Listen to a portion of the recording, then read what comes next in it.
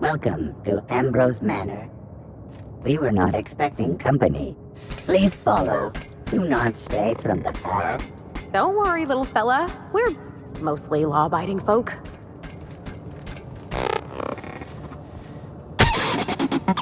Oh no, we should check to see he's all right. Been there, little guy. This unit can help itself. Please do not be concerned.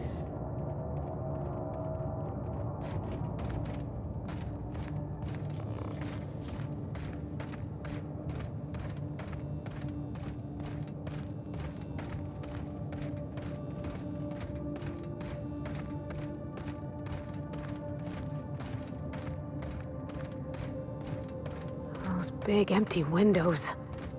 Feels like the building's watching me. Oh, Law, I'm getting goosebumps. Keep your guard up. Could be all manner of surprises in there.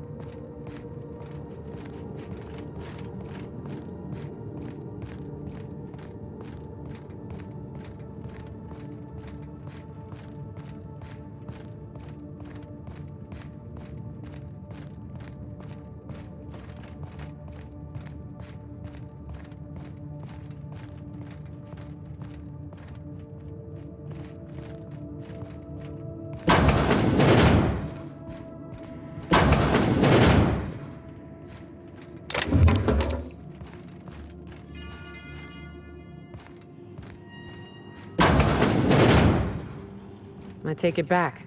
Ain't nothing here but memories. It's so empty. Oh, Captain, something here don't feel right.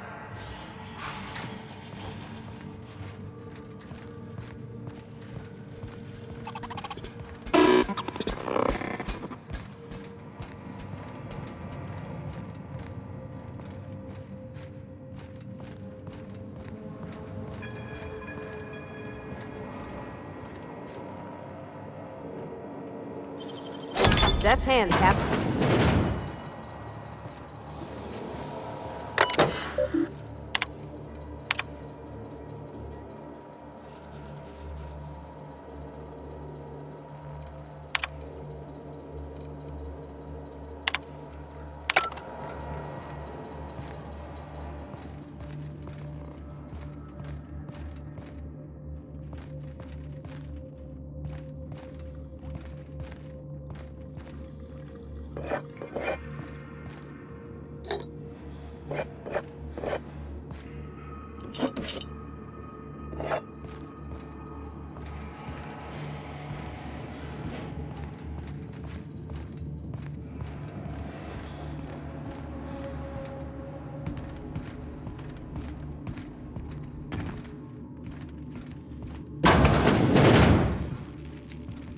Oh my law, this is just like that episode of Virginia Yang, Girl Detective, where the old fella dies and his nurse inherits his house. What if we find a body?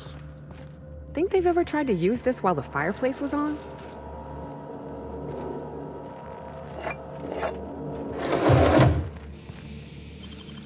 Nicely done.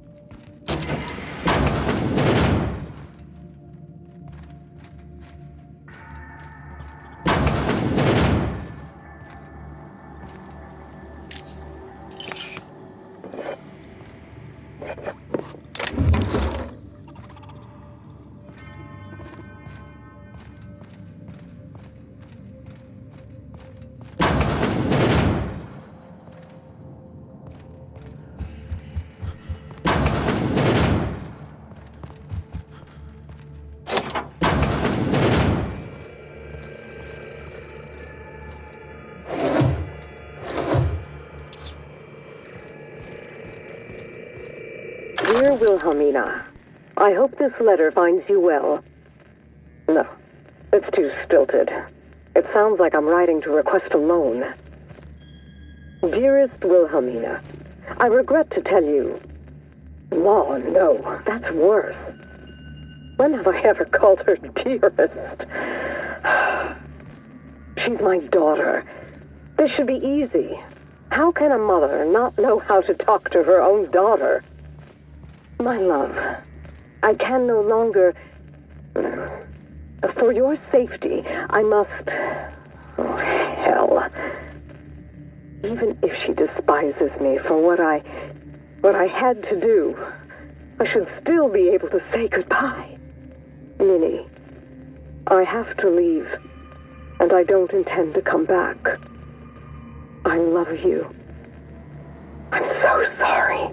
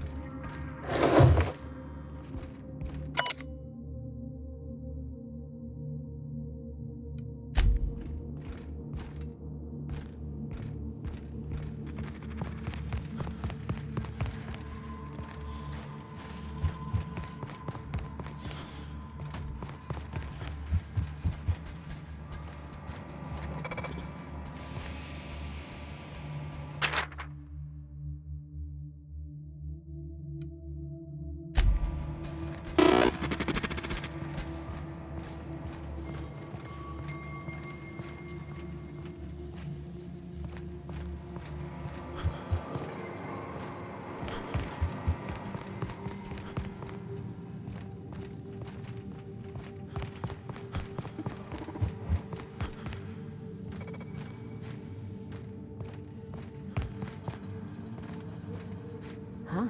Apparently not. Well, join me for a drink, Mr. Whoever you are.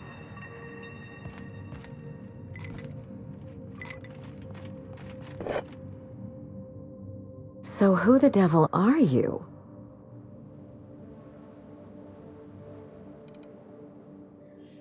You don't say. Well, make yourself at home, Captain. I'm sure we have much to discuss. Do you see that glowing chunk of space rock? That's Gorgon. My birthright, my burden, and the bane of my existence. I hate to drink alone, and this is my third. So join me in raising a glass. To Gorgon.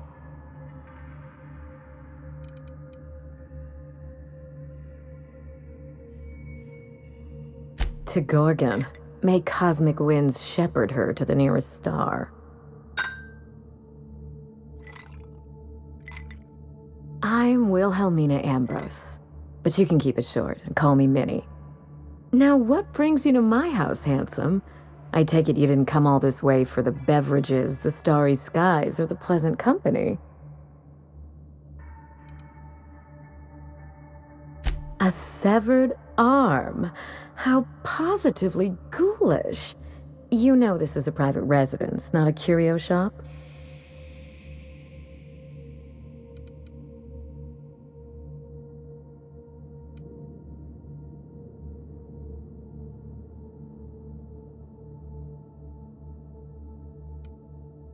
Lucky Montoya is my personal freelancer.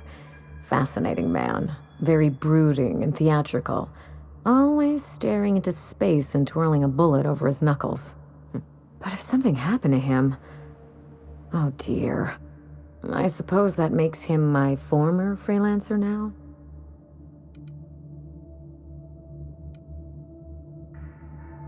Thank you. But the people in my orbit come and go all the time. Occupational hazard. What a time for his luck to run out. We were in the middle of something grand, and I really can't afford another setback. Excellent deduction. I can tell I found the right man for the job. How would you like to be my new freelancer? There's been a recent vacancy, and I think you're well suited to the job. You offer work to everyone who breaks into your home? Must be some kind of Byzantine tradition I ain't know about. You're awful quick to trust a bunch of strangers that broke into your home. I'm looking for someone rough around the edges. A gorgeous, dashing scoundrel type. Incidentally, someone good with their hands.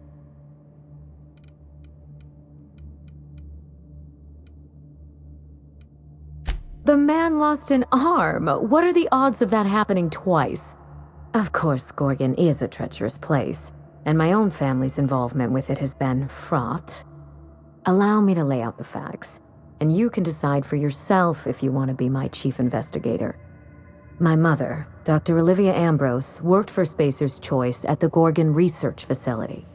She was brilliant, the top scientist in her field, until tragedy struck.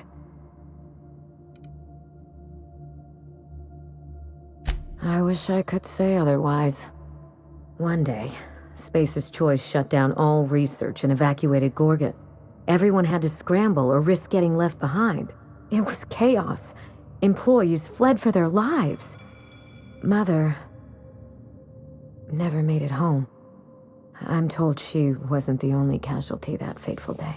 It must have been real hard on you, losing your mother all of a sudden like that. I'm sorry to hear it, ma'am. Thank you. Ambrose ladies are supposed to be resilient to the unexpected, but this was especially hard on me. Mother's name has since been dragged through the mud. Spacer's Choice blames her for the collapse of Project Gorgon, and I just know they're lying.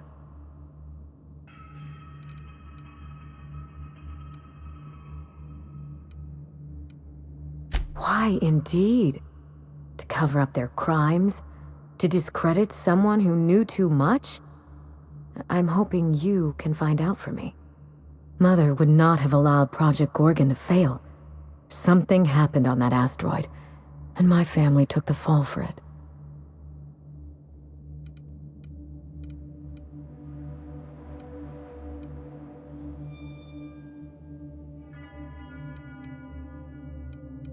I don't know, and Spacer's Choice won't say.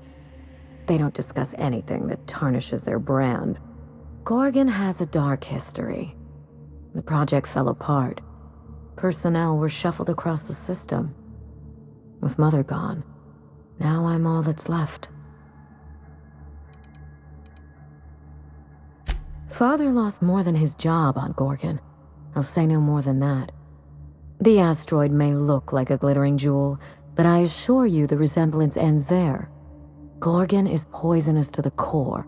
One might even say cursed. I admired Mother, but we weren't close. She disapproved of everything about me, really. I couldn't measure up to her example. She didn't make time for us. I remember thinking that she never wanted a child, and never forgave me for being one. Naive and irresponsible as I was.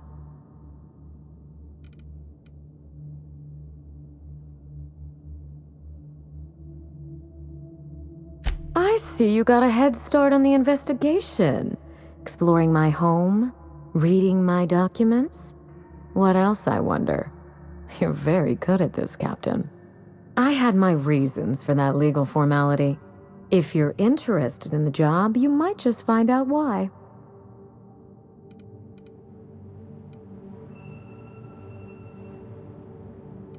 We weren't terribly close to begin with, I'm afraid. But that accursed asteroid certainly didn't improve our relations. Mother and Gorgon were made for each other. I had the misfortune to be stuck in the middle. I need your help, Captain. Project Gorgon killed Mother and disgraced the Ambrose name, and no one has been held accountable. Spacer's Choice buried the past like a dirty secret.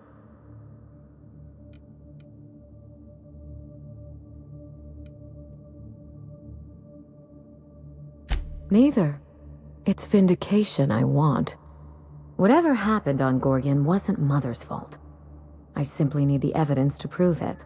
We're going to drag the truth kicking and screaming into the light. Even if it means bringing ruin and humiliation to Spacer's Choice. All the evidence I need should be in Mother's journal. You can find it in her office on Gorgon, in the heart of the old research facility.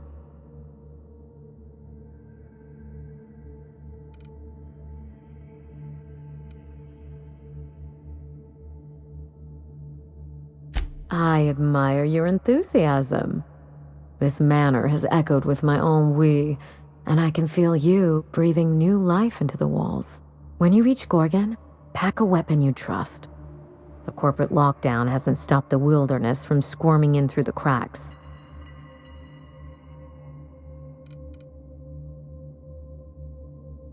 I've never understood why, but Gorgon is teeming with marauders.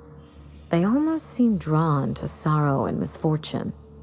Then there's the test subjects, those who survived anyway. Ravenous creatures left behind like so much salvage.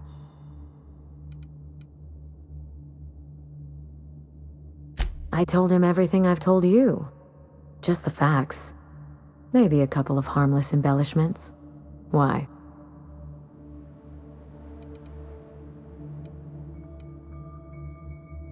Still, you're smart to ask. Lucky spent most of our time together spinning a pistol around his index finger. Not sure he listened to any of my advice. More bravado than talent, huh? I know the type. He had an aura of rugged individualism that was quite charming. Not that it helped him in the end. But you won't let me down, will you, Captain?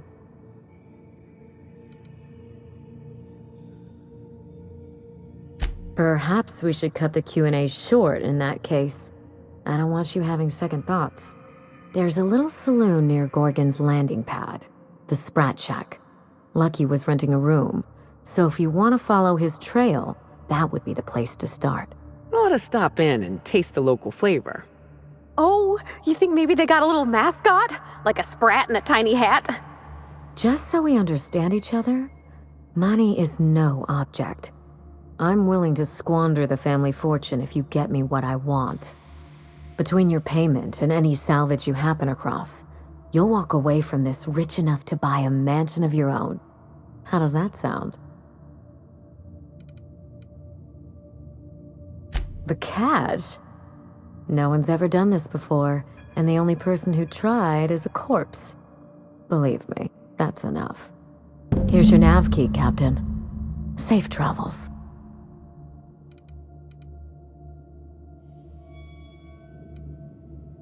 Spacer's Choice should be the one apologizing, but thank you. Sincerely. A word of advice before you go, Captain. Trust no one. Mother's office is in the heart of the Gorgon facility. You're free to salvage anything that isn't nailed down. I only want what's mine. Mysterious heiress, unexpected gainful employment. It's like something out of a detective serial. Salvage rights and a paycheck? This is almost too good to be true.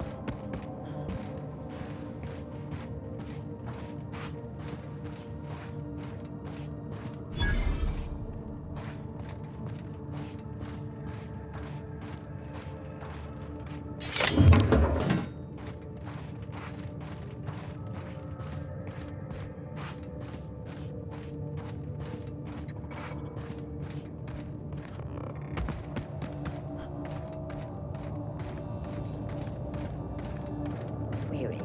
Are you outside?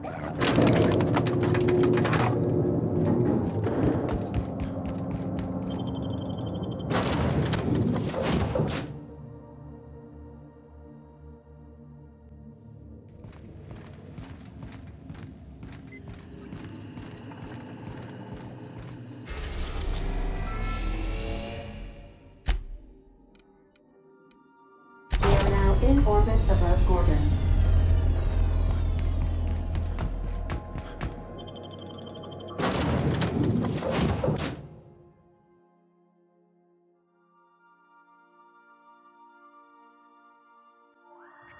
Wow. Look at those stars. Don't it make you feel small in the best way?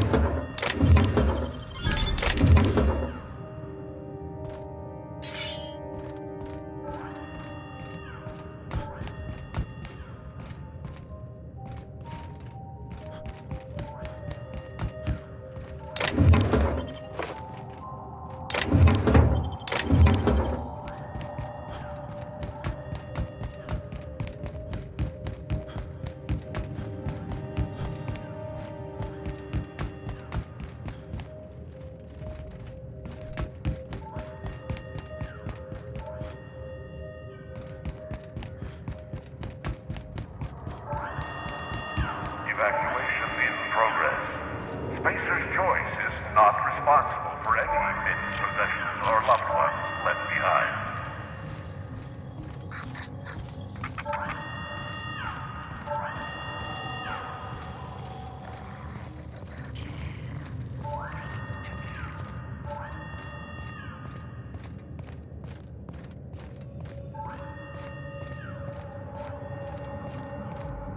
I got supplies if you need them.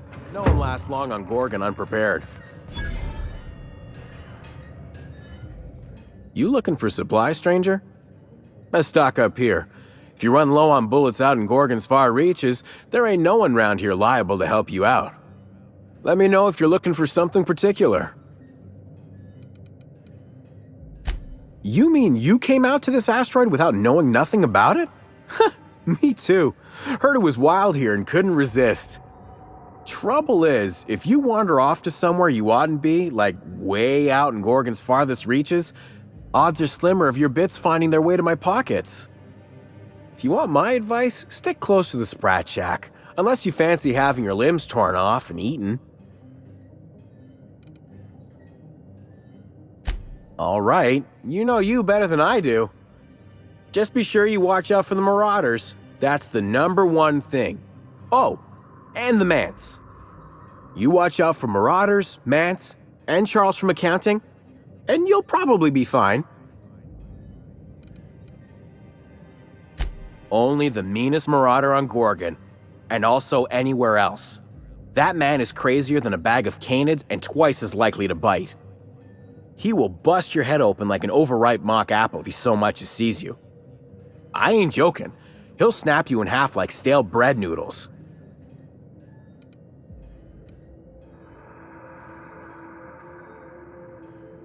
No, you don't get it.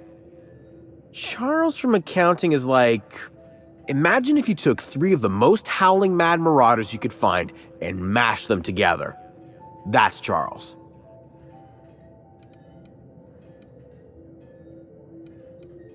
I don't think you can really quantify folks' strength in that manner, Captain.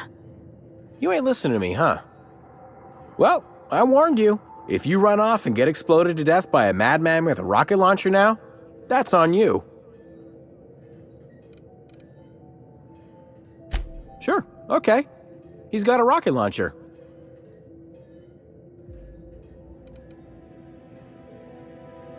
I don't know. Hard to guess how many he's killed, given the explosions tend to obliterate any bodies.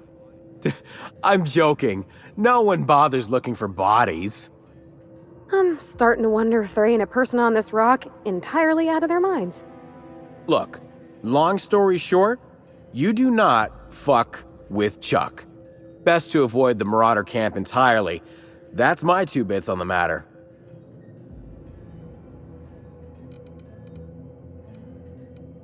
Yeah? The Marauder camp way out to the east. That's what I heard, at least. And I sure hope you're asking so you can keep a safe distance away. Yeah? His name is Charles and he used to work in accounting? Anything else you needed? Yeah? Can do. Huh? Oh, you don't gotta worry about that. It's got something to do with that scrapped Spacer's Choice project from way back. Damn alarm's been hollering at us for 5 years if it's been a day. You know, I don't dream anymore. It's all, please evacuate in an orderly fashion.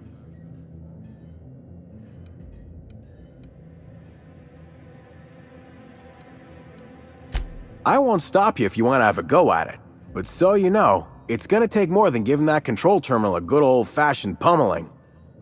I know, because even Von Hoffman couldn't bash it in. And I seen that tough son of a gun throw a man clean across the Sprat Shack one time like he were a toss ball. Only that Spacer's Choice shut it down in a big hurry. From what I heard, some of their folks got left behind even. Don't seem like the project ended well.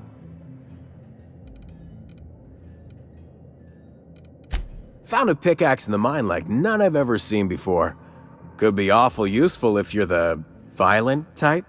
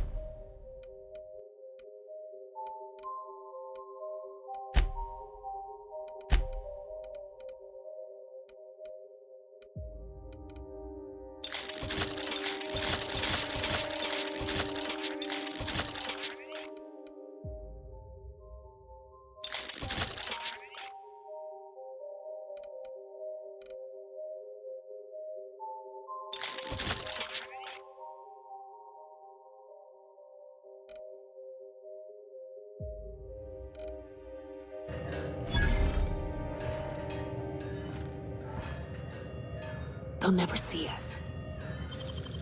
Wish I could do that.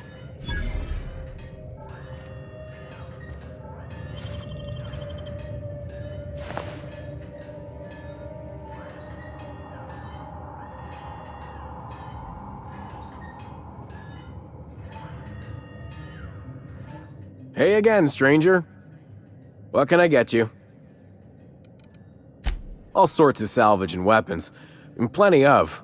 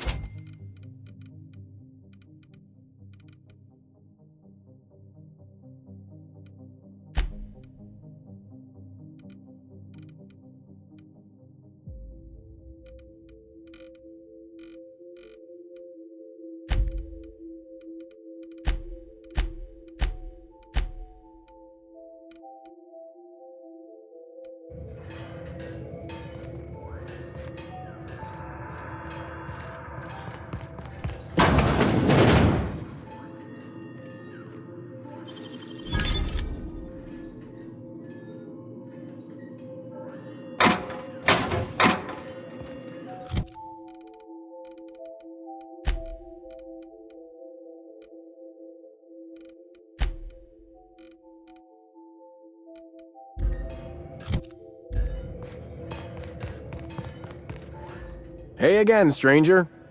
What? Also.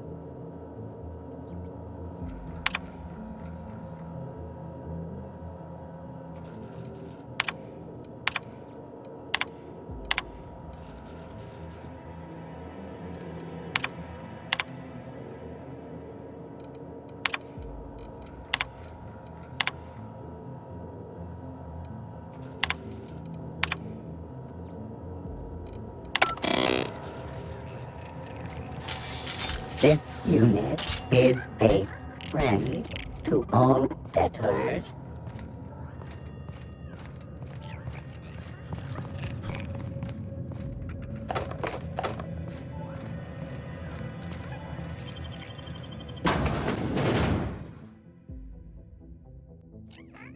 Come here. Let's have a chat. All right, inspection time. Look at my eyes for as long as you can without blinking. Starting now. Good. Look up. Now look down.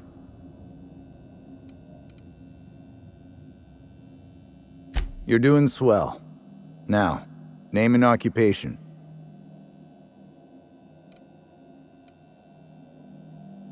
Good enough for me. You're cleared to pass. That was a sanity check. If you had changed like the others, it'd be in your eyes.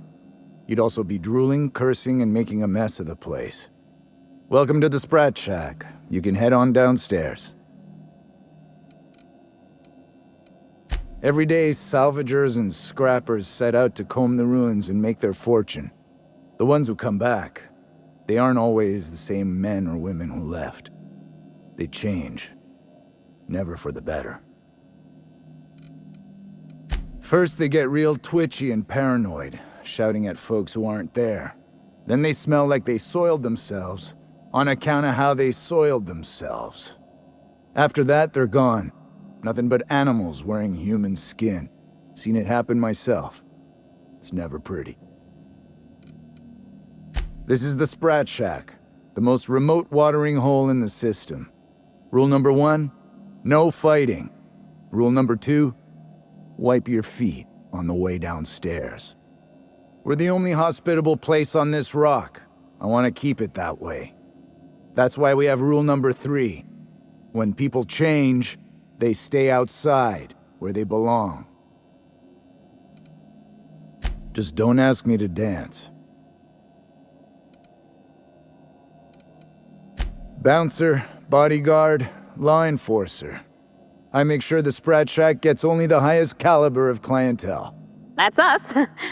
Well, I hope you look the other way just this once. We get a lot of brand-loyal corporate types, and a lot of cutthroat freelancer types. Both sides have their share of dirty scoundrels. And I hate dirt. This is a sublight bar, so most of our regulars come to plunder the old labs. The facility's locked up behind miles of red tape, so progress is slow. A lot of time to drink and reevaluate, then venture out and try again. Something bad happened here. Spacer's Choice was developing chemicals. The kind with nasty side effects. Marauders outnumber the rest of us 10 to 1. Either they came from Gorgon, or something draws them here. I don't know which is worse. This place is under a dark cloud, stranger. That's all I know. If you want the history of the Sprat Shack, talk to Lex behind the bar. Stay cool.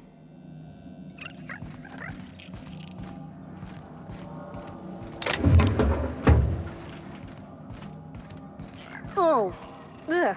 This place smells like Felix's birth. Been an age since I had a good trip of kale. Hope they've got it on tap.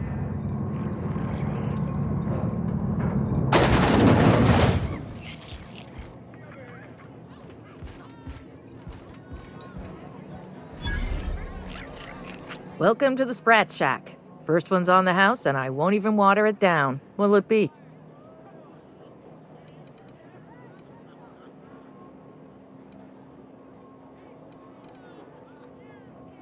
Bottoms up. I assume you're here for salvage. Even if I did, I ain't supposed to play favorites. Most of my regulars are sublight scavengers. They pick over the ruins of Gorgon, spend their earnings at the bar, and head back out the next day. Vicious cycle, but that's life. You're the first new face I've seen in a while.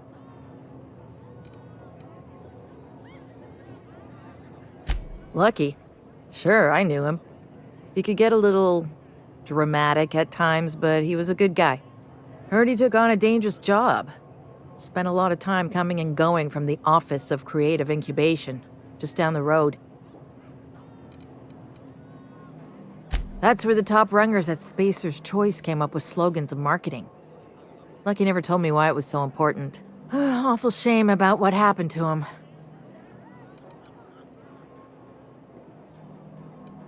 You really want to hear my story? Law, most everyone around here is sick to death of it by now. Last I saw of Lucky was a few days ago. I went outside for a smoke and a stroll, and I saw this wild canid dragging a bloody limb. So I kicked the canid, scared it off.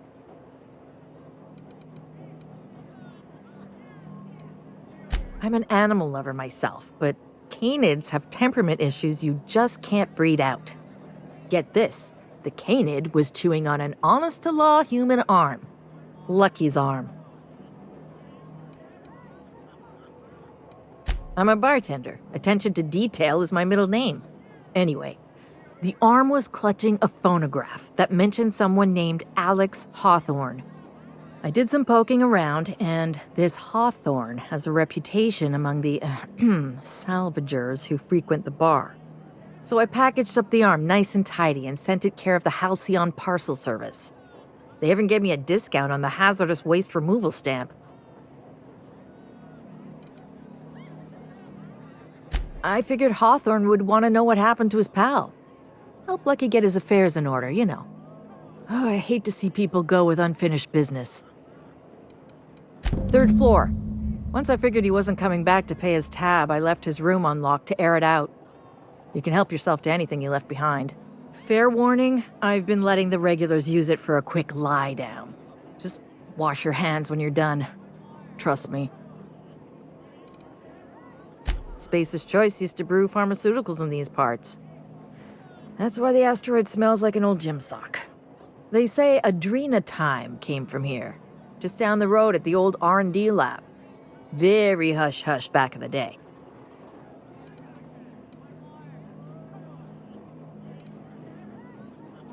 I doubt anyone knows the full story. One day the evacuation order went out. Grunts and lab coats scrambled to get anywhere but Gorgon. And the weirdest thing of all, Adrenatime still hit the market. Me, I never touched the stuff. To each their own, but I think it's dangerous.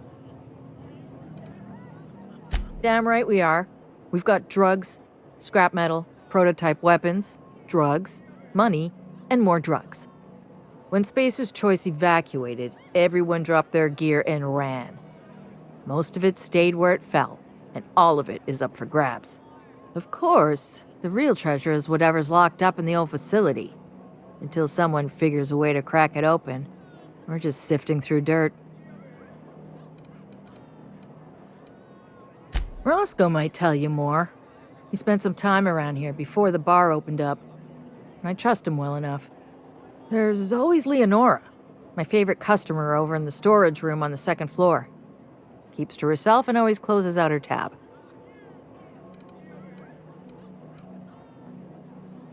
Nice lady. Been coming around a lot these past few months. She isn't with Sublight, but seems to know the lay of the land better than anyone.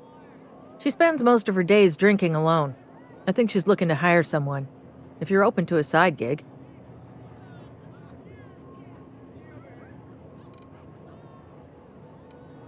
He's been here since opening day. I think he told me he was some kind of journalist. He got left behind when Spacer's Choice pulled out. And I guess no one's coming to get him. He didn't tell me and I didn't ask. I'm his bartender, not his human resources rep. If you believe the chatter, a lot of good folks got left behind, and a lot of bad folks made it out. Sometimes that's all there is to it. Roscoe's drinks are on the house. We all know how it feels to get left behind. He'll be all right. He's with the family now, and we take care of our own. What are friends for, eh? You got it, bub. Yes and no. The Sprat Shack used to be a shipping and receiving warehouse during the old Project Gorgon days. When Spacer's Choice pulled their guys off-world, Sublight moved in to salvage what we could, and they put me in charge.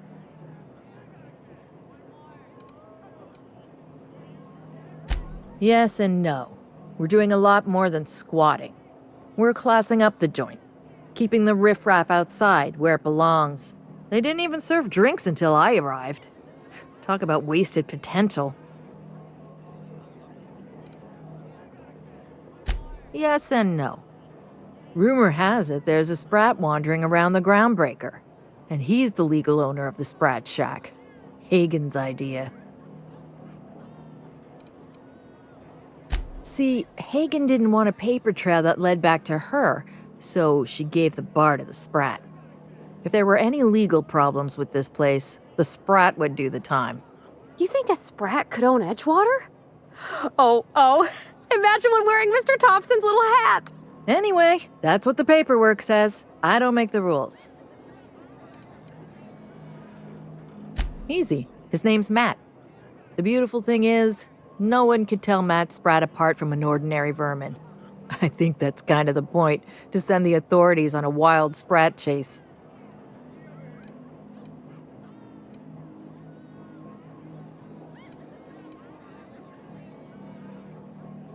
I wouldn't lose any sleep over it. The Sprat Shack's gone through a lot of title holders over the years.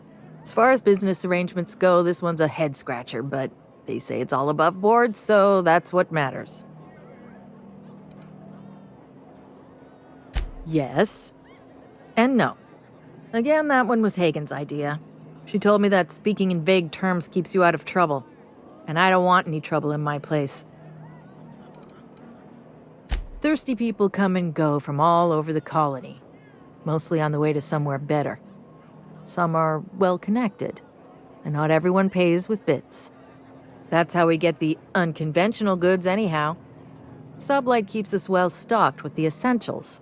By which I mean booze. Good. I've got paying customers.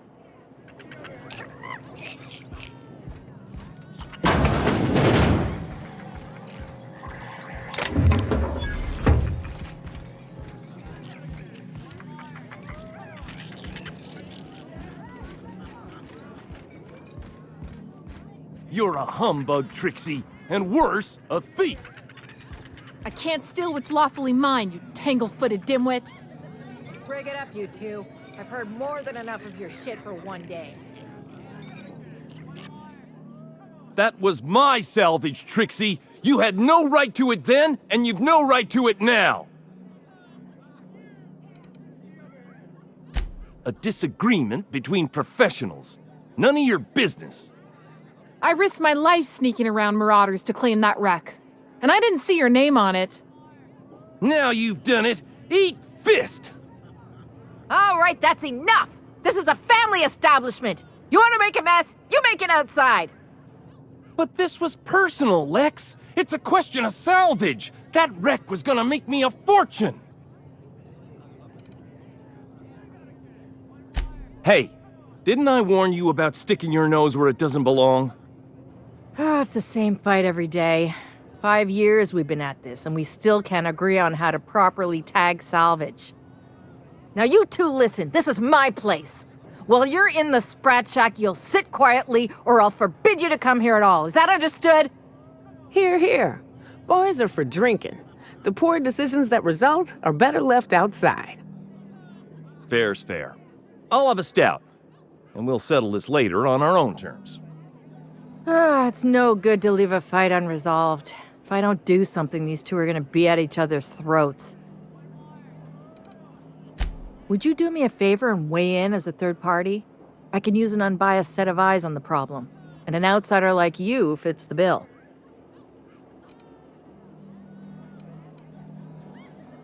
Freddy, Trixie, go on and make your case to the generous stranger. I'll start, seeing as I'm the one who's been most wronged in this equation. Oh, very formal. Freddy the Scab, freelancer for sublight salvage and shipping, same as my father before me. Junkyard Trixie, also a salvage freelancer, though I've been at it longer than Freddy. So, just up the road and due east of here, there's a shipwreck lodged in the mountainside, right? I staked my claim on that wreck. Then I wandered in for a drink. An hour later, Trixie swaggers in bragging about her salvage.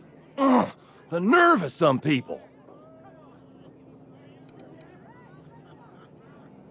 When I found the shipwreck, there were no salvage mark. See, the whole area was teeming with bloodthirsty marauders. So I snuck around and added my tag, clear as day so no drunken idiots could claim the salvage out from under me, Freddy. For the record, when I heard the marauders coming, I left. Trixie must have set her mark down after me.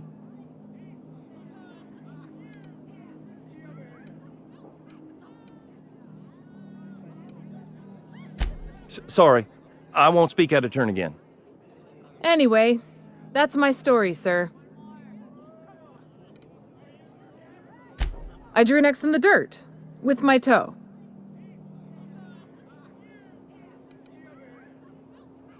Wouldn't surprise me in the least, but that doesn't mean it ain't mine. In all my years, I've never heard a more contentious argument. I don't envy your shoulders for bearing the weight of responsibility. You've heard it from them both. So, who gets the salvage?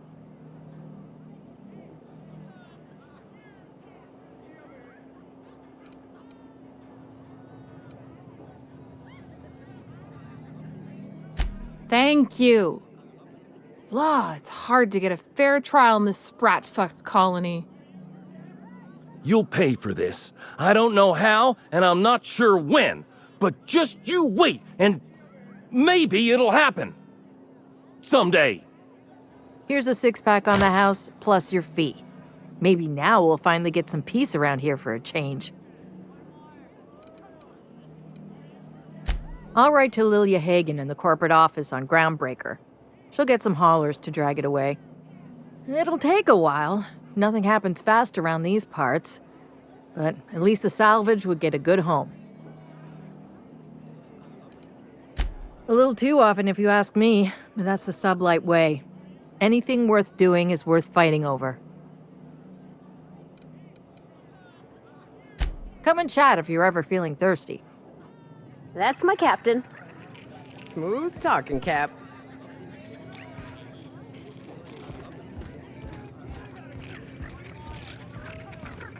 You think the folks here like strangers? Because some of them are looking at us like maybe not. The repurposed aesthetic. Jerome would have loved this place.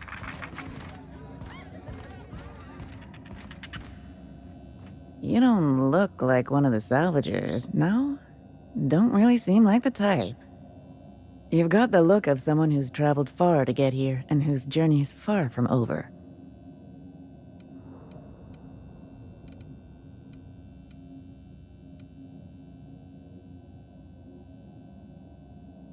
You and me both. I don't know if you're bound for the old ruins, but in case you are, can you look into something? I'd do it myself, but of course, the marauders would eat me alive.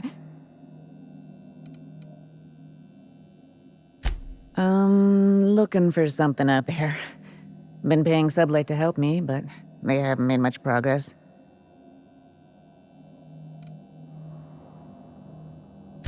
Well put. My husband and I worked on Gorgon during the good times. Jerome was on maintenance duty. I cleaned out test tubes till they sparkled. That was above my pay grade, but it didn't take a genius to figure out the higher-ups were working on something big. Months after I got out, I saw the advertisements for Adrena time. I just knew. This is it, Leonora. It was all for this. Now that's a story. In his final hours, Gorgon was a war zone. Violence broke out in the labs. The hills were full of marauders.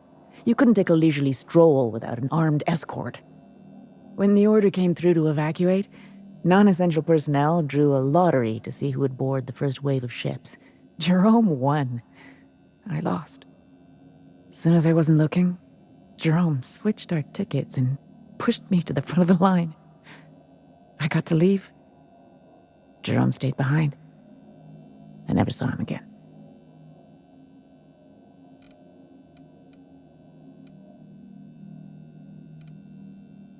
You're a quick study.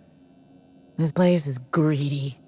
It took my Jerome, and it would have taken me too. I just want one thing back. His old hip flask. I gave it to him the day we signed our marriage contract, and he carried it wherever he went. I know it's still here. No point in denying it, he died on this rock, likely torn apart by marauders, unless he took care of himself on his own terms. I don't like to imagine what happened, but I know I have to accept it. You'd really do that for me? Law, and I'll bet you're worth 10 of those Sublight sprats. I don't have much, but if you help me, there's a little set aside for the occasion. Jerome used to drink with his buddies in a small kitchen opposite the maintenance shed. Might be a good place to check first. Yeah? The lab coats kept quiet about the project, but the air was charged with excitement. You could feel it wherever you went. They wanted to change the world. A tenfold boost to worker productivity with no side effects? Who wouldn't salivate at the thought? I don't know what went wrong, but when the shit hit the fan, it sprayed everyone in its path, including me.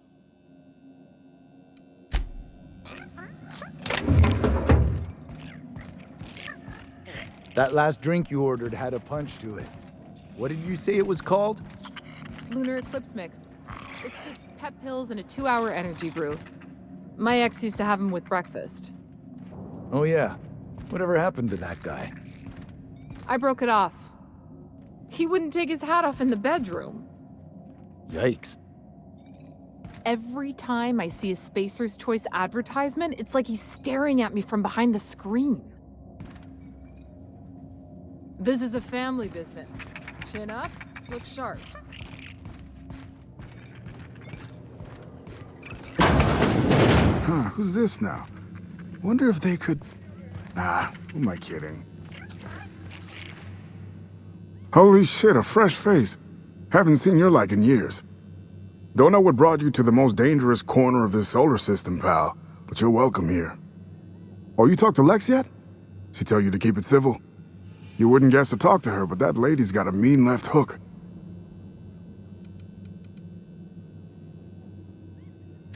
Some kind. Yeah, that's a good way to put it. Got into reporting thinking I was gonna be some sort of public intellectual. What a joke. Spent 95% of my time playing stenographer to the board, and the rest writing puff pieces on the chairman's latest beard trim. Real life and death shit. If you're going back out there, do you think you'd be willing to do an old bastard a small favor?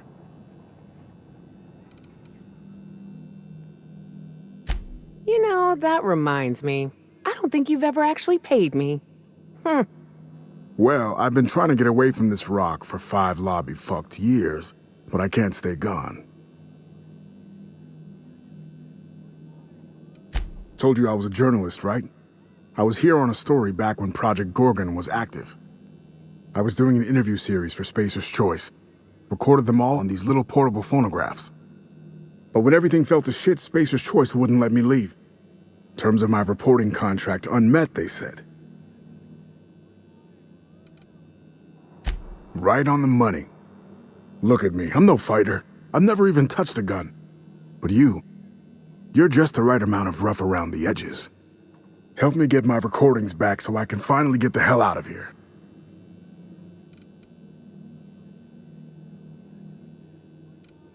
Someone had been trying to steal them since the day my assistant and I started interviewing. Couldn't even keep them in my safe. They always found a way in. So I took to hiding them all over the fucking asteroid. Thought I was so clever. What a fool I was.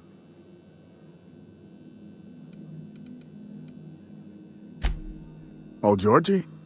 Yeah, she helped me with interviews. A real whiz with the portable recorder tech, too. When things got crazy, I shoved her onto the last ship off Gorgon. With any luck, she's safe and comfortable in Byzantium. She tried every which way to stay, but it was my contract keeping us here, not hers. Didn't seem fair she'd have to suffer just because I made a bad deal.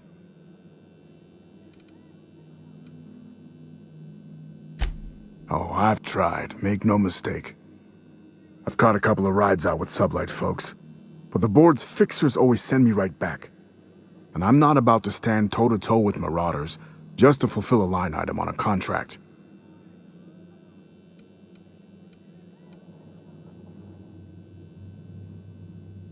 No shit? That's downright civilized of you. All right.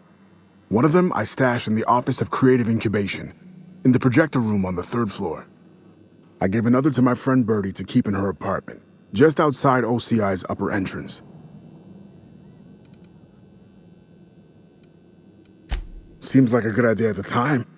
Someone had started a fire, folks were shooting other folks. It was a madhouse.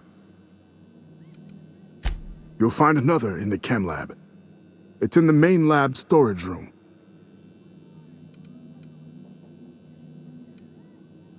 Didn't have much of a choice.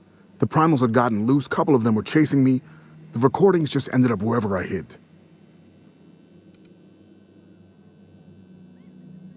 The final one is in Human Inquiry and Auditing. It's tucked behind a pipe in Observation Room B. What with the test subjects running loose, the researchers were surprisingly unobservant.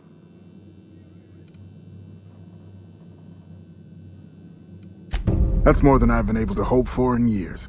Thank you.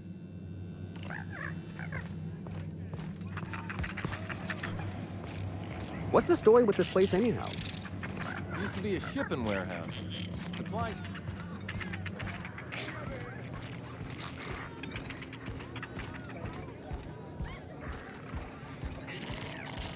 What have you got there?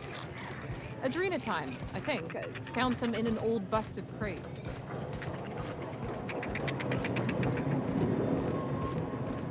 Someone's in here!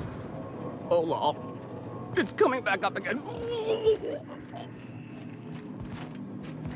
I'm alright. That last one really hit me in my face.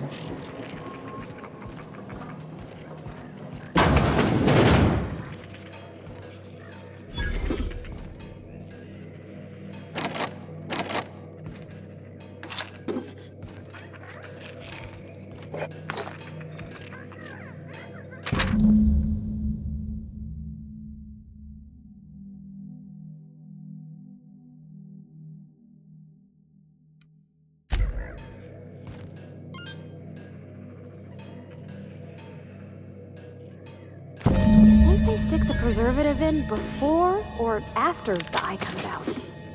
I really hope this ain't a sign of things to come.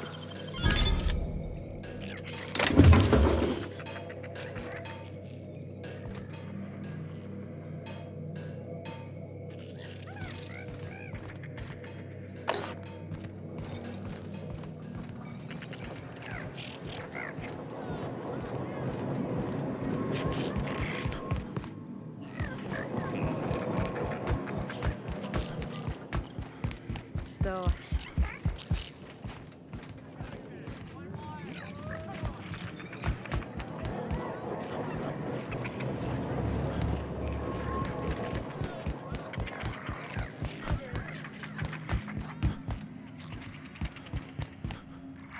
Why'd you want to meet here anyway?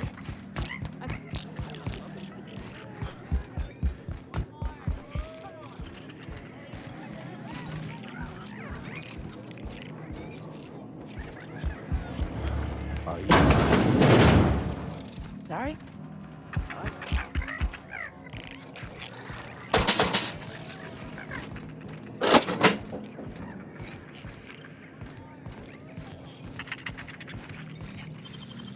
Making it look easy.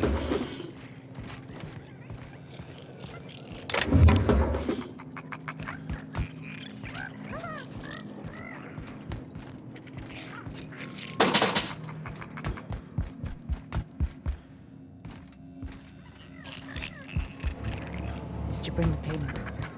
I don't know. Did you bring the goods? No payment, no goods. Give me a taste of the goods. Just so I know I can trust you.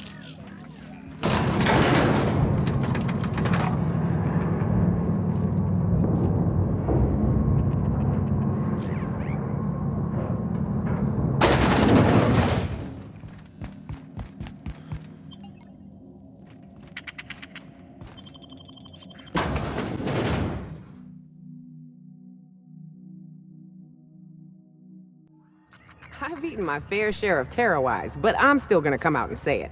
This mission is gross. You think this place we're headed will tell us more about Gorgon? I wonder what they got up to here.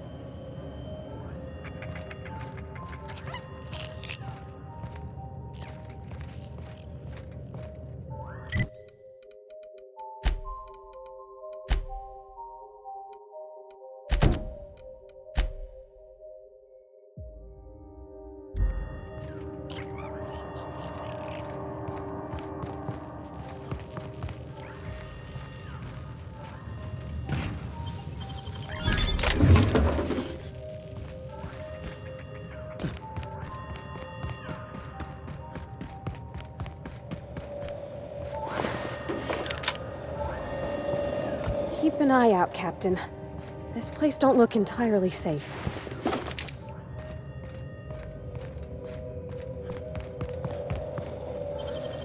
Nicely done.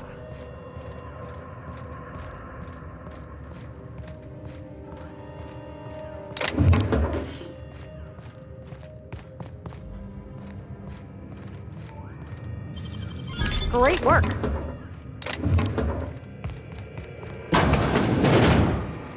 This unit is currently in wait cycle. Please return later. Error. Tilt alarm engaged. Entering emergency reconciliation mode. Please do not kick this unit. It has not been programmed to wish you harm. This unit is currently in wait cycle. Please return later. Have a better than natural day.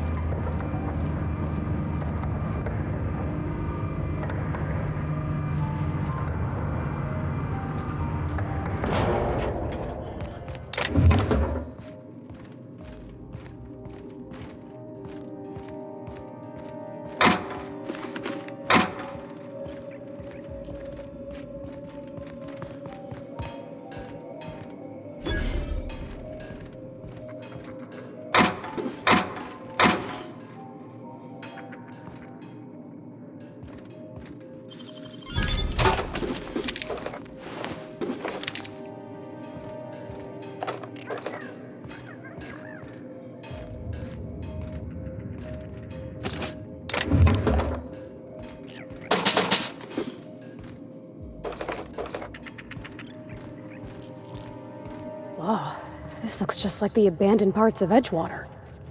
Ugh. We shipping some sulfur, and it'll be like I'm back home.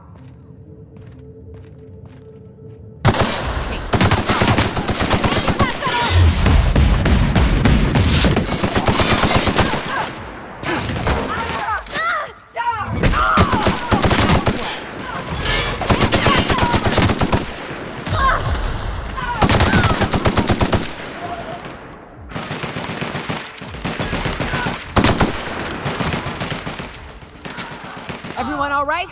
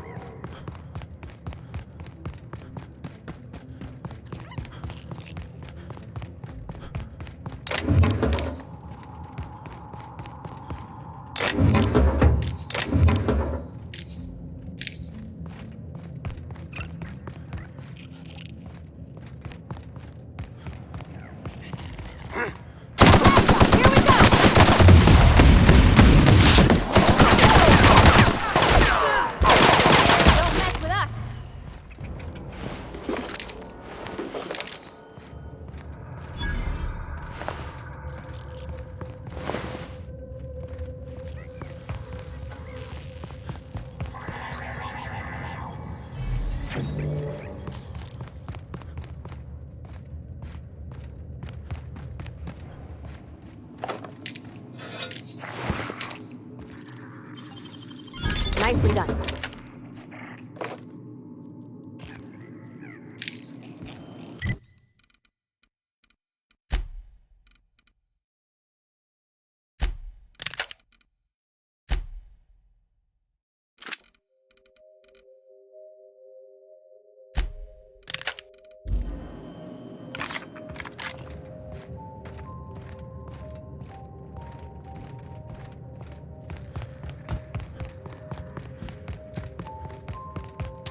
I see Monarch ain't the only pet project the board's willing to abandon.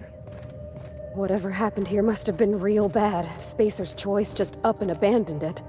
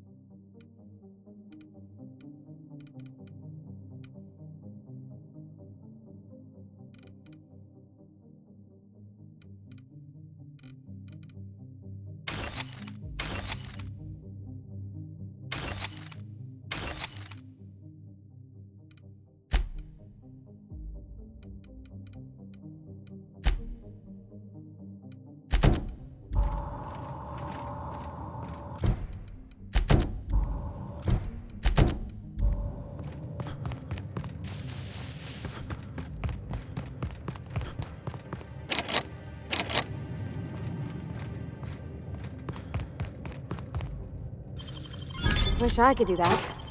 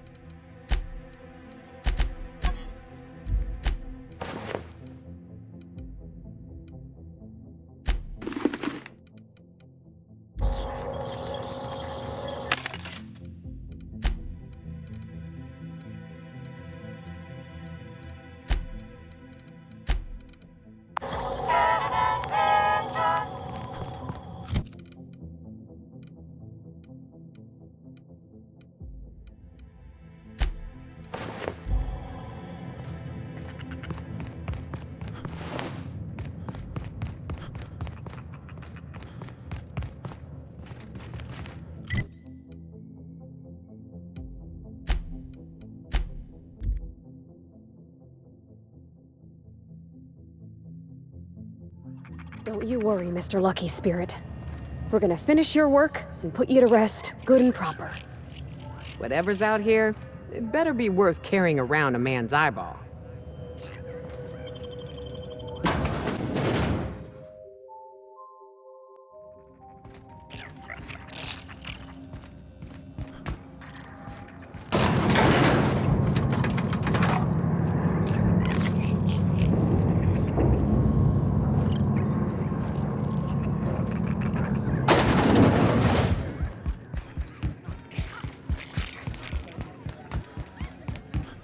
You find anything out there, you let me know.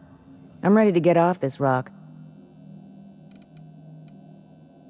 That's it, all right. Law. Still smells like his whiskey, his cigarettes, and that awful cologne he bathed in every morning. Here. I saved up for this, just in case I needed to go out into the ruins myself. Truth be told, I'm glad I never had to use it. You didn't happen to find anything else out there, did you?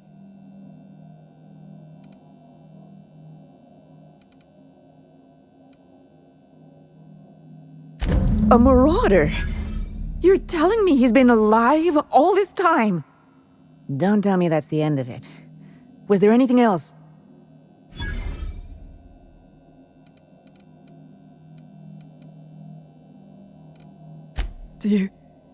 Do you think one of them was my Jerome?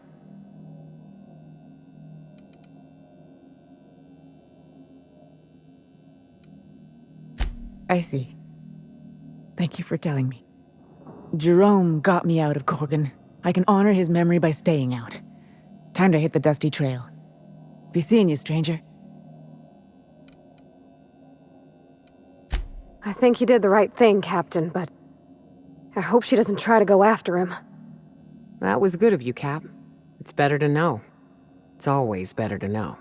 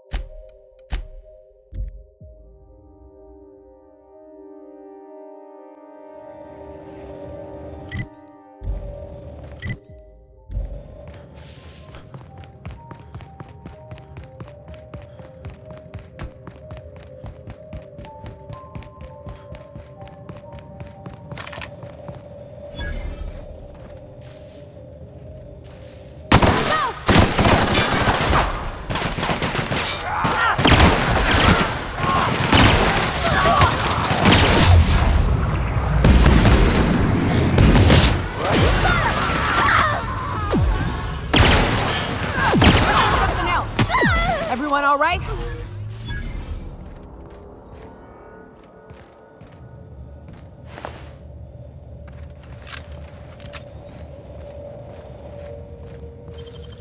Hell of a job.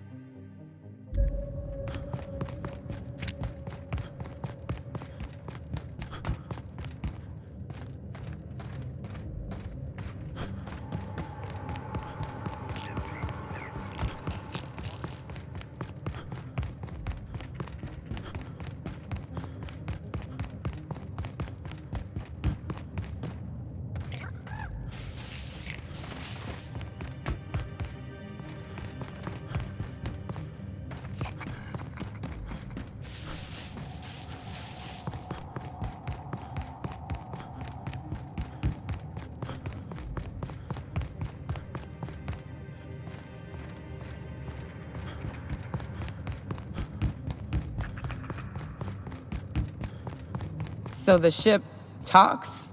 Do all ships do that? I can't say for certain, since I only ever been on this one. Ada's something special, though, ain't she? Ada. What is it? She?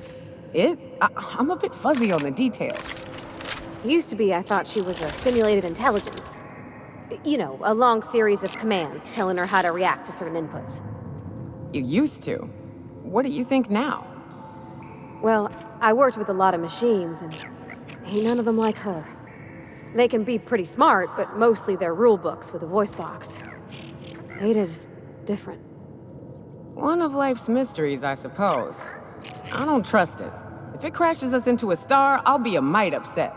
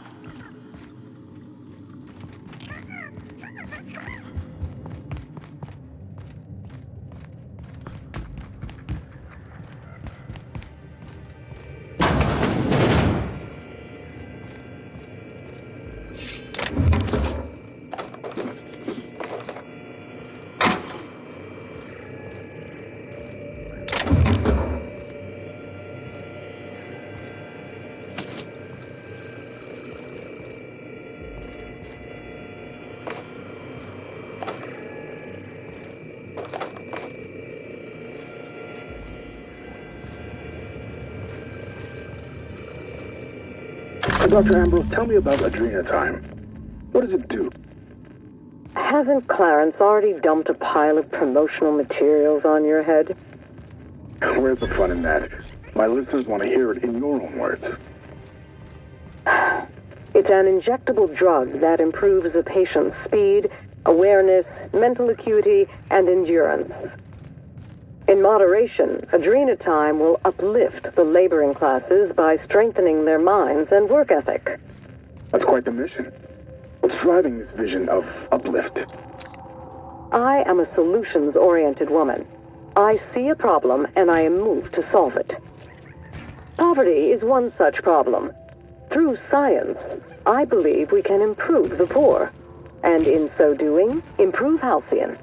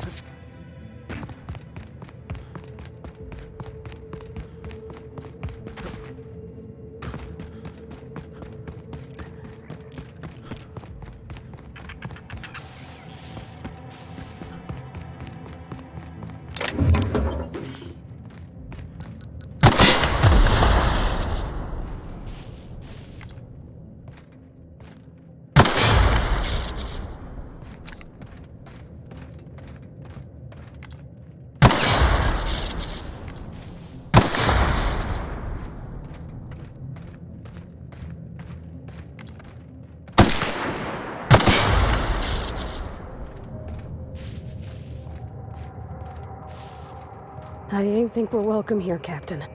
I almost just want to huck a rock in there and see what happens.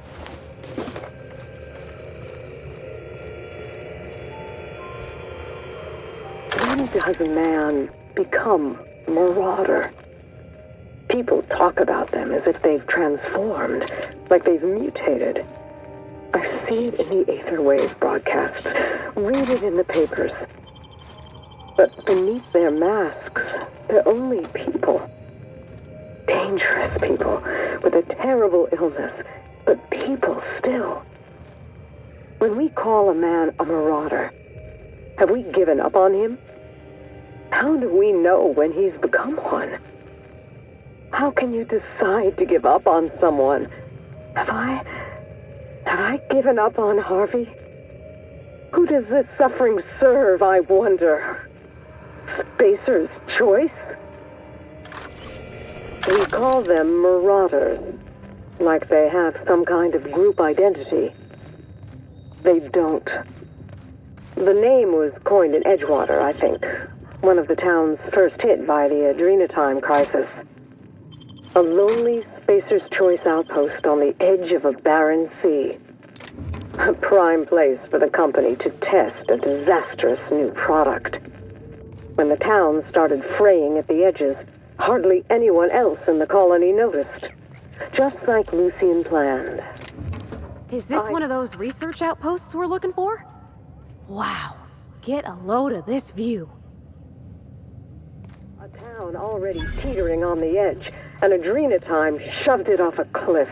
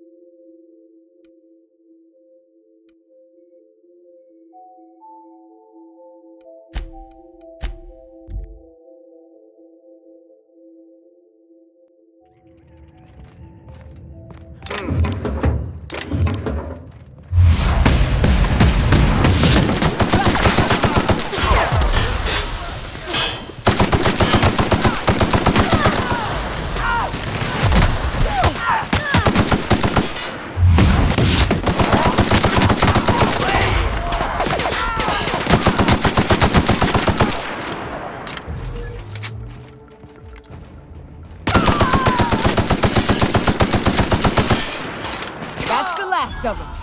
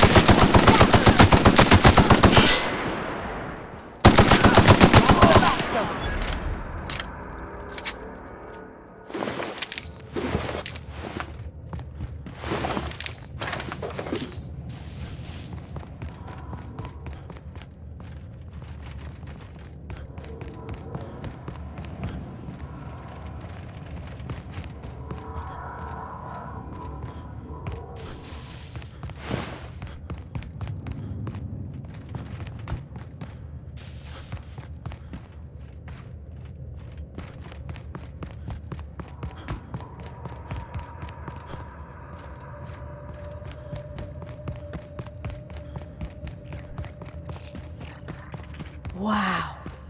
You ever seen bones this cool?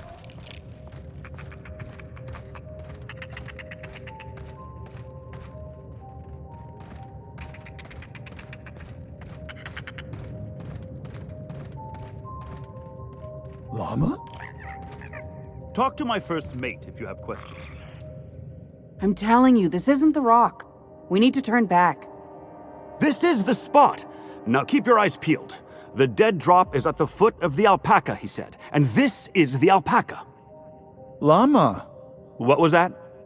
It's a llama we're after, sir, not an alpaca. And this is neither. Llama, alpaca, same thing. Llama. They aren't the same at all, sir. Believe it or not. Enough! We've got company. Out with it then. Who are you?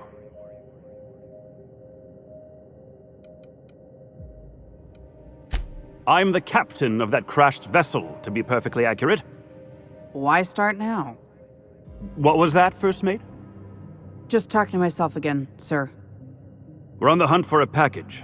It's supposed to be at the foot of this handsome-looking alpaca-shaped rock. Llama?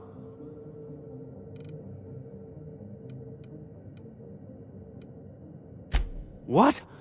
Oh, bother. I'll have to negotiate with Sublight now, and they're even more stubborn than this petrified llama.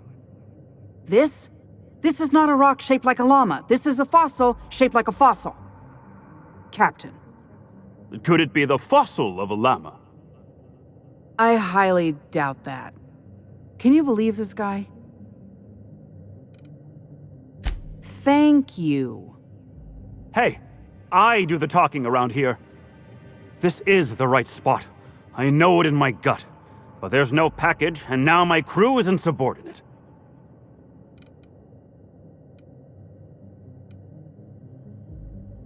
That won't be necessary. I have everything under control. Could have fooled me. First Mate, this is a llama, and that's an order. Now find me that package. It's around here somewhere. Hey, hear me out. You and I both know this isn't a llama. What's not to know? It's got 4 legs and a silly-looking neck.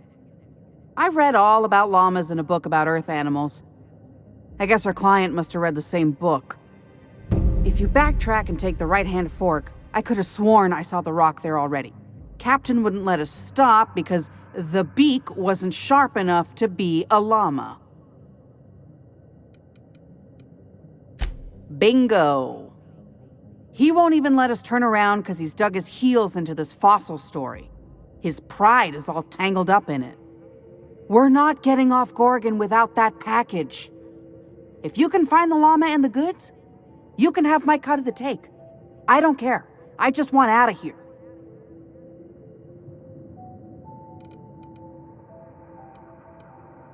Alpacas are cowards. Never trust an alpaca. They're small, they're mean, and they'll stab you in the back first chance they get.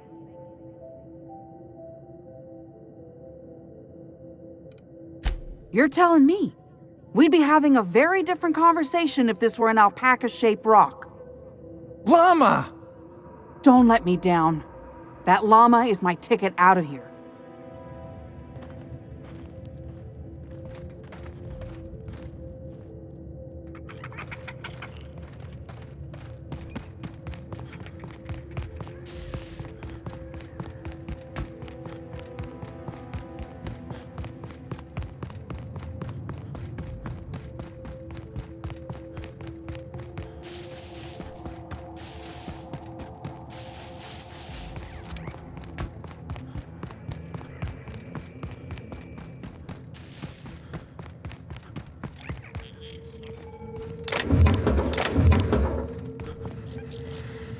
Initiating ocular measurement.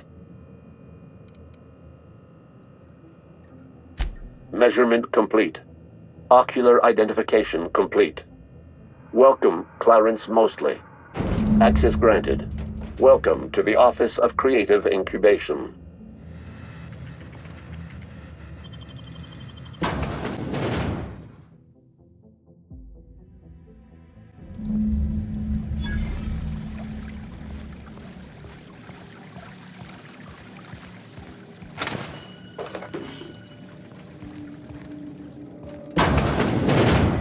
Mr. Thompson told me 100 times the cannery couldn't afford spare parts for Bess.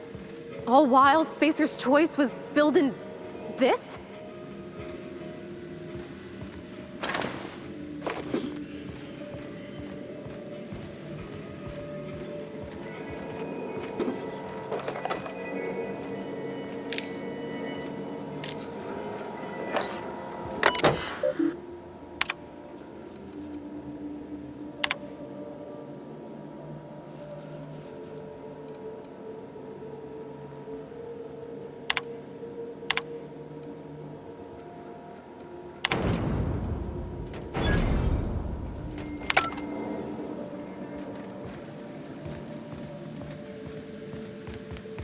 They got one for Edgewater.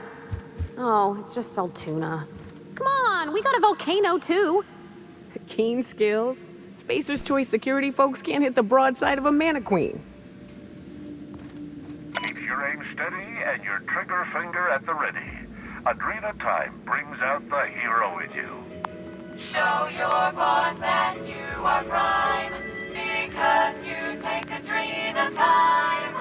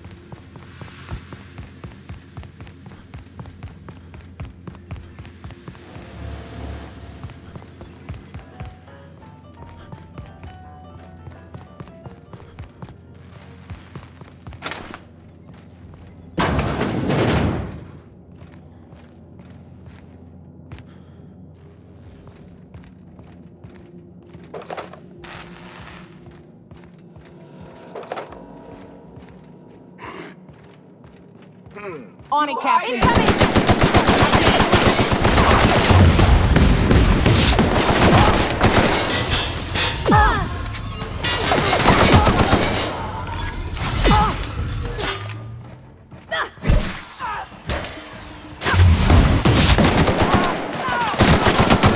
We did it!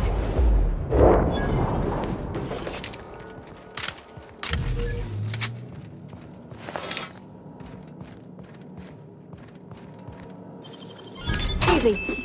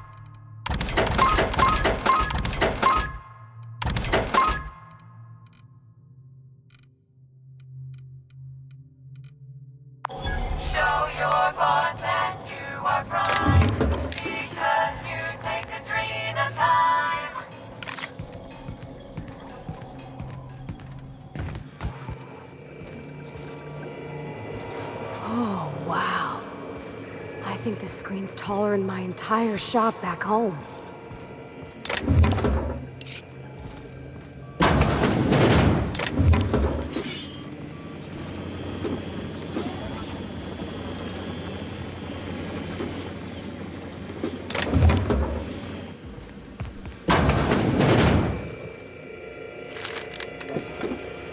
About your test subjects, I assume you're trying new formulations on humans, correct?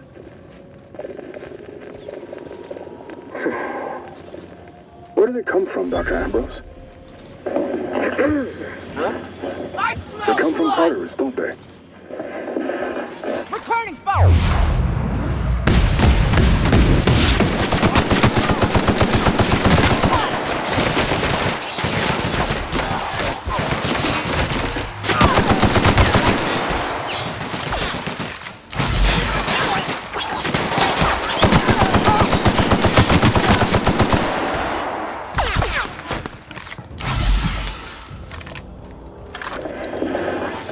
They do?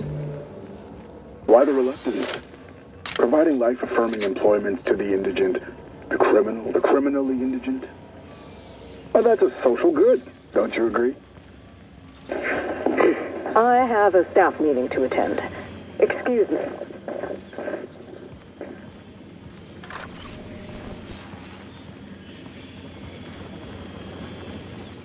Unexpected noise identified. Investigate. Incoming!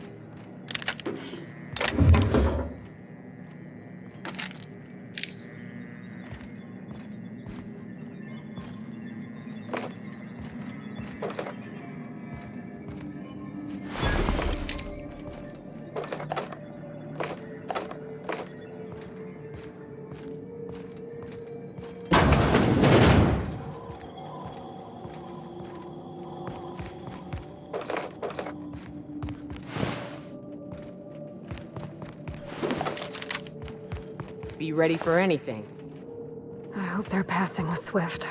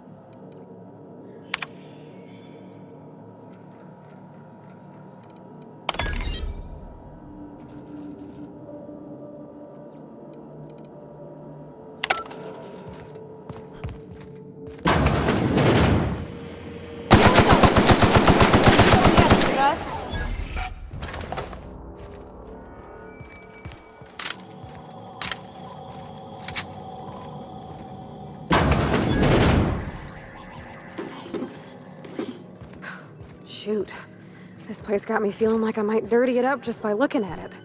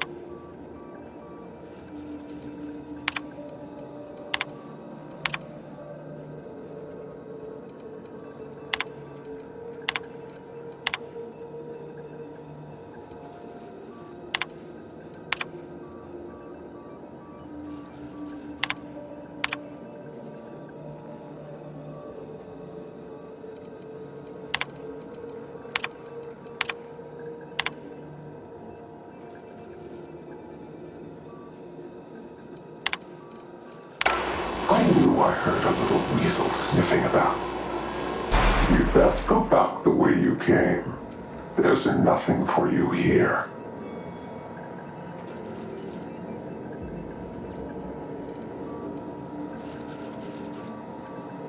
I understand that you think yourself a big hero here on a big, important job. The last one did too. But you've grossly misapprehended the situation here. This place is a graveyard. All that was done here should be forgotten and left to rot.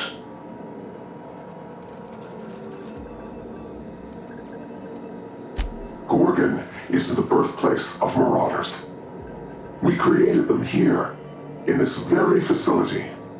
They are our misbegotten children, born of hubris and vanity. Marauders were created? Those bastards! That don't make any sense. How could marauders get to Edgewater from all the way out here? They hold no fondness for trespassers. I've placed the facility under emergency lockdown to keep them safe. Let the marauders die in peace, or I will make certain that you die with them. Mr. Thompson used to say marauders are just folks whose spirits have been weakened by charity and laziness. You mean that wasn't true? I used to think it was just life trying to kill us. Starve for a week, fight to the death for a good night's sleep. We were all a little mad. Marauders were just the folks who embraced it.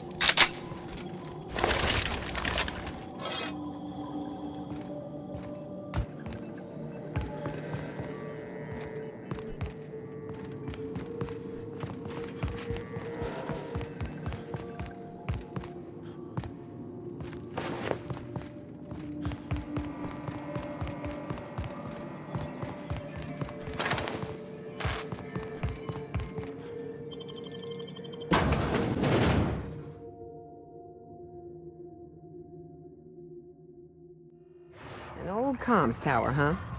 It's like I'm back at Hiram's place, running errands. I sure hope that spooky person on the screen ain't waiting for us. I'm about ready to jump out of my skin as it is. Birthplace of Marauders. We ought to have left well enough alone. Now we're in it. Come hell or high water, we've got to see this through.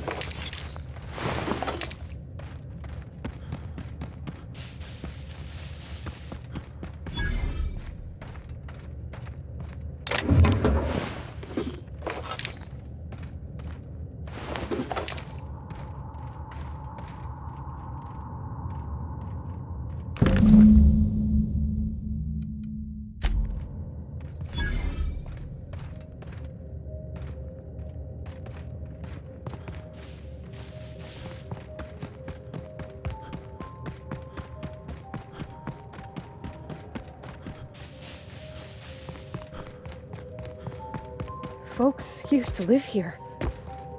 Folks just like us, Captain. This ain't right. These folks never had a chance.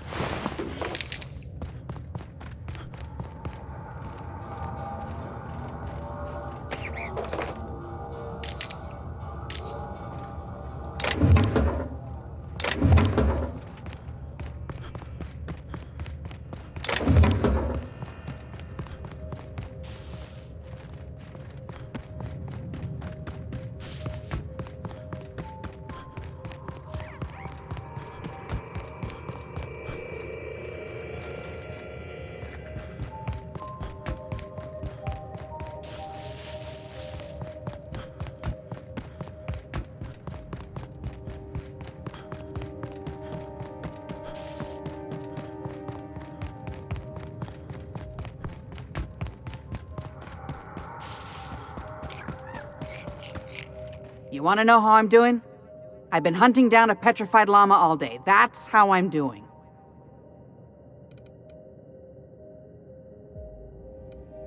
I don't even know anymore. We spent so long arguing about what is or isn't a llama that it's all a blur. Captain Babbage has a lot of strange contacts in the parcel delivery business. One of them must have a thing for llamas. That's it! Oh, I can't wait to rub this in my dumb captain's face.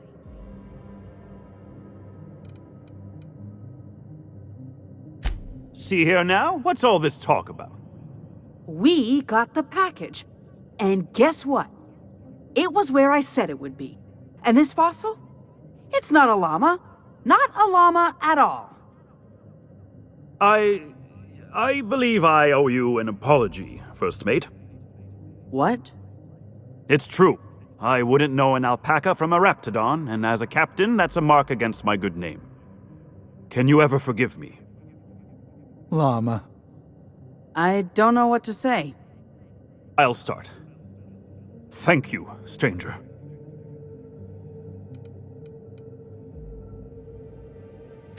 I suppose he's right. Maybe I was too quick to dismiss your leadership, sir. First Mate, let's say we put this awful business behind us with a round at the Sprat Shack. First one's on me. Llama? Here's my cut. I'd say you've earned it. And here's a little something extra for your time.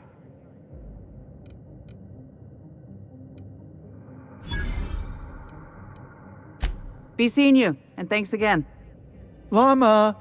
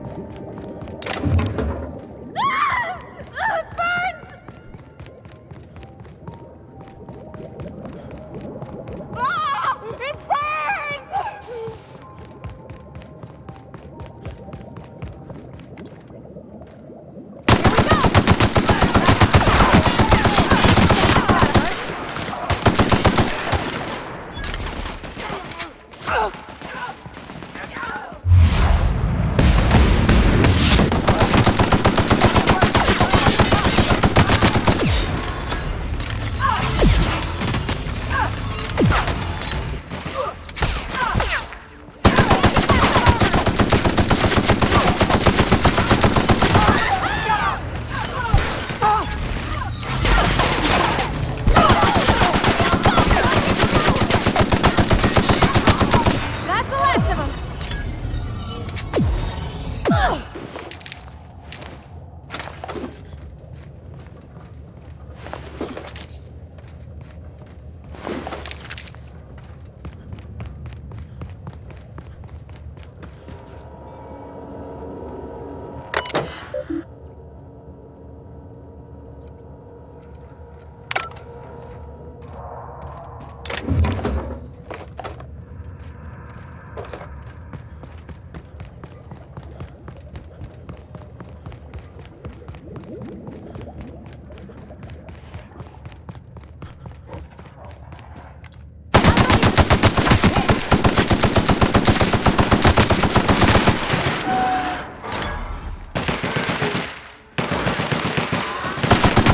Don't mess with us.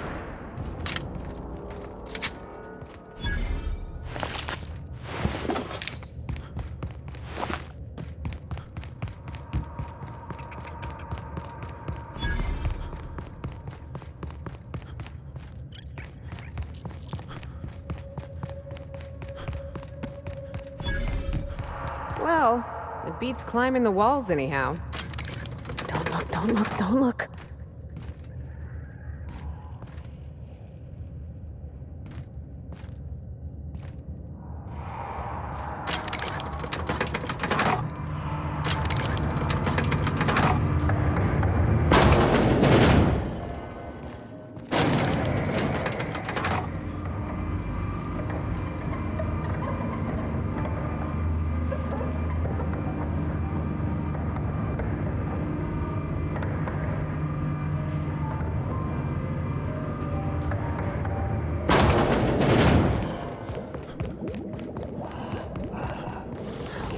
Incoming!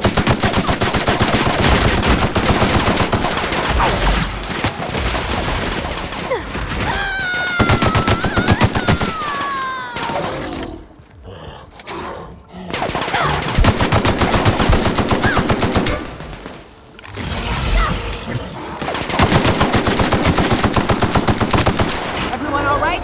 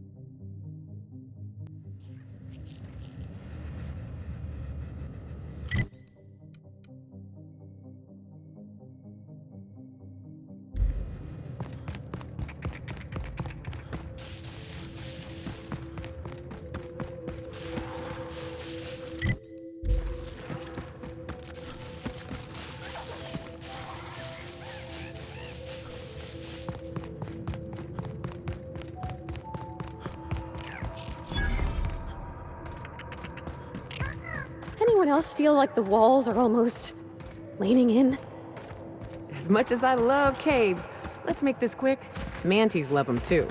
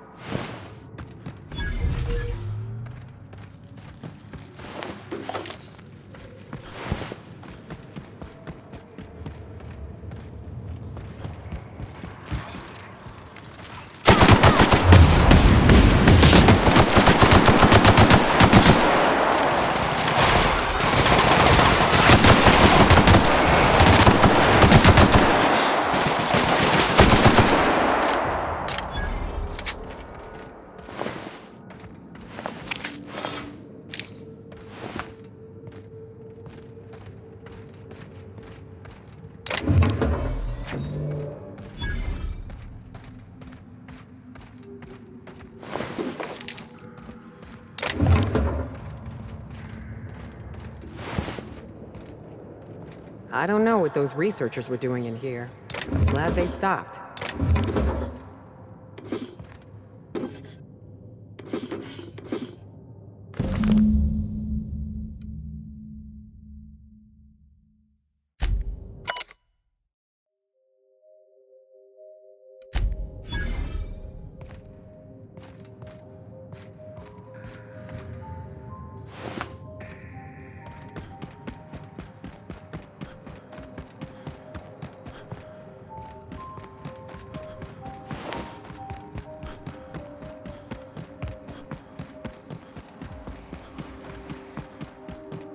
Eyes up, folks.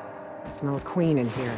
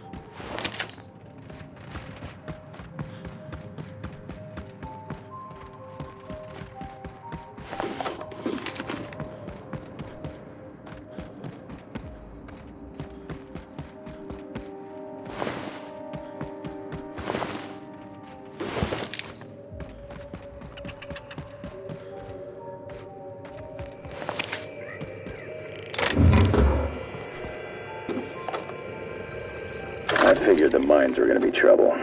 Didn't think they'd be crawling with Mance. Must have gotten out of HIA a while ago, 'cause they've been busy here. Something about the tunnels here gets under your skin and into the worst parts of your head. Makes you feel not yourself. In case I don't make it out of here. Marauders. Must have followed me from OCI. Time to make tracks while the Mants are busy. I'm shedding some extra weight. It's yours if you find it, whoever you are. You need it more than I do now.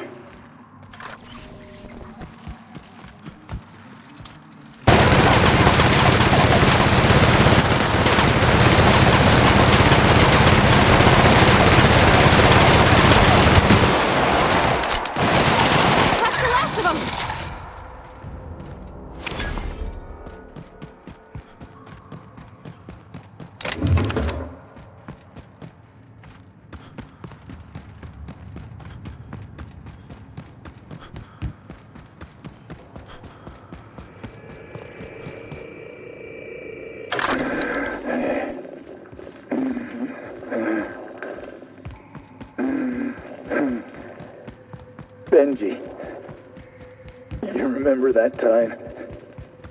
That time we... Yeah, fishing. Down on Stellar Bay. You read my mind, Benj. Black sun on the water. Waves glinting like teeth.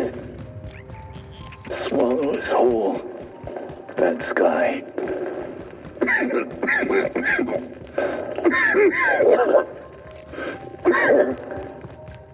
The rock. It's whispering, Benj. Yeah, you hear it too. Wants me to crawl. Crawl down deep. Let the beast consume. Benji. Can't hear you. You breathing? Ben? Ben?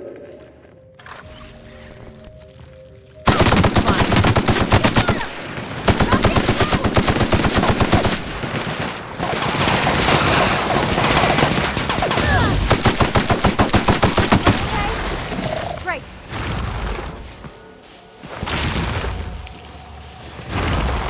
There sure are an awful lot of marauders on this abandoned asteroid.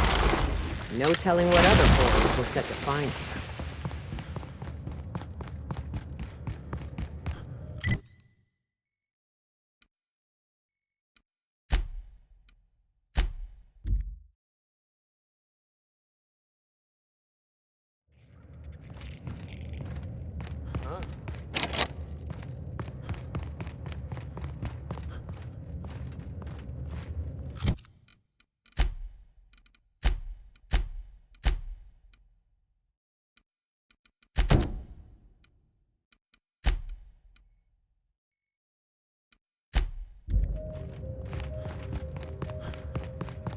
Incoming!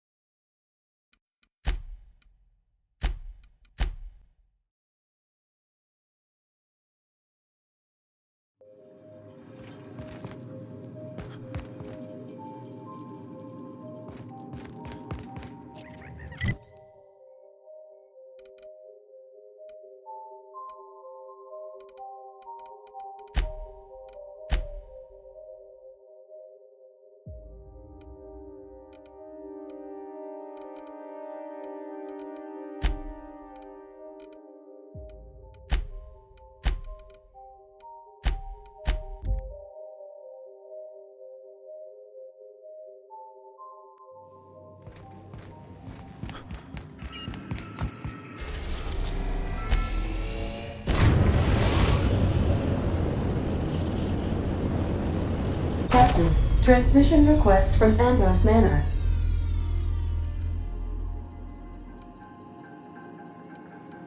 Captain!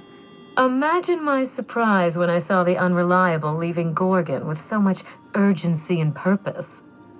Tell me you found Mother's journal. I'm positively dying for good news.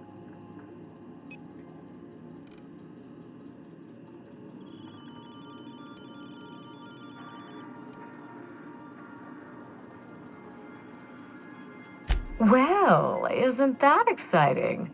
A lonely asteroid, an old research facility, and now shady corporate intrigue. And here I've just been doing the crossword. Any promising leads on Mother's journal?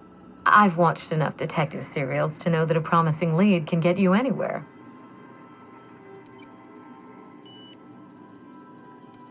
I seem to recall that Mother worked closely with Gorgon's R&D personnel, but not close enough to invite them over for dinner and cocktails, if you get my meaning. By now, they'll have moved on with their lives. If only I could do the same.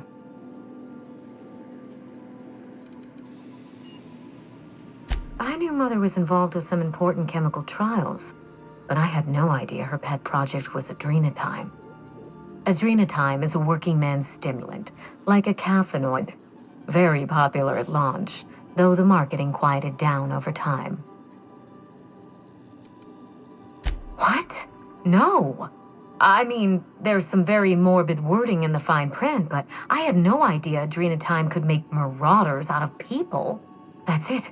That must be it. Spacer's Choice is keeping their dirty little secret about adrenatime off the record.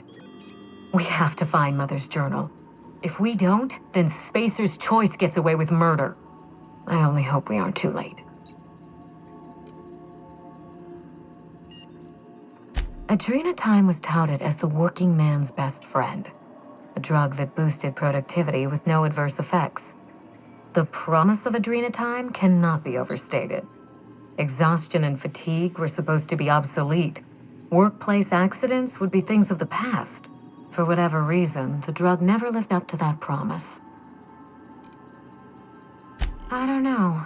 And thanks to Spacer's Choice, we may never find out. I know that I'd like to see a colony where the promise of adrenatime was fulfilled, and I doubt I'm the only one. Thank you. I certainly ought to know what I'm doing. I spent years trying to break into pharmaceuticals, professionally speaking. Mother wouldn't hear of it. She didn't think I had the wit to succeed in her line of work.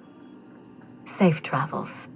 If your leads give you any trouble, be sure and give them some trouble back, yes?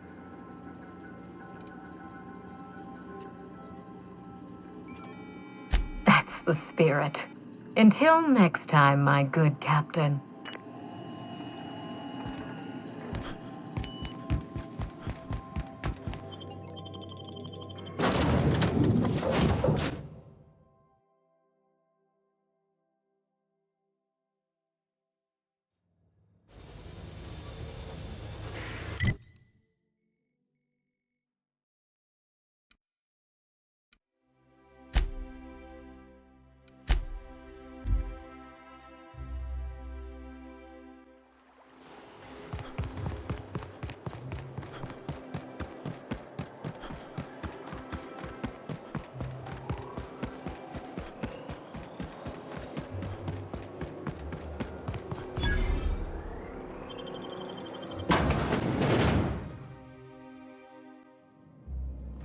Hey, I know your face.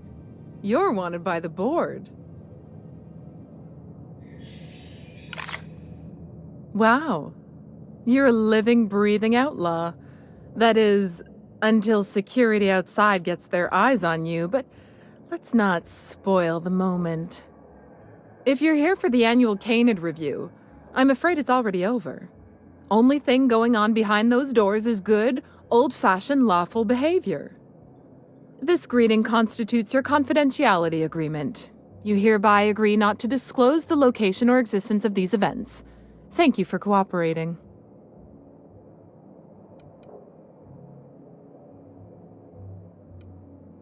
Oh, that's just so encouraging to hear. I'll just go ahead and add your comment to my permanent record. Now then, how can I help you?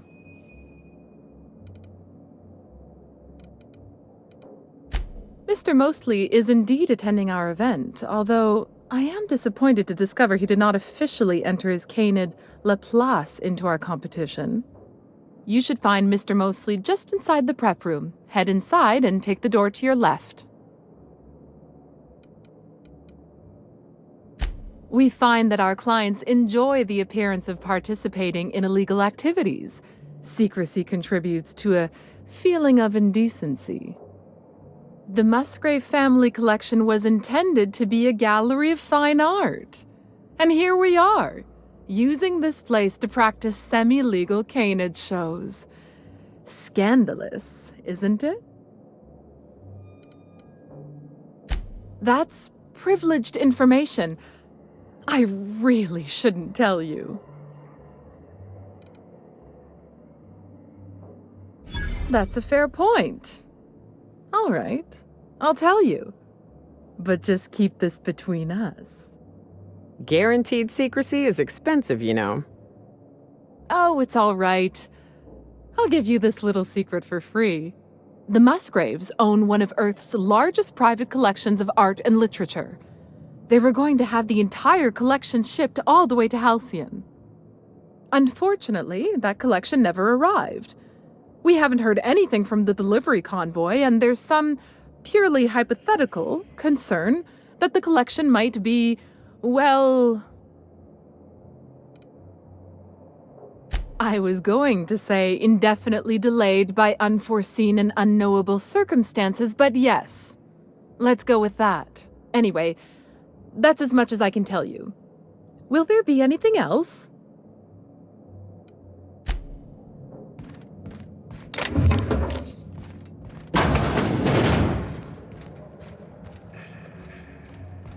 Just between the two of us, I hope this doesn't become a tradition. Not looking forward to the next annual Canid review? Not looking forward to the canids.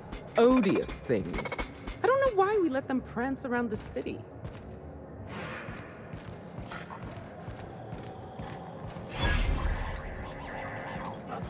How long did you say Musgrave was gone?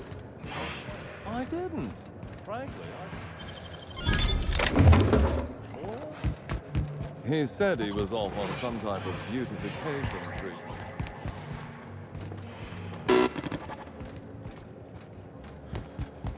Oh, just hear me out. It's a brilliant idea. Is this about canid hunting? We've been over this before. It's a terrible idea. Canid hunting Not is the now, natural please. evolution, a little too busy.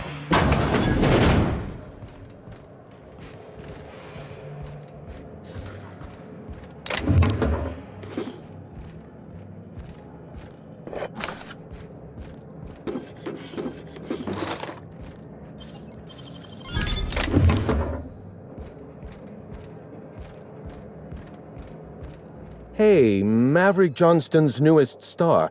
I've got a question for you. Do you know the interesting thing about canid shows?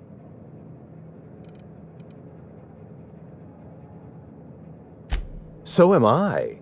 Canids are a fascinating species, biologically speaking. Mathematically speaking, the interesting thing about canid shows is this. They're an exercise in futility. Winning is predetermined. Over time, the inevitable trend is that the race goes to the swift. Time and chance are just statistical outliers. In other words, if you put enough canids through enough trials, the one with the most optimal attributes generally wins. Exercise in futility. Oh, I've been told I should try to socialize more. Sharing an interesting fact is a proven method of endearing oneself to a stranger. I'm an actuary, you see. Well, not entirely. The actuarial sciences are more of a passion than a profession. So I suppose that makes me mostly an actuary. That's a bit of a family joke. I'm Clarence Mostly.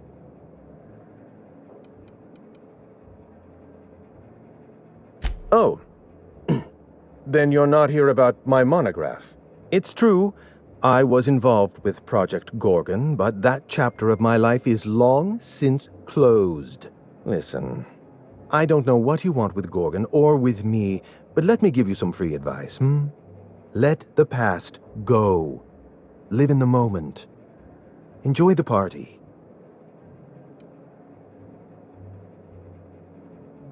I was wondering if you were the sort of person to accept sensible advice or respond with threats of violence. Thank you for resolving that ambiguity for me. Lifting the lockdown won't be easy.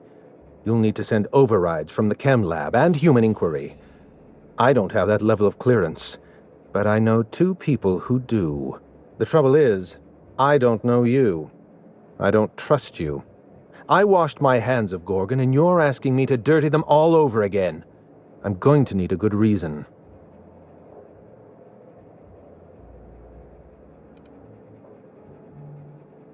Right, of course. Thank you for reminding me. Point well taken. I want a favor from you. Do something for me, and I'll do something for you. That way we don't have to rely on mutual trust. A grand prize trophy to the Canid Review. I want it in my hands. Get me that trophy, and I'll give you the remaining researchers. Names, locations, as much information as I have.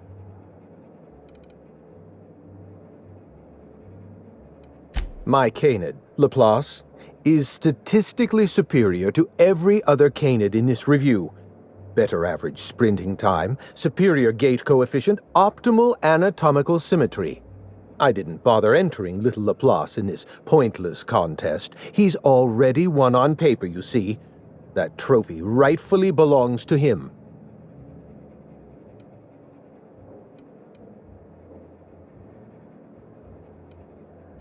Oh, you're much too kind. Does this mean you'll do it?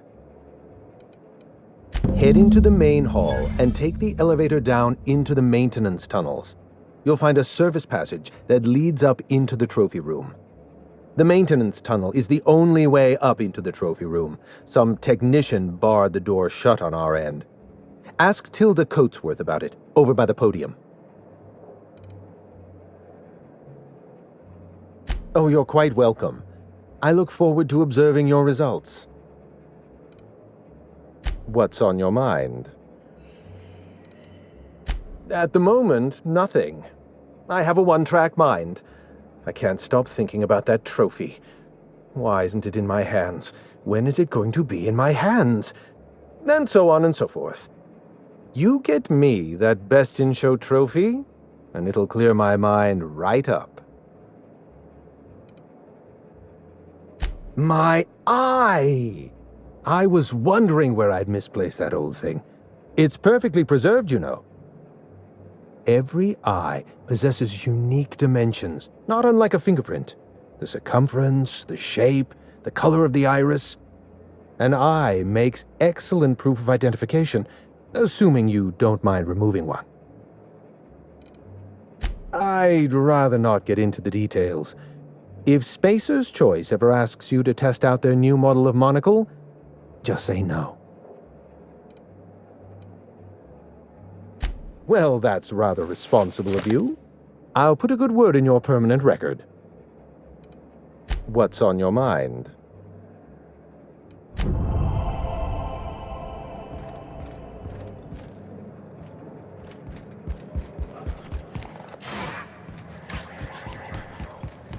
It's not Canid hunting I object to, it's the...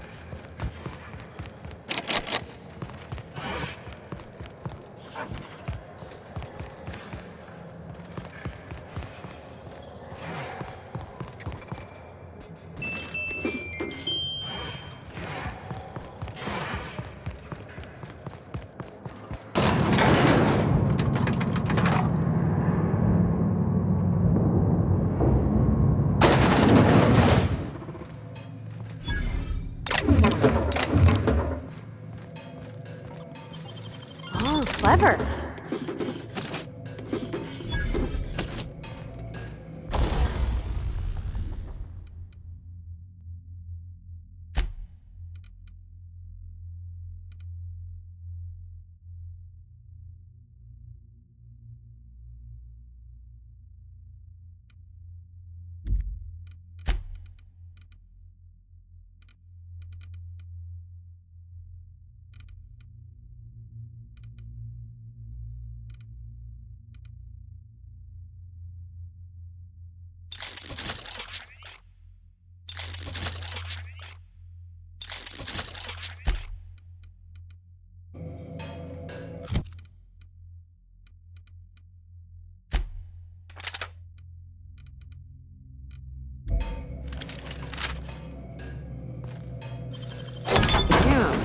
Nimble fingers, Captain.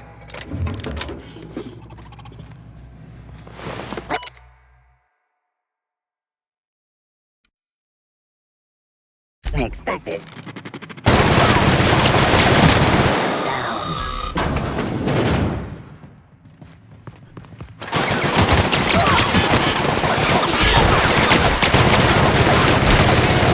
We're alive.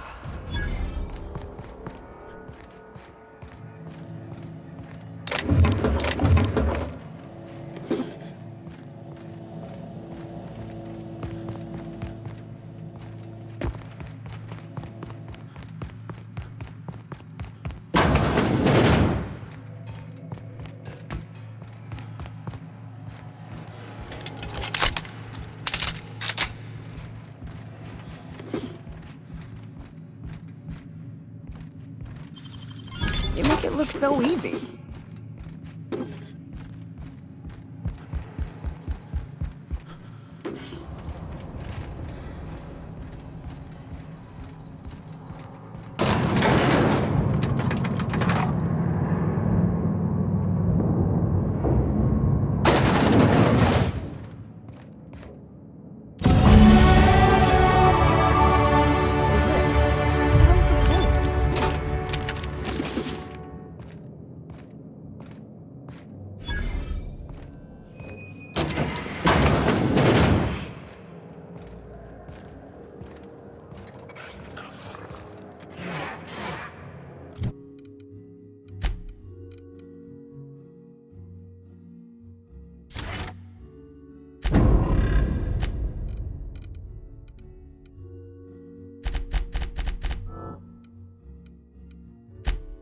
Come now, Anubis, you must perk up.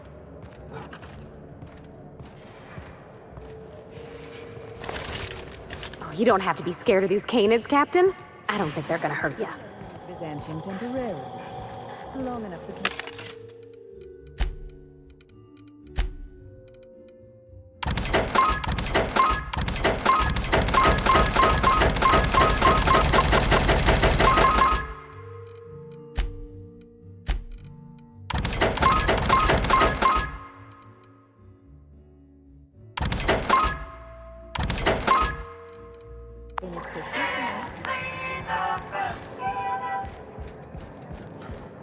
You know, the careers of 9 out of 13 actors end after their debut serial. Enjoy the fame while it lasts. My trophy! Look at this thing! Have you ever seen a more garish monument to the boredom of the elite?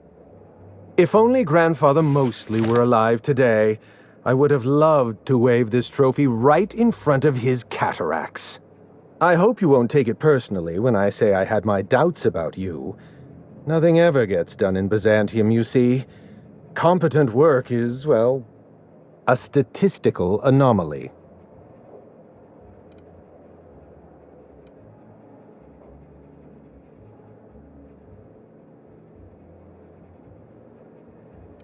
Lifting the emergency lockdown requires overrides from the Chem Lab and Human Inquiry. Access to those facilities requires authorizations from 2 senior-level researchers, Marion Blakesley, Jasper Lowe. They went into hiding after the project collapsed, but I've managed to calculate their last known whereabouts within a reasonable margin of error. I see you're familiar with my technique. I'd love to show you my numbers, but there aren't nearly enough napkins in this room. After the project shut down, I had to keep my mind occupied. I worked on my actuarial tables, calculated the average lifespan of a Spacer's Choice worker, that sort of thing. I realized some of the researchers had to be alive. I ran some numbers, did a little research, and concluded that the two most likely survivors are Marion Blakesley and Jasper Lowe. Nonsense. I just needed a good old-fashioned statistical problem to busy my mind. Keeps the faculties lubricated. Let me stop you there. I don't accept anything for free, and if you're going to analyze me, I'd have to go through the trouble of hiring you on contract. Think what you will of my intentions, my calculations are sound. You'll find Marion Blakesley and Jasper Lowe at the enclosed locations. I'll tell you what I can. Dr. Marion Blakesley supervised the Human Inquiry and Auditing Facility. Live subjects, measuring tape and syringes, that sort of thing. Someone sabotaged the facility. Blakesley tendered her resignation and vanished. I'm reasonably certain she's hiding in a maintenance bay on Groundbreaker. Well, with Spacer's Choice equipment, who even knows? Dr. Blakesley tendered her resignation lawfully, but under suspicious circumstances. If you want to know more, you'd best ask her yourself. I'm asking you to trust in the predictive power of data. Dr. Blakesley may have disappeared after that sabotage incident, but the trajectory of her life was implied in her permanent record. Dr. Lowe described himself as a dazzling genius in his review. I disagreed. Of the 19 criteria that constitute the rubric of genius, Dr. Lowe only met 15. After the project shut down, corporate traded him off to Auntie Cleo in exchange for 5 lab coats. He's been transferred to an orbital lab around Olympus. Oh dear. How do I explain this without using too many syllables? Lab coats means scientists. It's a colloquial... It's slang. Let's get back on topic. You'll find Dr. Lowe in an orbital lab around Olympus. Certainly. What's on your mind? I'll tell you what I can. Dr. Lowe described himself as a dazzling genius in his review. I disagreed. Of the 19 criteria that constitute the rubric of genius, Dr. Lowe only met 15. After the project shut down, corporate traded him off to Auntie Cleo in exchange for 5 lab coats. He's been transferred to an orbital lab around Olympus. Our office gave Dr. Lowe and his team every opportunity to develop a drug under perfectly reasonable guidelines and generous deadlines. Dr. Lowe failed to meet our requests and largely succeeded in using our supply of drugs to get himself higher than the mortality rate of a line worker at a Saltuna cannery. Try to exercise caution. It's good for your lifespan. You did fetch a trophy for my little applause. Technically, that makes you my canid servant, and by the transitive property of employment, my responsibility. No need to sound so astonished. Now, was there anything else? Let's try to keep it down, shall we? At least pretend we're being discreet? There's not a lot about Project Gorgon I can tell you. I know that's not what you wanted to hear, but I closed that chapter in my life. I've moved on. Look, don't tell anyone I said this. But if there's anything I've learned by living in Byzantium, it's this. If you go looking for the truth, you are looking for trouble. All right. Ask your questions. And then, if you don't mind, don't mention Project Gorgon anywhere near me again.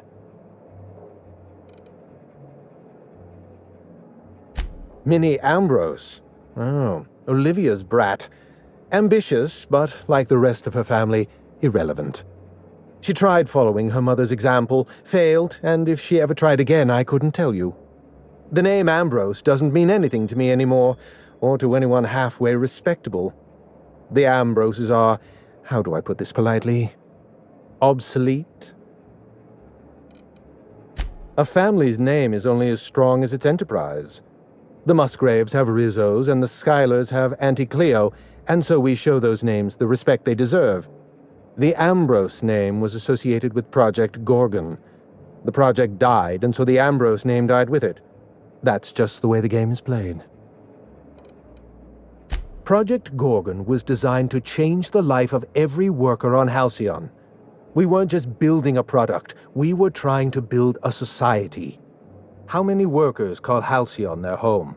What do they eat and when? How long do they sleep? How hard do they work? What are their most productive years? When do their organs begin to fail? That's the nature of my work. I study human life in order to determine its value. Jewelers appraise diamonds, and I appraise people. Of course you can. You can break the entire universe down into numbers and statistics. Human beings are as much a part of the universe as weather patterns and orbital mechanics. It's complicated. I'll be honest, I didn't join Project Gorgon because I wanted to satisfy my intellectual curiosity. I was courting the daughter of a Spacer's Choice family. We were a mathematically congruent match, you see. I had the proofs all written out and everything. I see you've been in the same situation. Yes, she wasn't impressed by my absolute value. After she made her feelings clear, I left the project. Everything. Every project has a margin of failure. We expect setbacks, complications, delays.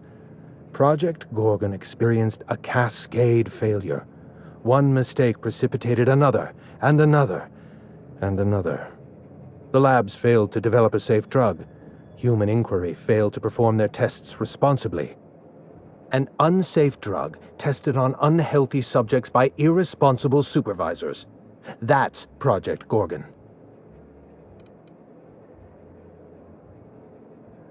I know. Project Gorgon was a failure of leadership. Leadership to which I belonged. I should have pushed for stricter supervision. We gave the other departments too much freedom and not enough oversight. Spare the rod, spoil the servant. Anarchy is not a crime. It is a symptom. The undisciplined workplace secretes anarchy the way our glands secrete enzymes. It's a principle of science. Sabotage came first. The chem lab, Human Inquiry, even my own office.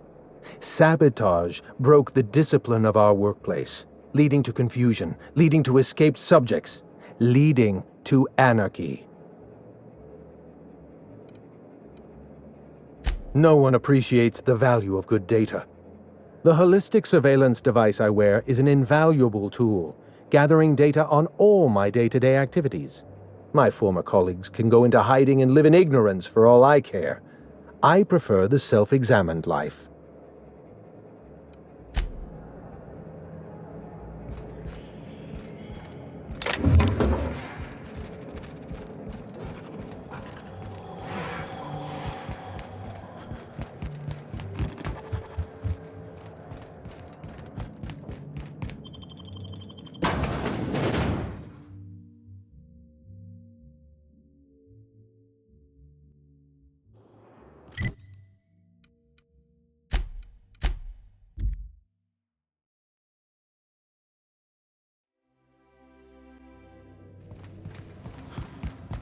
Someone has left a threatening message on your terminal, Captain.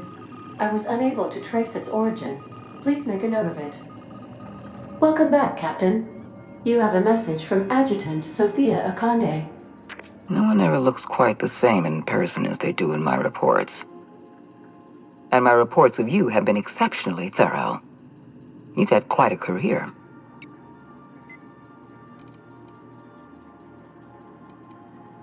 You have something I want. I'd like to negotiate.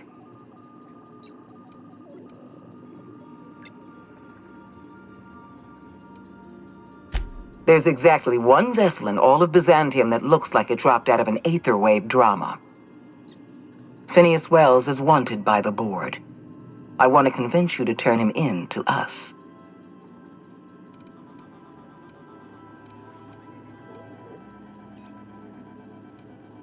He has a litany of charges against him. Vandalism, illegal experimentation, sedition. I could go on. Wells is a dangerous madman. His plan is going to endanger everyone in Halcyon. He's an obsessive psychopath. And he's using you. You're in contact with Wells. I want you to send us a tracing signal from his communication terminal.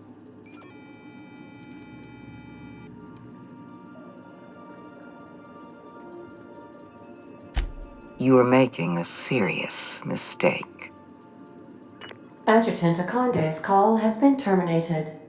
Will there be anything else, Captain?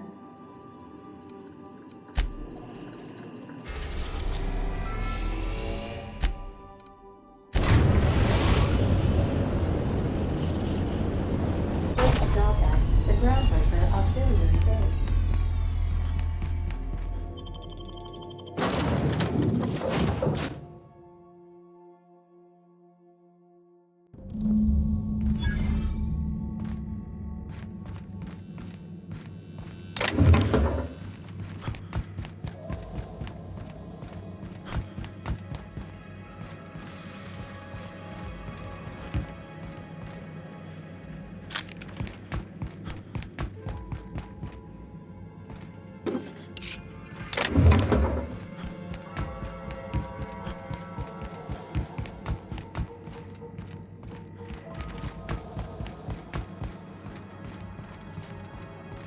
Let's try being friendly. Over here. Let's chat. Whoa, whoa, whoa, it's Riz. Oh, fucking damn it. Every time. So, hey, you're trespassing, and I'm armed. Maybe take a second look at your life choices, pal. Nothing. Never mind. What, you gonna report me? I don't work for them no more. I'm with the gardeners now. All of us kept the peace for the corpse once, but we got tired of being used. Hey, I like to get my hands dirty. It's just a name. Old lady we work for, she likes plants. We're here to keep the streets clean. Hallways! You know what I mean. Anyway, Blakesley's given us standing orders to strongly discourage anyone who tries to come in. I like to, extrapolate from there.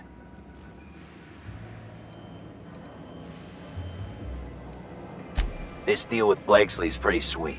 We get paid, and we get fresh greens every week. My gums never looked healthier.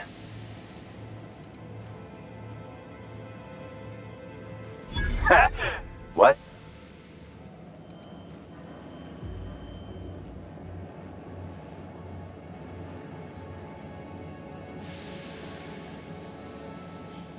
Shit. Insurance, you said? Fine, I guess. Look, we won't give you trouble, but I can't say the same about Blakesley.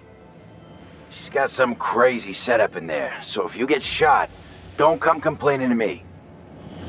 This one's clear, guys. Nice work, Cap. It's like I don't know what to do with myself. This must be a step up from force factories, huh? Doesn't look like either of us are sitting pretty in Byzantium, big shot. Come on, you two. We're all gardeners here.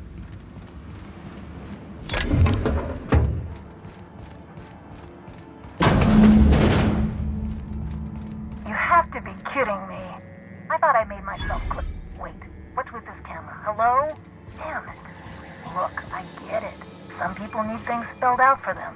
I'm sure one of the automechanicals can explain.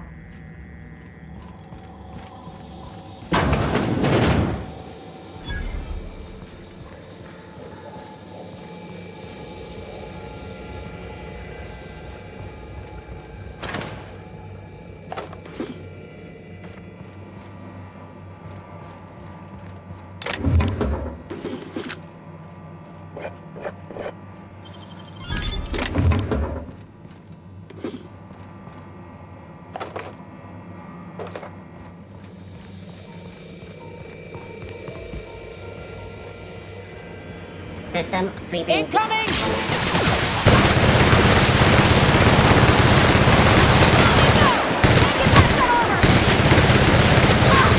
Fight.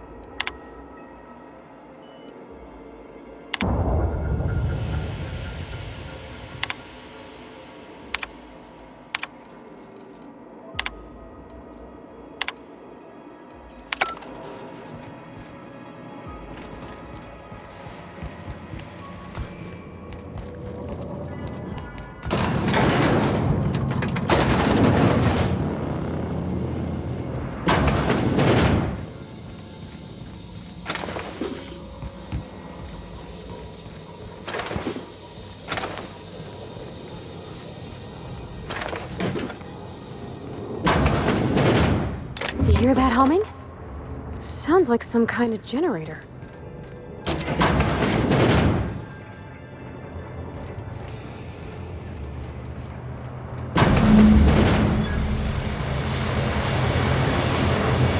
who the fuck?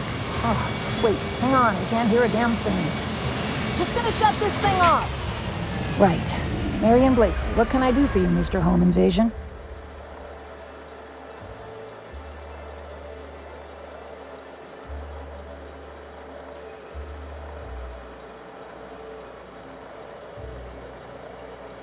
Cute. There have to be easier ways to steal some corporate property. Go chat up Sublight.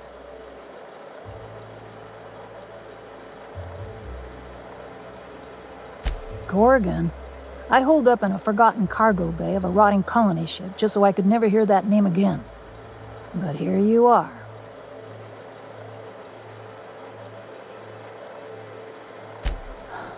I really didn't expect today to go this way. Shit. I should have brought another pack of smokes. The Gorgon project gave us Adrena time in the end, but that's just the Bose Spacer's choice stuck on the whole mess. Corporate demanded a product they could throw onto shelves. That put the squeeze on low at Chem to develop formulas, samples. But how do you know if the product works? You run tests, see what happens. That's where human inquiry and auditing came in. I ran HIA and HIA ran the tests again and again and again. And what happens is a whole lot of wasted time and even more bodies.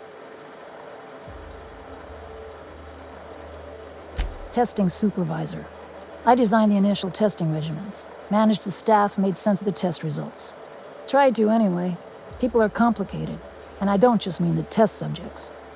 Try and avoid working with people if you can. It always gets messy.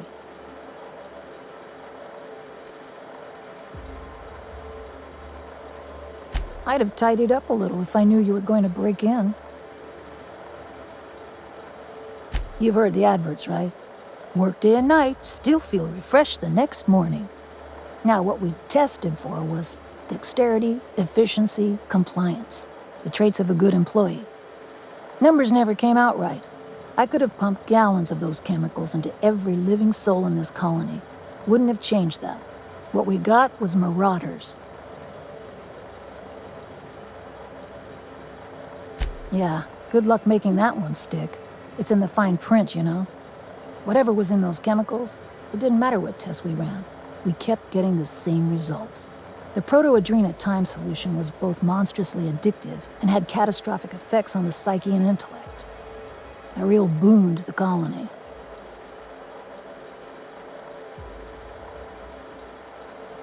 We had a few weird accidents, escapes, minor setbacks.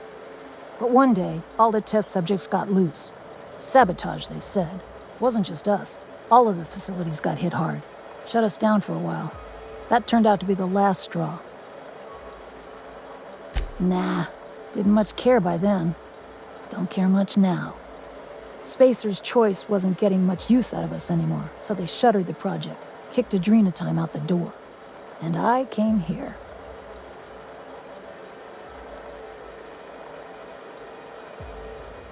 I could have gone back to Byzantium, found a position somewhere else. Even started up something new, like mostly. But I couldn't stop thinking about. Indulge a scientist. What do you want out of this investigation of yours? Trying to liven up your memoir?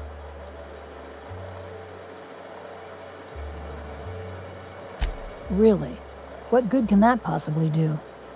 Your crew feel the same? Heck of a world out here for the shy types. What do you get out of headbutting murderous automechanicals for your captain here? A family. Or something near to it. We don't always get along or nothing, but what family does? Fair enough. That's all I've got.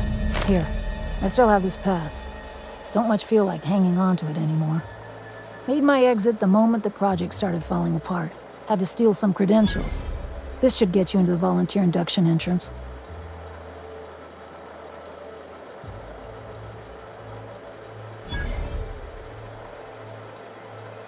Come on, I've left it behind me. Yeah, well, you have to go on, don't you? Guilt's a useless emotion. What good is thinking about the past over and over and over again? Please, I don't need... Fine. Fine, here, I remember one of my access codes. Just punch in the keypad equivalent for replication. Should get you into the offices. Maybe get you to my terminal a little sooner.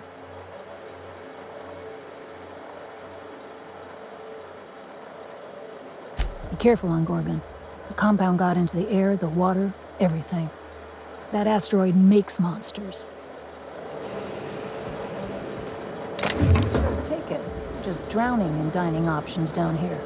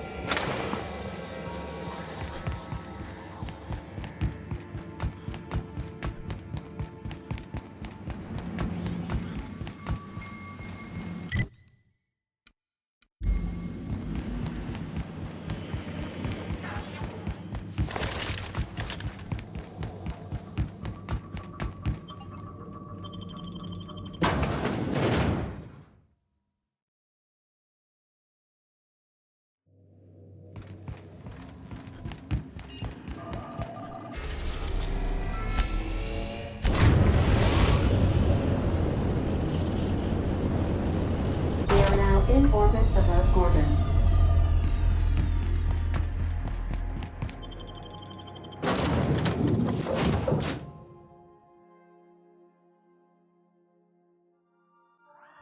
Well, here we... Hey, is that a saloon? I feel better already.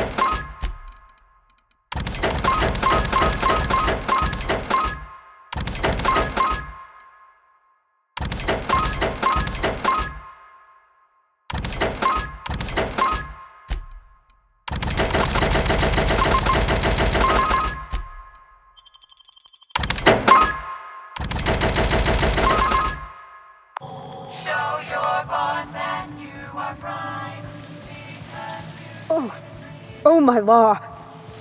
What is that smell? Let's make this quick, please.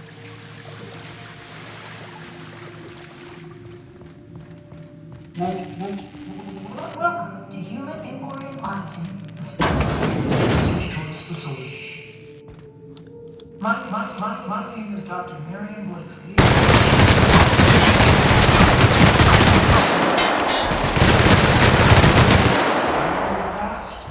Know that as of today, each of you will be practiced on your way. Together, we will unlock the path to the nether's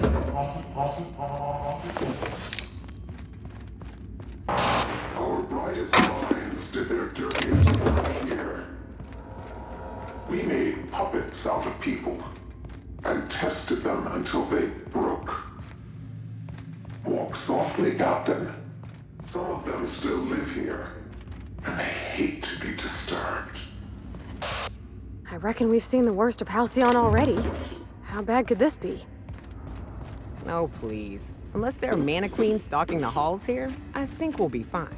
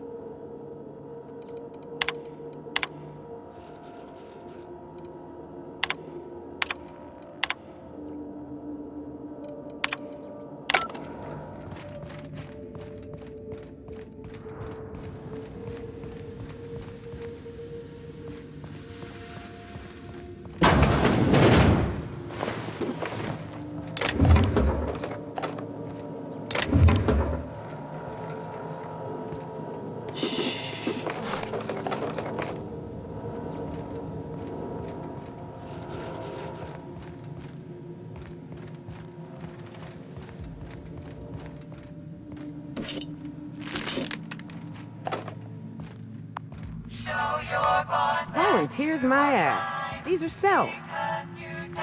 It's so homey, almost. Whatever brought these folks here, they were just people. Same as us.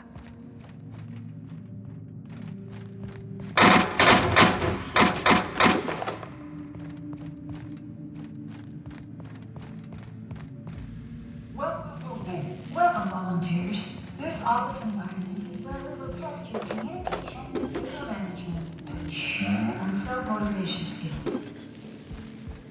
This is your time to shine. You may just find yourselves doing similar work at a real office. Remember, compliance with all instructions from facility personnel is stipulated in the contracts.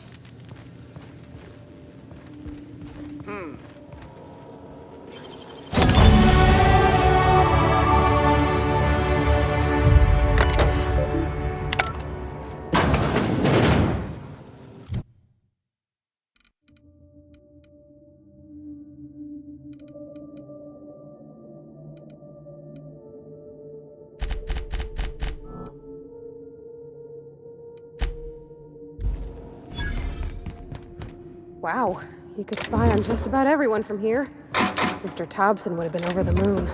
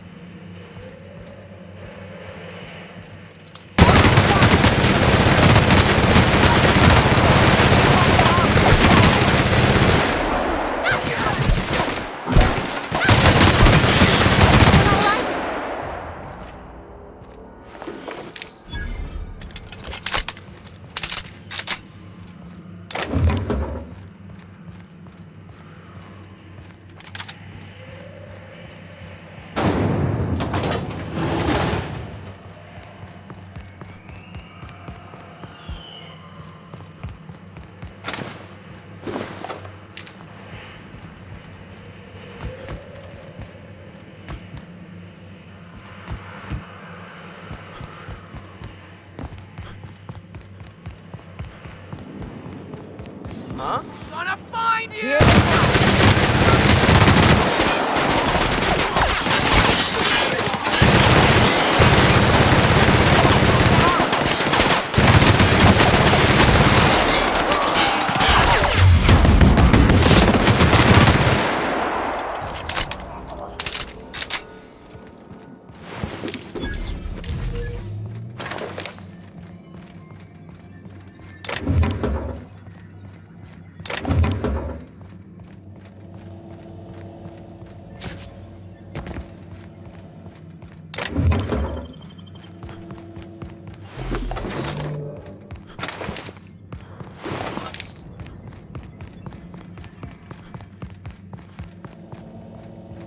What the hell are they doing with all these conveyors?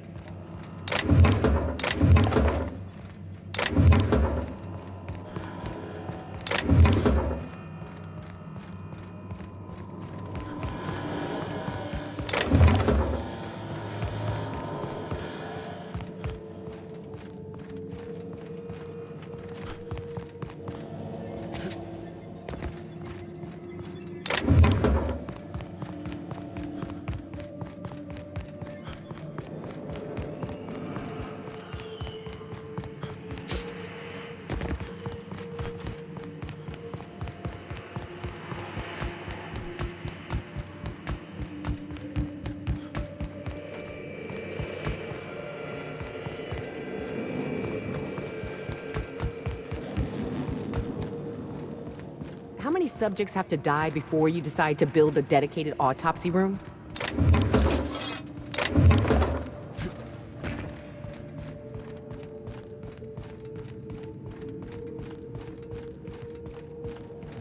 I don't want to see no more. I can't take this. But why?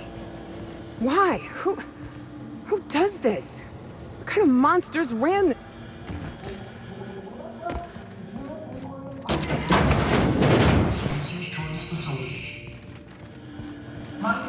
My name is Dr. Marion Blakeslee, and I'd like to congratulate you on volunteering for this important opportunity. Whatever your path,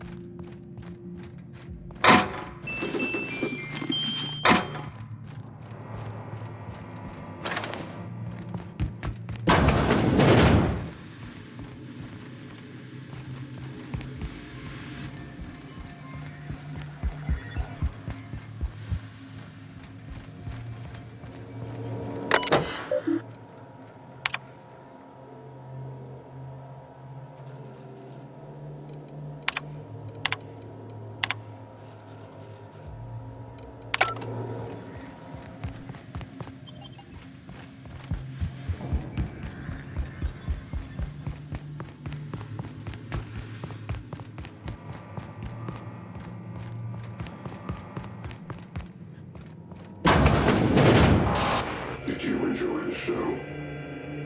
I didn't. You should have left Gorgon in its grave, where it belongs. Now I'm afraid I'll find a way to put you down. Oh, I'm quaking in my boots. Come and threaten us face to barrel, will you? I don't know how much more of this I can take, Captain. I'm about to chew my own hands off with nerves.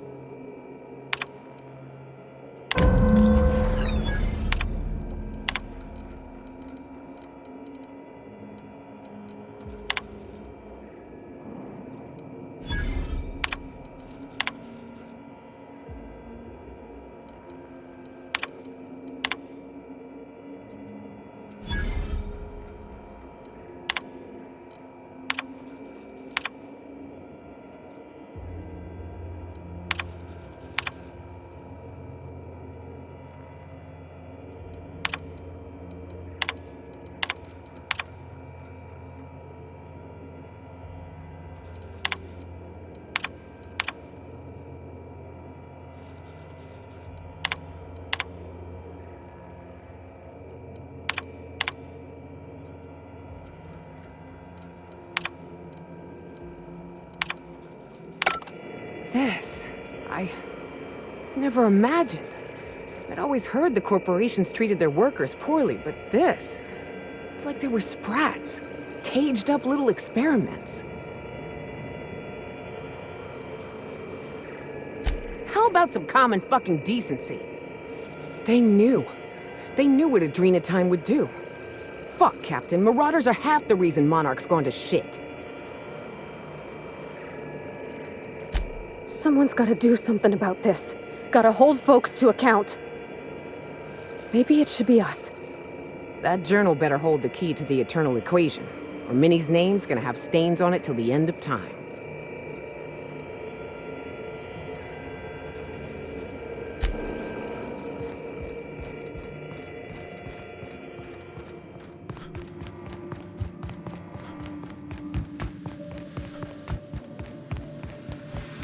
I used to think the beasts on Monarch were bad. At least they aren't cruel. These people chose to do this.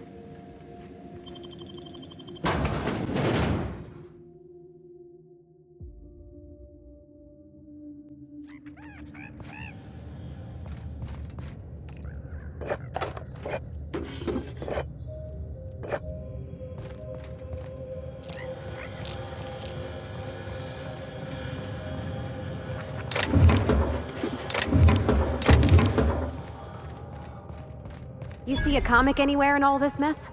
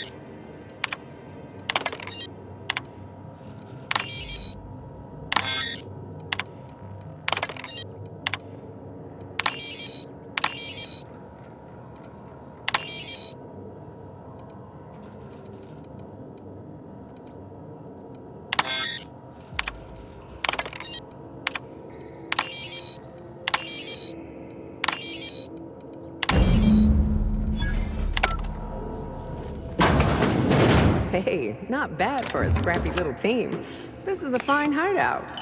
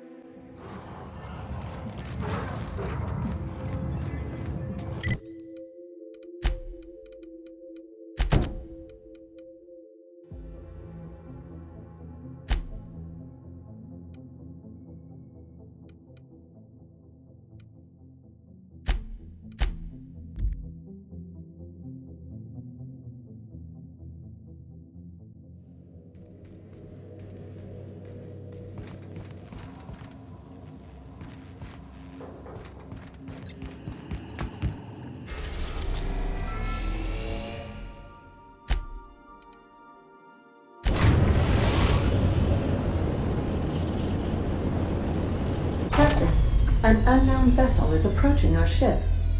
Their intentions are currently indeterminate. Once I deduce their intentions, I will play one of two audio signals. A cheerful fanfare if they are friendly, alarms if they are hostile. Their intentions are no longer unknown. The unknown vessel has deployed a boarding mechanism. They will attach themselves to our airlock and attempt boarding shortly. That sound indicates that a boarding mechanism has successfully attached to our airlock. Captain, I am pleased to inform you that we are currently in the process of being boarded.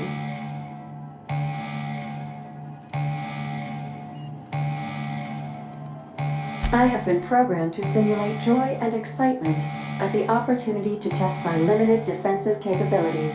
Captain Hawthorne installed a lethal shock trap on our airlock in the event of an invasion. I am prepared to deploy this trap at a moment's notice.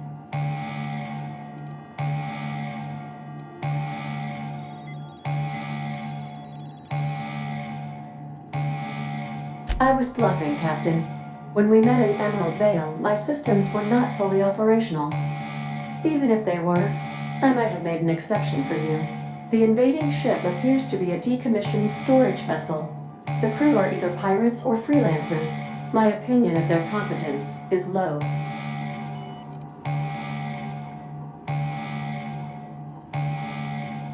Their ship is using a tracking device too sophisticated for their primitive astrogator.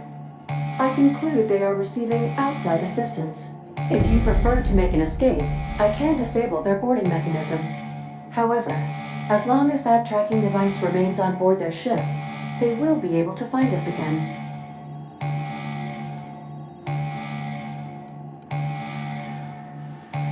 Understood, Captain. I will be deploying the Unreliable's lethal deterrence system. Please approach the airlock and enjoy the show. Now initiated. Warm welcome protocol.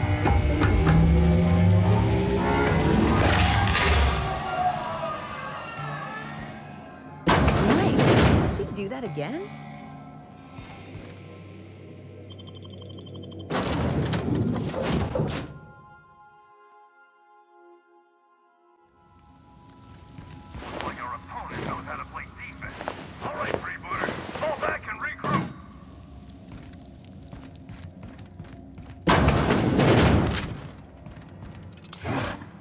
What the?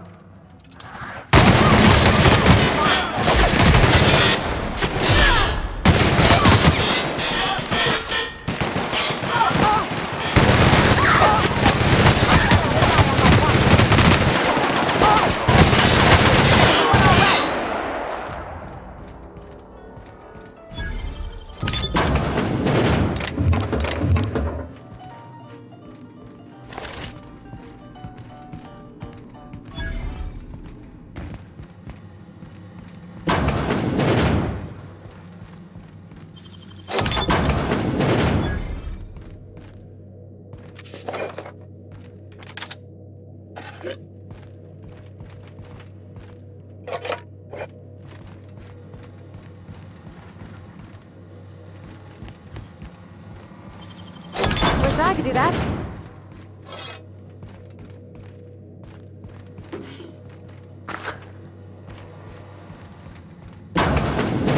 Heard something.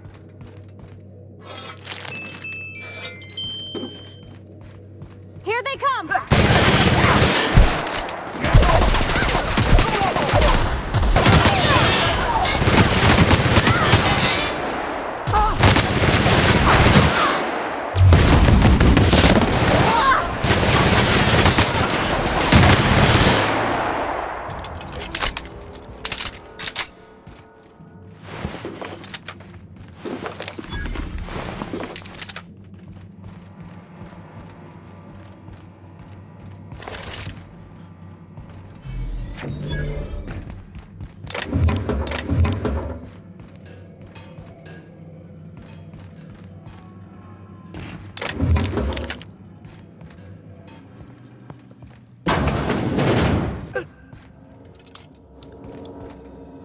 You know, I'm a little disappointed.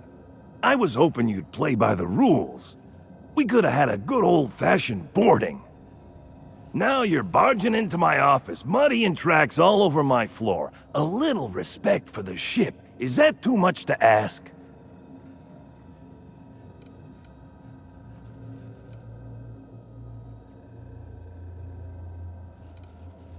I'd take your word for it, but I haven't made up my mind about you. You're the captain of the Unreliable. You dropped out of the sky in Emerald Vale, and whatever you've been doing on Gorgon, you've upset my employer. You and I are in a bit of a situation. I don't get paid unless you're dead, and a man's gotta make a living. You understand? Well, it's not like I've got much of a choice here. If you're willing to be reasonable, I'm willing to put away the coach persona. My team and I were contracted to apprehend the Unreliable, eliminate its crew, and dispose of the captain. I couldn't tell you who hired me even if I wanted to. The contract's anonymous. No names, no faces, just money and a target. I can't turn down a job like that. You understand.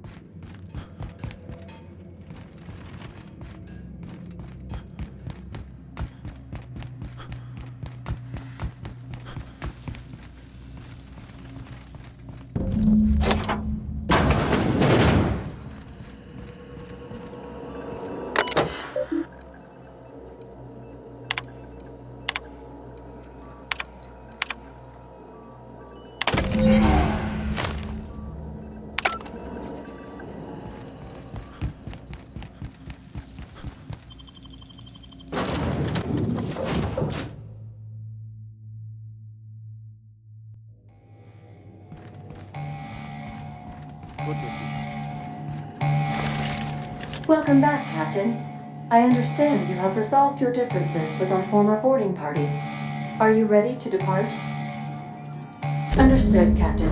Resuming our course.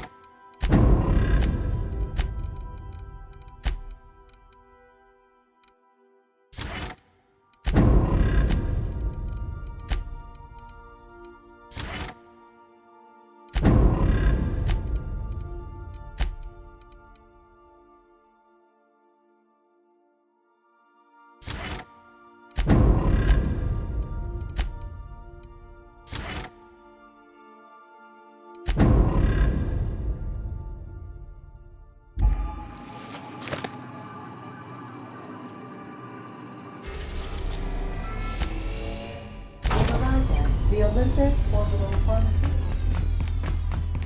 Take someone to watch your back, please.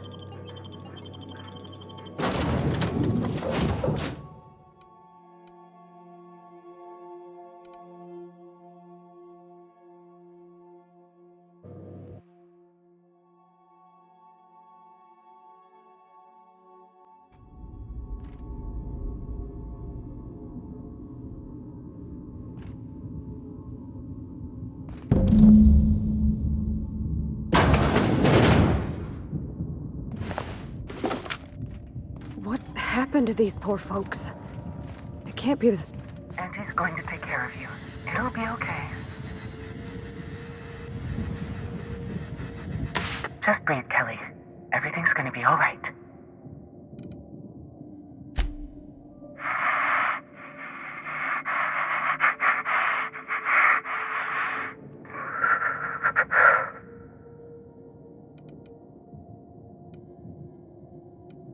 Who's out there? Really? I would be indebted to you for life. But how do I know I can believe you? I'll have to come out to assess it myself. Hold on. I'm opening the door. Let me just catch my breath. I swear, my heart's trying to punch its way out of my chest. Law, I'm so lucky you came along. I know it sounds crazy, but a little while back, I'd been gearing myself up to take a long walk off a short turbine platform.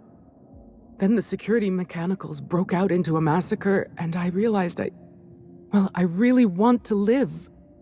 How can I help you help me get out of here?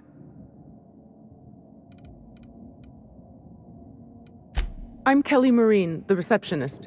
And before you ask, I wasn't manning the visitor's desk when the mechanicals went haywire, 'cause no one comes here. Not ever. Not since all us station workers were dropped off at the start of the project a year ago. Project's on a yearly rotation cycle. Once a year, Auntie Cleo reviews our work and decides if we get more rations, personnel, deadlines, that sort of thing. At first, I thought it was an honor, getting assigned to a lab up in the ether high above Olympus. But I didn't know what it'd be like, day in and day out. I ask myself that question a lot, and then I realize I'm talking to myself. Cabin fever sets in at about 90 days. Auntie Cleo's official term is contagious irritable claustrophobia, and it ain't covered by the company's medical policy. If I had to guess, you'd probably find his body either in his office or the labs. Or heck, he could have been on the toilet. I don't know. No bones about it, he was the smartest of us all. Maybe he evaded the automechs, too.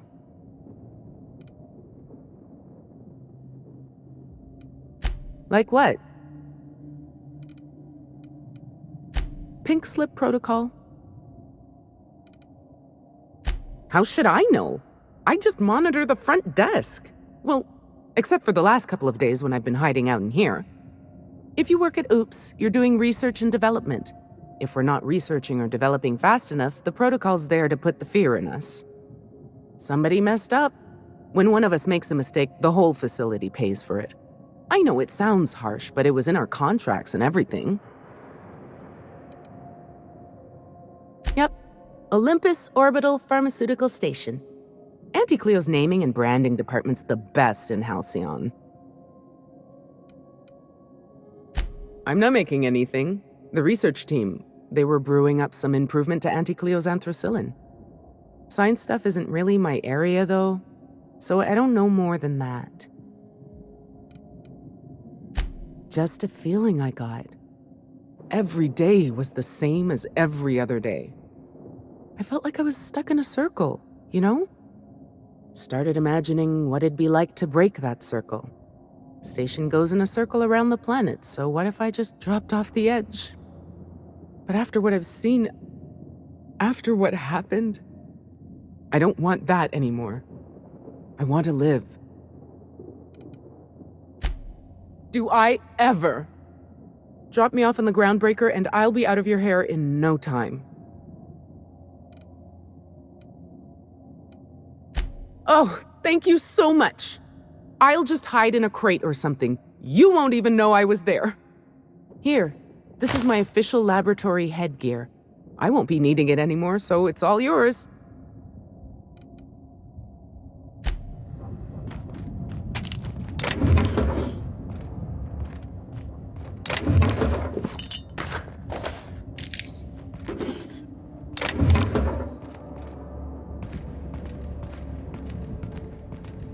Okay, all right. The sooner we're back on solid dirt, the better.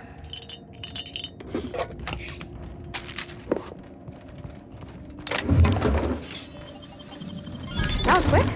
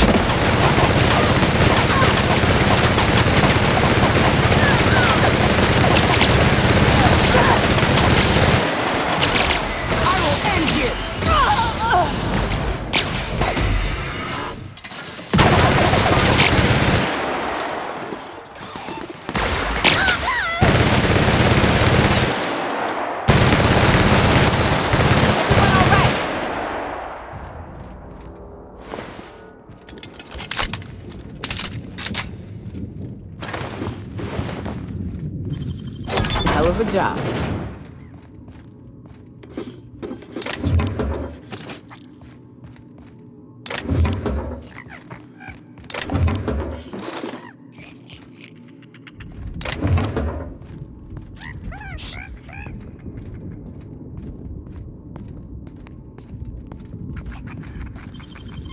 Making it look easy.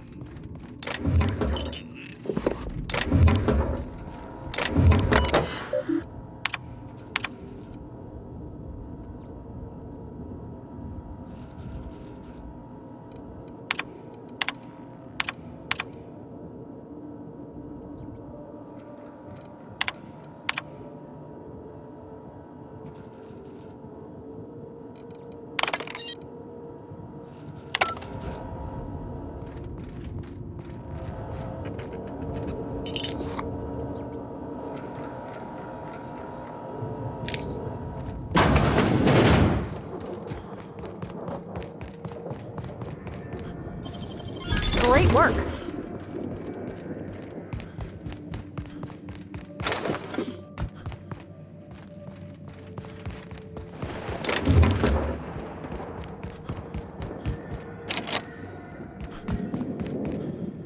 No, that won't do it all. Jasper, you imbecile.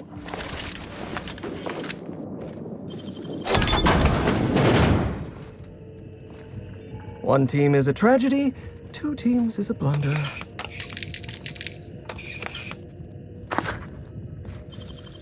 You make it look so easy.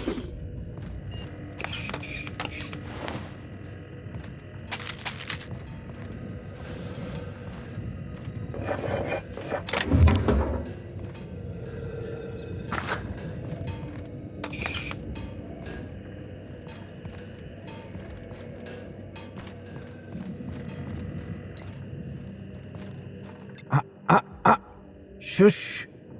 No talking. Concentrating. Damn it. I almost had it. The formula was in my mind and I almost had it. I was so close to a breakthrough, I could practically taste it.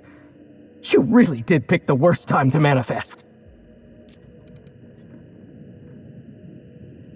Oh, hang on. I see what's happening. You're real. Ergo, not a hallucination. This is interesting. I have several questions for you. Let's start with the obvious. Who are you, and how are you even alive? All sorts of things. Science, mainly. A little bit of research. If you're talking about all the dead bodies, that'd be the pink slip protocol. Right, that answers that. Next question. do you come bearing fresh pharmaceuticals? Hey, I'm sorry about your friends, but more doses ain't gonna help. Look, we all know you're here to interrogate me. If I'm going to go through this ordeal, I'm not doing it sober.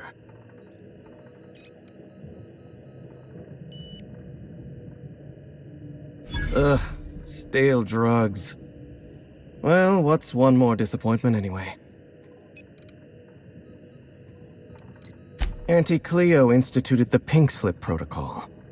Fancy marketing term that translates to, we're not satisfied with the quality of your work, so we're revoking your lifetime contracts. Can you believe Auntie terminated my entire team? It's a terrible setback. For my team, I mean, not for me. Not this time. I'll continue the work on my own if need be. Ah, right. How do I put this? This is not the first time I've lost a research team to corporate mismanagement.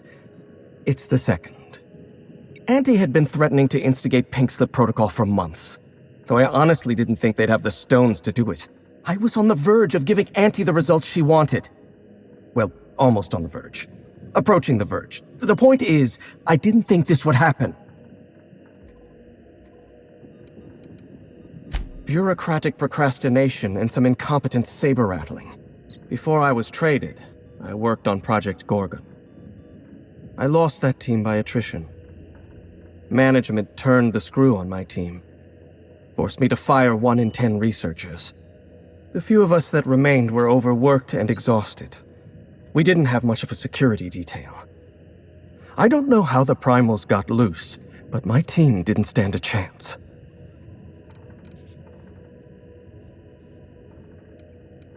We were designing a drug the likes of which Halcyon had never seen. A veritable panacea that cured lethargy and guaranteed a lifetime of productivity. I was overwhelmed, overworked, frustrated. Forced to submit unfinished samples, failing to meet impossible deadlines. I started self-medicating to enable my genius to perform at a greater capacity. To forget. To endure. To feel nothing. Project Gorgon was in its final days when the primals attacked our lab. It wasn't long until Spacer's Choice authorized my transfer to this facility.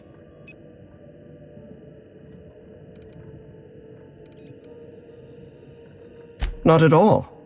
Such an event is incredibly rare. Few workers understand the truth of their value to society. Me? I'm worth 5 measly lab coats.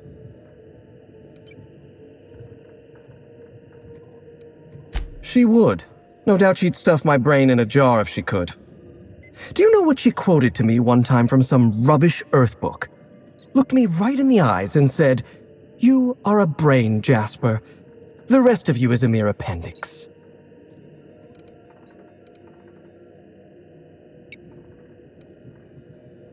Worry not.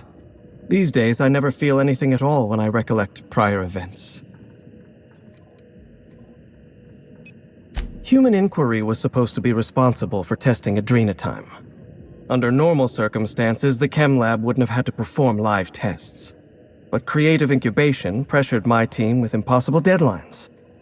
The prototypes we delivered to Dr. Blakesley at Human Inquiry were poor because we were rushed. I had to begin experimenting on my own. I had to perform my own tests, so I used primals. They're not the best choice for test subjects, but I was working for Spacer's Choice.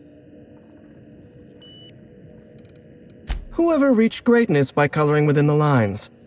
And besides, my lines often move around on the page. My point is, I was doing my job. I was doing science. I will continue to do so until my mind or my body expires. Auntie Cleo wants us to develop Anthracillin Plus, a new and improved version of the original Anthracillin formula. And what Auntie wants, Auntie gets. Eventually, I was making considerable progress. I can't possibly fathom why they prematurely terminated the project. I'm not lying. I'm carefully curating the truth for you. All right, listen. Auntie needs to be patient. I'll eventually get around to developing Anthracillin Plus. My priority right now is sky high. Once I perfect my formula, I'll be able to keep my mind functioning at peak performance without any pesky distractions. Like feelings. No, you don't. There's nothing interesting in the chem lab. There's nothing interesting in Gorgon at all. Gorgon is a featureless rock dragged along by the gravitational current of a barren asteroid belt. The chem lab is a graveyard. You won't find anything there but the dead.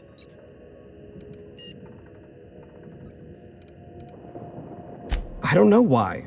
Possibly I was just being polite. It doesn't matter. Clearly you're not about to take my advice. If you've set your heart on exploring my old labs, I won't try to dissuade you. Indulge me with a favor, and I'll give you the access you want. The electromechanical turbine is offline. Without any power, I can't possibly continue my work. Be a dear and reactivate it for me. That's all I ask.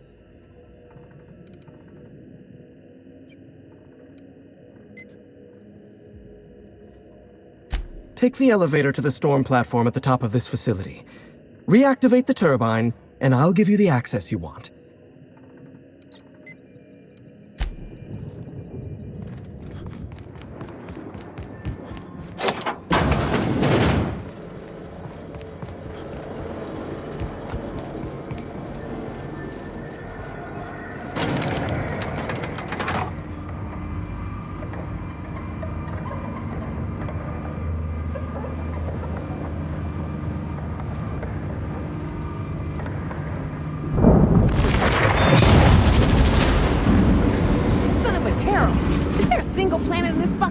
That ain't trying to kill us?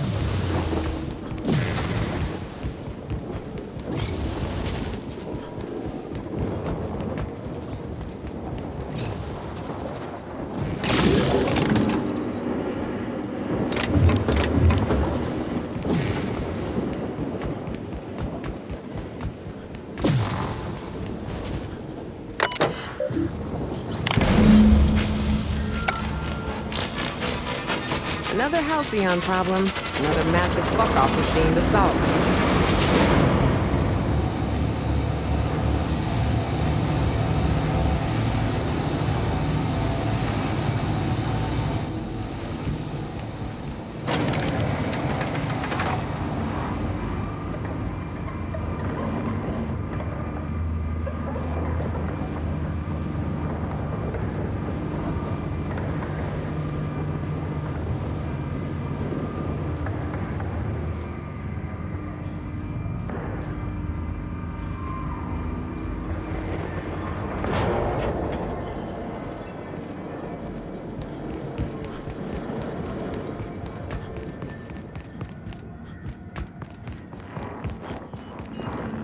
Facilities back on the grid, and my pipes again floweth with the sweet, sweet essence of my salvation. I suppose I have you to thank for realigning the machine. Of course, Jasper, you imbecile. You'll need my voice to get into the chem lab. I'm obviously not coming with you, so I'm giving you a recording of my dulcet speech. This recording should get you into the chem lab. I hope whatever you're after is worth the trauma. I wouldn't go back there if I was higher than the mercury levels in a can of salt tuna. Wait, take my gun while you're at it. If you end up dying on Gorgon, there's a non-zero chance I'll feel partially responsible. Neither of us want that.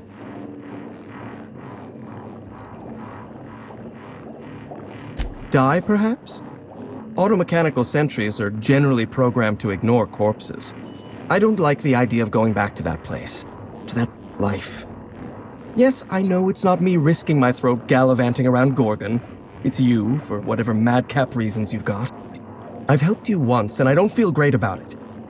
I made a clean break from Gorgon, and now it feels like you're asking me to tether myself back to that place.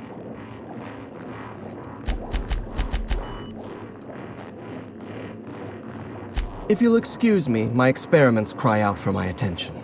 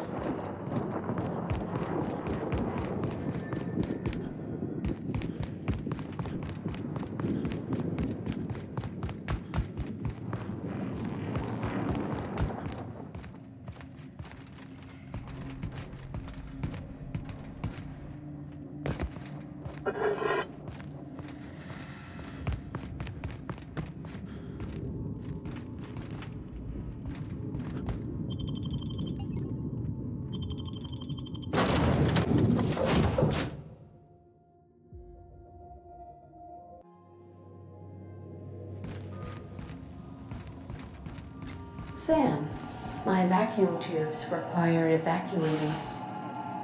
No, not those. The ones in port. Yes, there. Thank you. And while you're at it, could you switch my binaries to that? Exactly. I haven't felt this clean and efficient since Captain Hawthorne installed my subalternate auxiliary backup processor.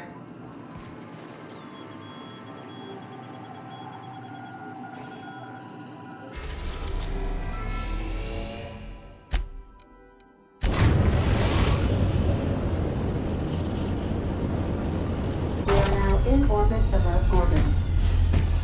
Status report. 13 jobs scheduled for area maintenance. I'll lock up behind you.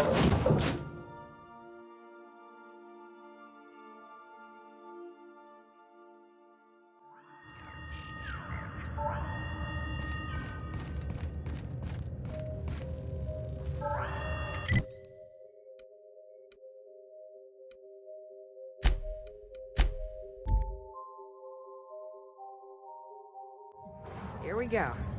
You think anything good has ever come out of these corporate science projects? You think a voice lock's hard to make? Kinda wonder if I should put one in the bathroom to keep Sam from smashing up the toilet.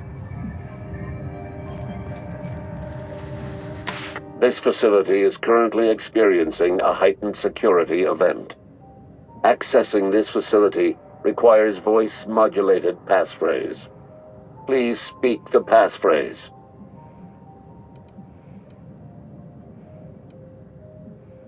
We attest to the zest with our hand on our chest. Be impressed as our guest by what we've finessed. You are blessed to ingest what we thoroughly test. You've tried the best, now try the rest. Spacer's choice. Passphrase accepted. Access granted. Welcome, Dr. Jasper Lowe.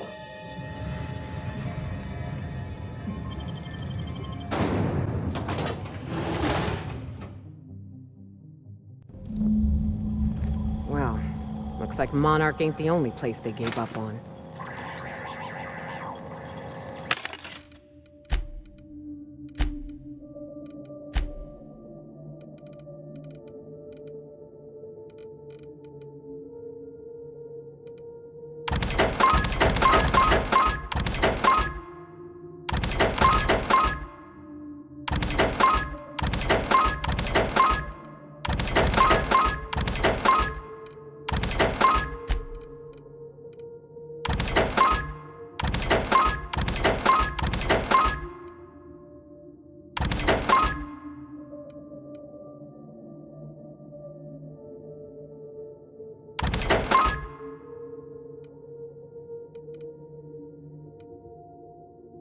Show your boss that you are prime, because you take a screen at a time.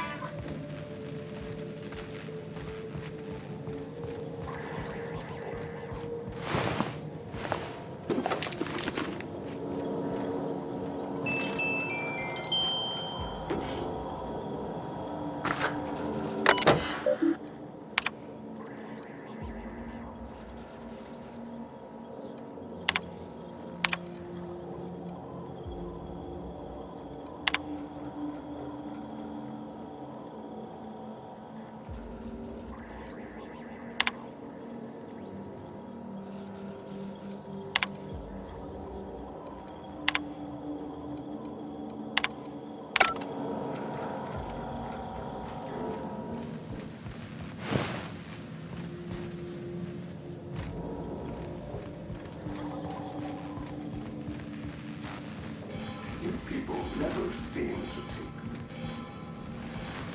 What is it about leave that eludes that tiny little mind of yours? I've switched on the laboratory security system. I trust the mechanicals will sort you out. Good luck. Now, hold on. I thought this place was supposed to be abandoned. You think that could have been the spooky voice from OCI? The one calling themselves the Ghost?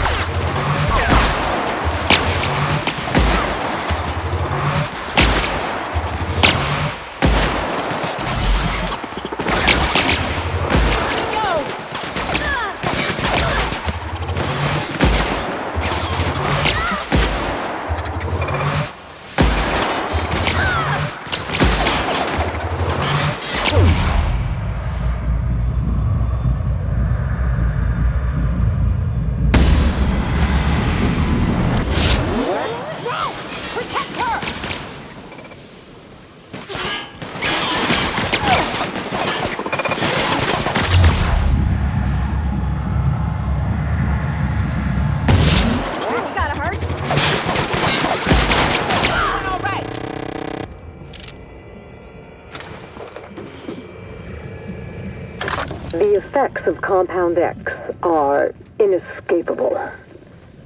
The refined excrement of the xenocyte life form. It's a fine powder, very fine. It finds its way into absolutely everything. Even in the water now, and the air. It settles like a veil over all of Gorgon. The laboratory techs get the worst of it. We all appreciated the boost to mood and productivity at first, but we're at each other's throats in an instant now. I've had to break up 2 fistfights this week alone.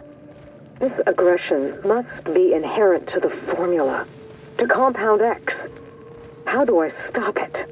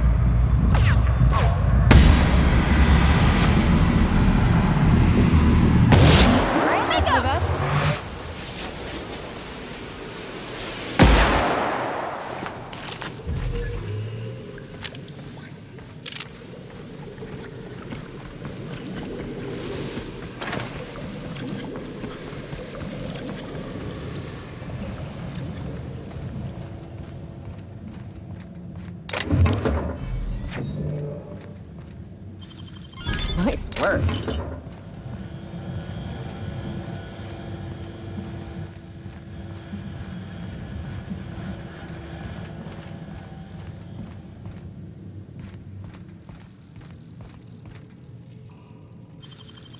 You make it look so easy.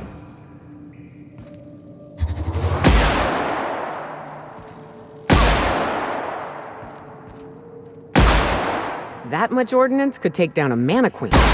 Bit over the top, don't you think?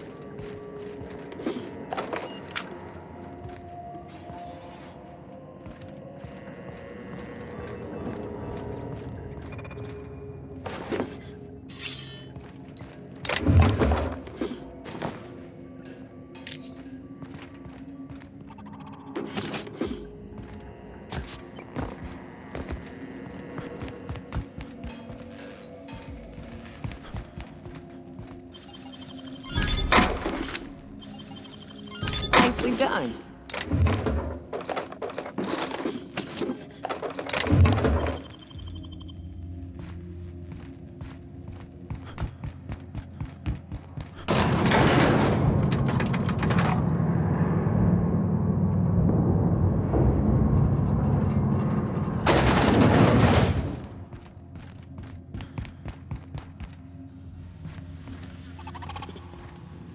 Unexpected.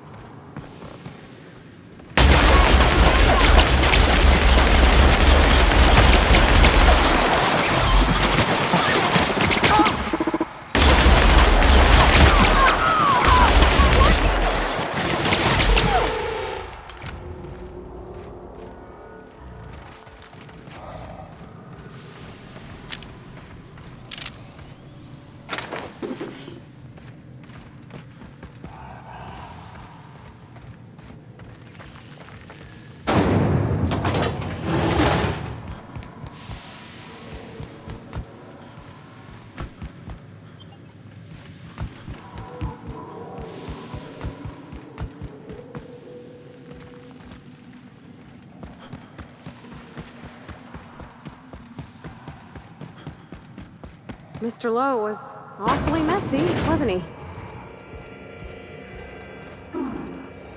You've survived.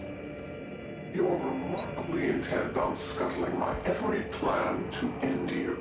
How inconsiderate. Especially after I've gone to so much effort to see Gorgon rest in peace. It's a good thing, then, that I finally figured out what you're after. I'll see you soon, little weasel. This is sick. I can't bear it any longer. Oh, I hope so. I could finally put a bullet in this asshole once and for all.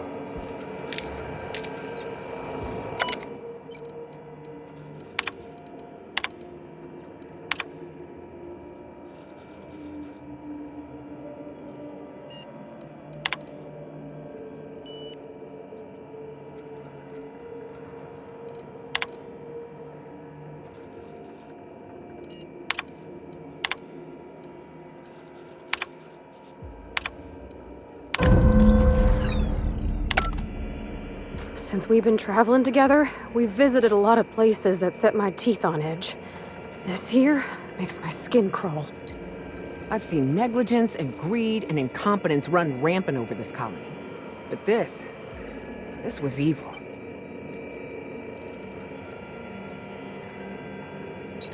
Very wrong? Try unmitigated disaster, Captain. Spacer's Choice put their best and brightest on a problem, and this is how it ended up. Says a lot about the colony's prospects.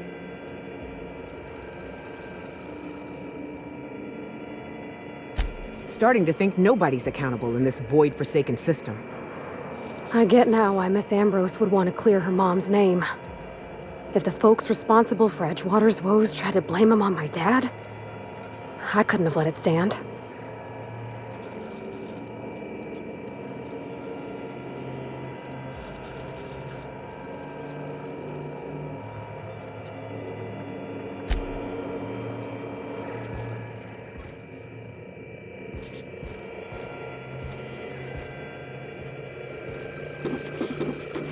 Night falls on Gorgon. Though I suppose it's always dark here in the void.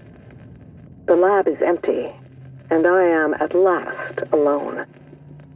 I'm preoccupied with thoughts of the single-celled xenocytes that make their home here on this rock.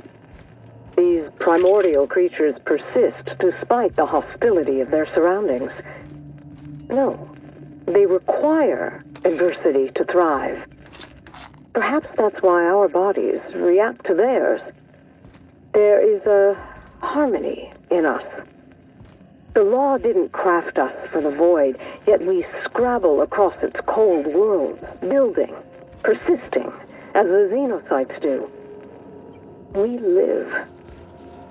Against all odds, we live.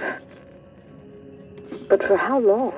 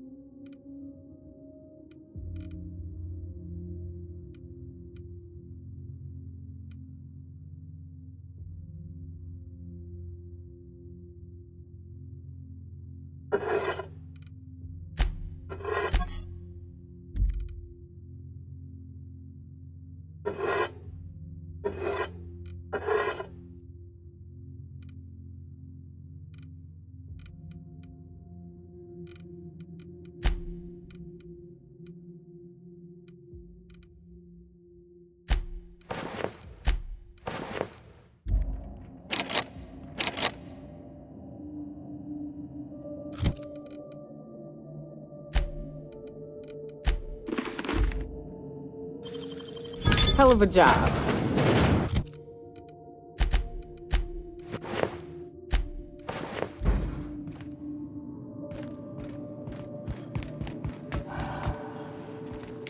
You'd think that by now these lab coats would have learned not to mess with these beasts. It never ends well.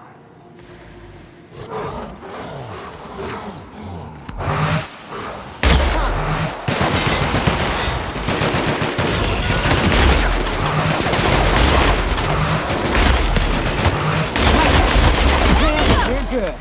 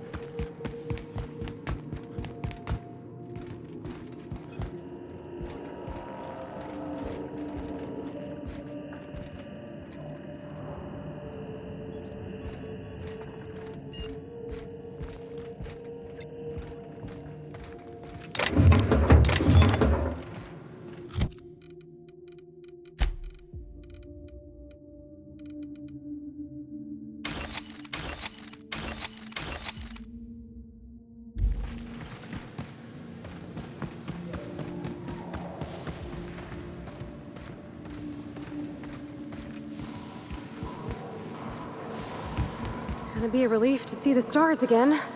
This cave's making me all jumpy.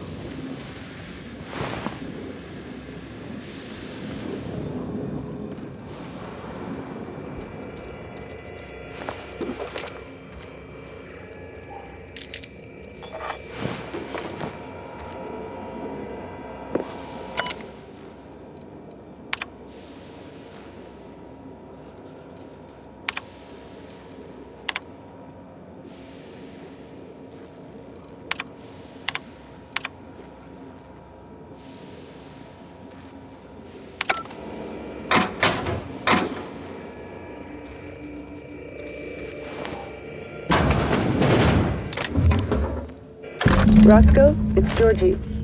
If you're hearing this, you must still be holed up at the Sprat Shack. And you're not gonna like this one bit. I was trying to steal our recordings when things went crazy. I know. Like I said, sorry.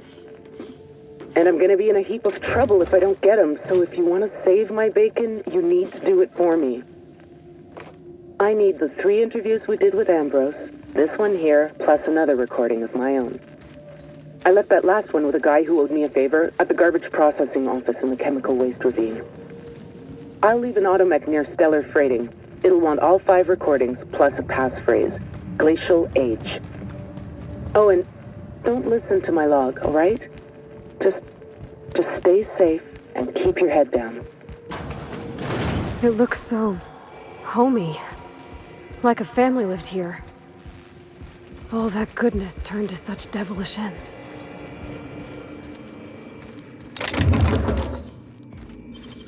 Great work!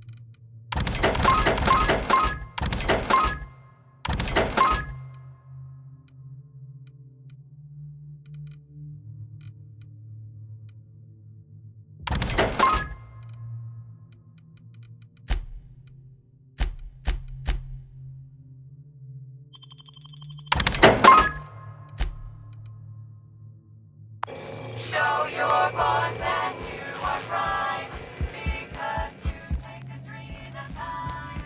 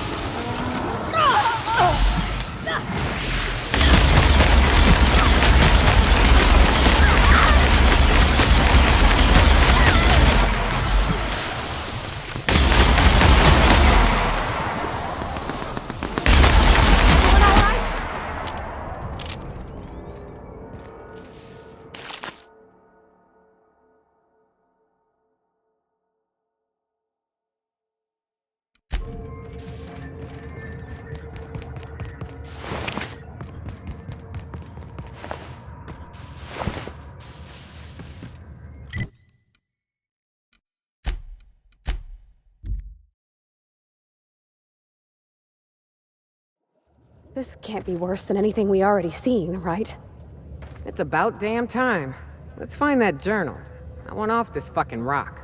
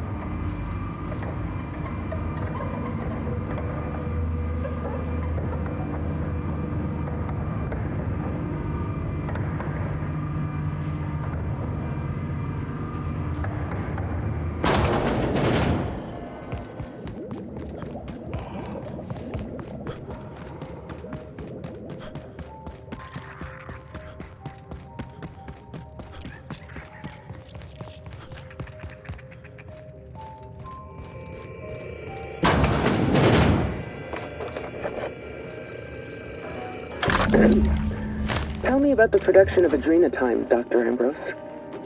I hear Compound X is a unique challenge to work with. It's temperamental. It must be refined under tightly controlled circumstances at tremendously low temperatures. Do you compound it with anything else? Tell me more about your refining process. Our audience is conversant in the sciences, very detail-oriented, so don't be afraid to get technical.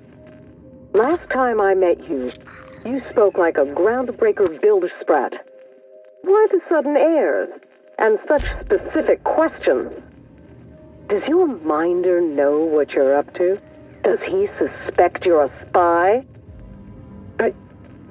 Pardon me.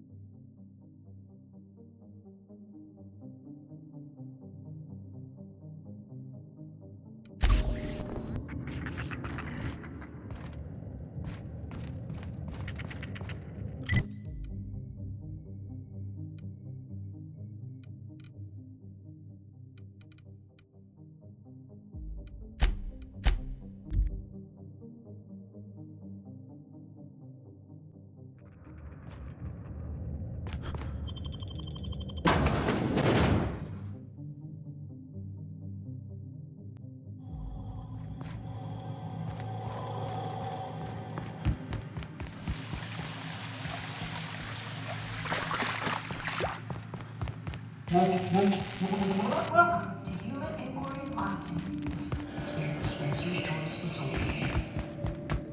My name is Dr. Marion Blix.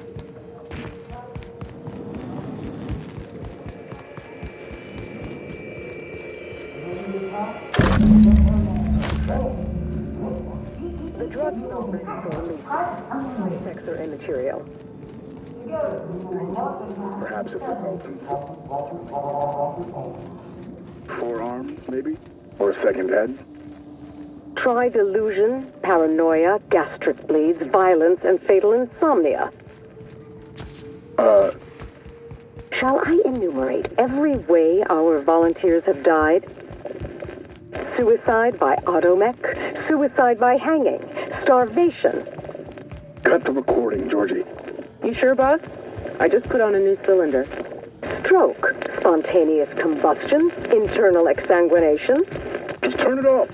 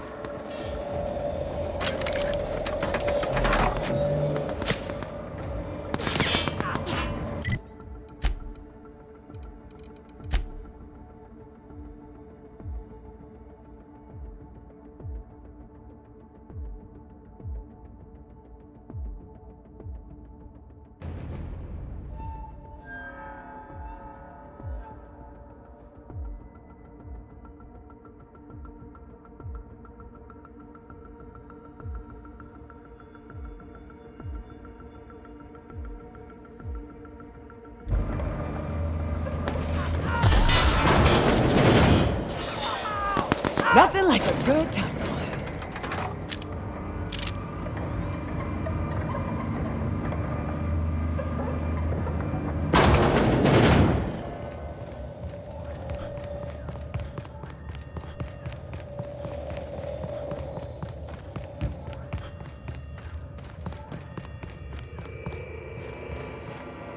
This unit is currently in wait cycle. Please return later.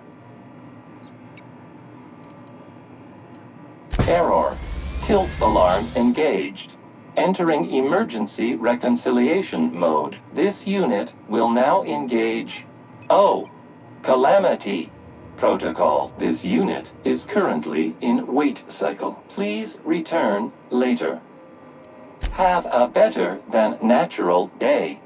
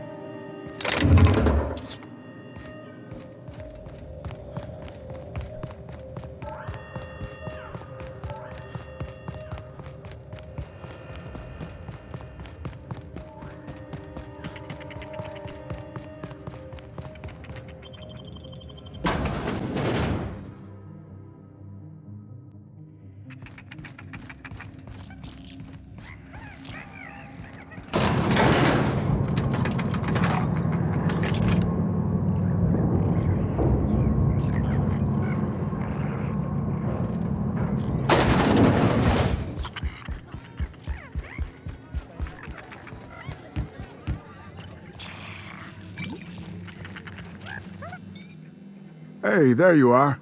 Been wondering how you were doing. Did you manage to find those recordings? Sure, I'm an open book.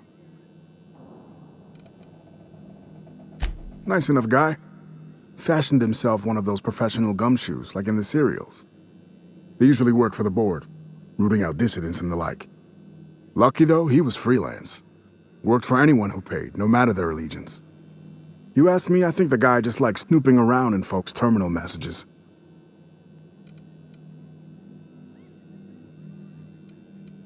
No, but I'd wager Lex does a lot of weird shit she doesn't tell anyone about. That's the sublight way. Gotta say though, mailing a stranger some dead guy's arm probably tops the list. At least I'd hope so. Frenetic, chaotic, vicious, take your pick. I wasn't here at the start, but going off what folks told me about the early days, Gorgon started out with promise. The board's best and brightest were excited to work here, said it was a good posting. The project director had a vision and big, bold ideas. Nothing good lasts long in Halcyon.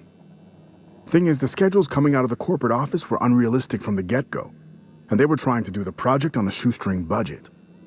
Couple that with the obvious personnel problems and toxic junk in the product, it was only a matter of time before it all went to hell.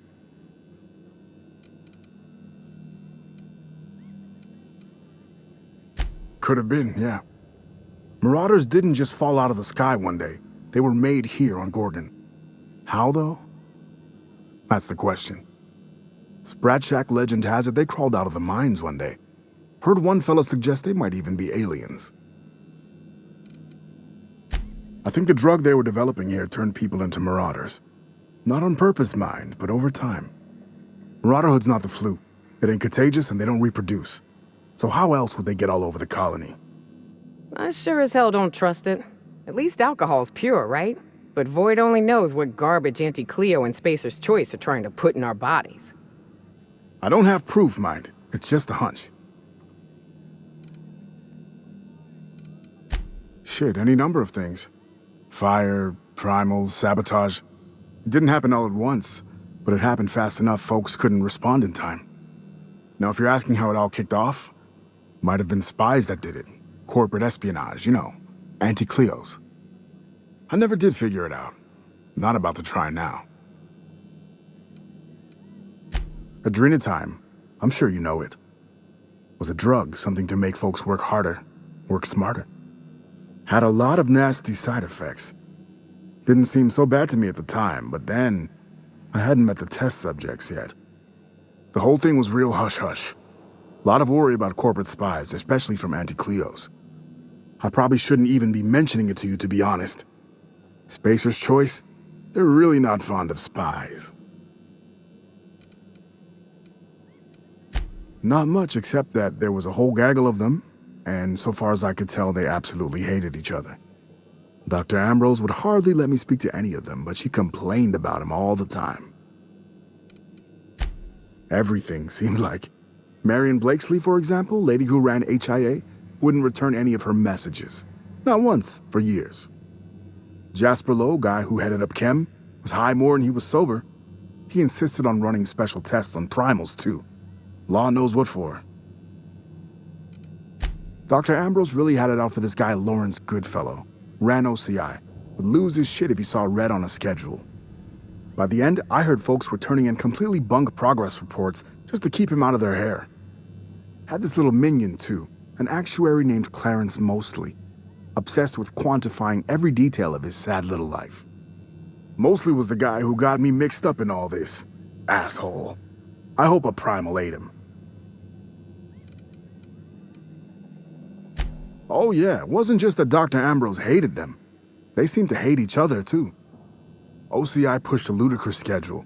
Chem made a bad product, and HIA returned garbage results. A regular merry-go-round of shit flying in every direction. It's no surprise it all fell apart. After everything we've seen, that's the understatement of your career. I know you're half jesting, mister, but it's even worse than you say.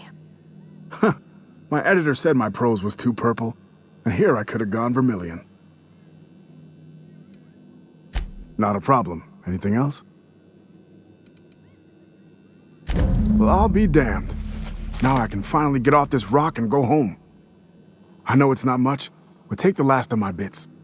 You've earned every single one, friend.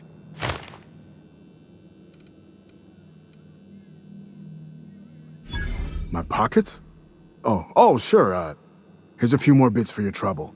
Call it hazard pay.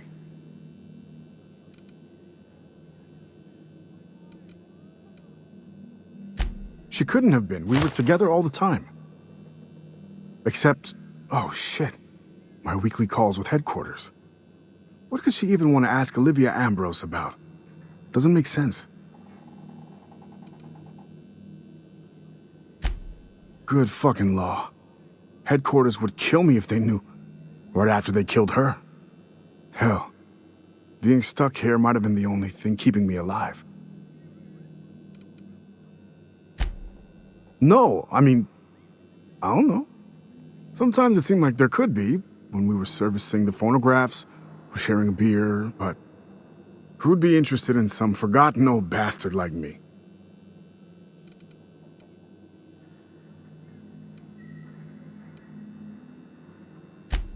Sure, yeah. My ma used to say the same thing. And anyway, unauthorized fraternization between employees is illegal. But that's all you need to know about my dire love life, I think. Any other horrible truths you want to reveal to me? Or can I get back to my drinking? Listen, I appreciate you telling me what happened with those recordings, but I need some time to think. Got a lot to process. Yeah, yeah. See you around.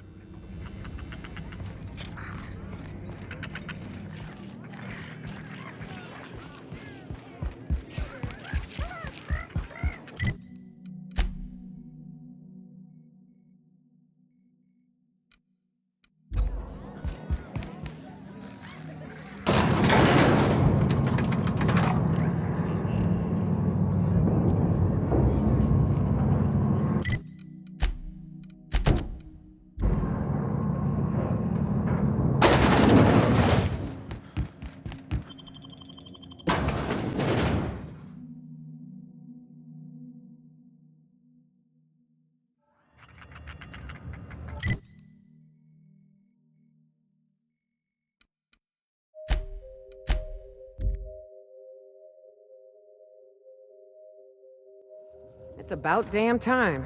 Let's find that journal. I want off this fucking rock.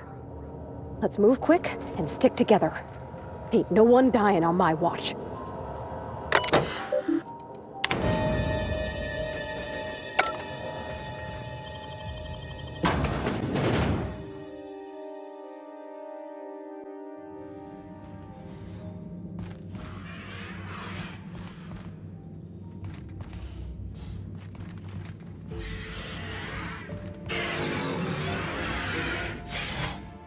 Welcome to the Adrenatime Synthesis and Manufactory Center, brought to you by Spacer's Choice. This productivity automechanical unit is at your disposal. Its normal duties involve the management of legacy operations analytics. However, due to the promotion, demotion, death, or injury to other managers of this facility, this unit is now the acting manager of the following departments: Reception, Human Resources, Accounting, Technical Support, Manufacturing, Distribution, Security. Please direct any questions about those departments to Pam. Answers not guaranteed.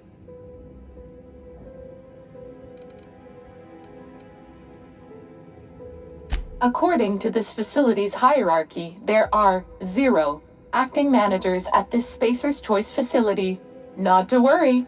If a middle manager cannot immediately be replaced, Pam can safely oversee 3.176 departments. When you're in a productivity pinch, Pam can pick up the pieces. Uh-oh, it looks like there are intruders in this facility. Protocol recommends speaking to the head of facility security right away.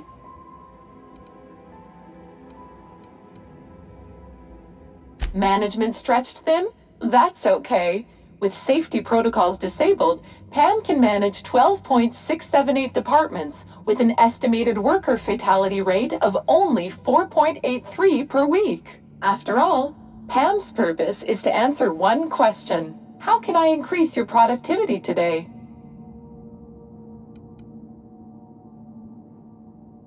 I really need you to be a team player.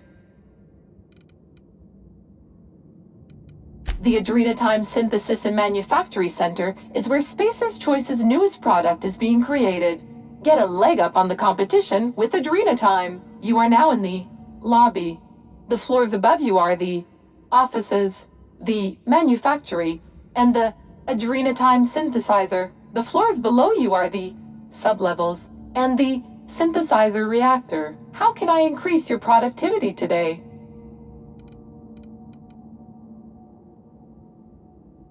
Pam helps each and every member of the Spacer's Choice family be the best they can be. When you're managed by Pam, your workday gets unjammed. Don't think of Pam as your boss.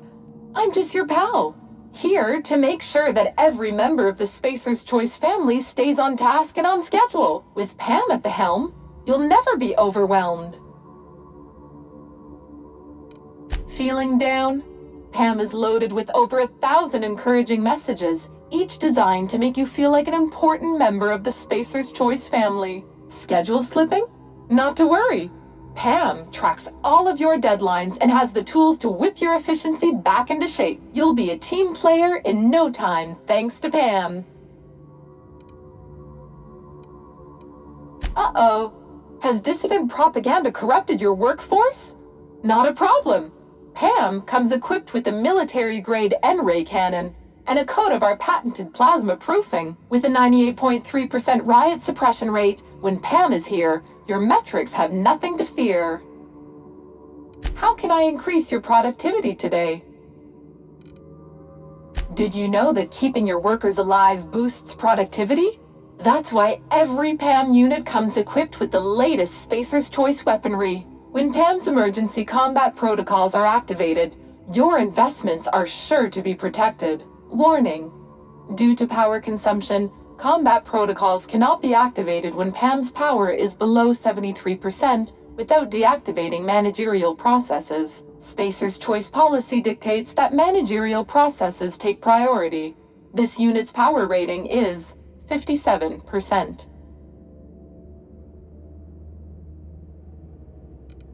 Pam is fully customizable to fit your preferred management style.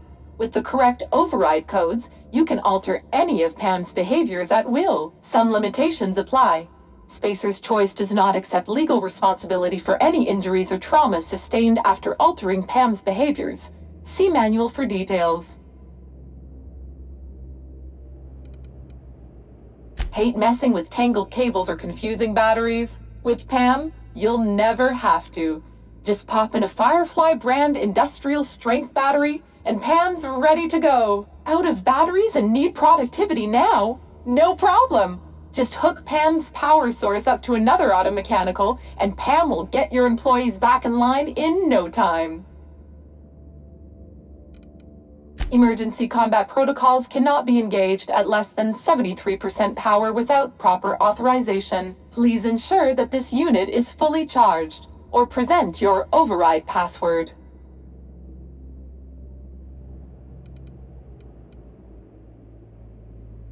Password incorrect, but I love your passion.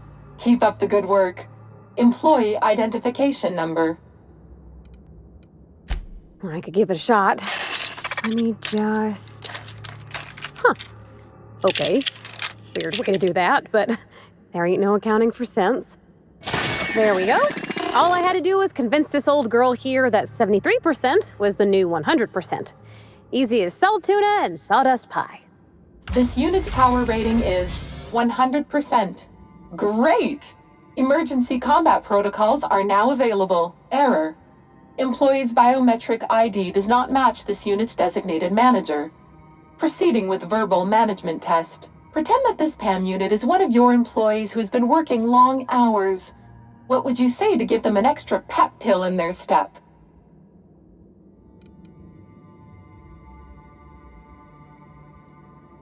Like any good manager, Pam comes equipped with an emergency pep pill dispenser. Employees passing out at their desk is a thing of the past. Verbal management test complete. Result. Employee is a Spacer's Choice manager. 94% certainty. Engaging emergency combat protocols. Stand by.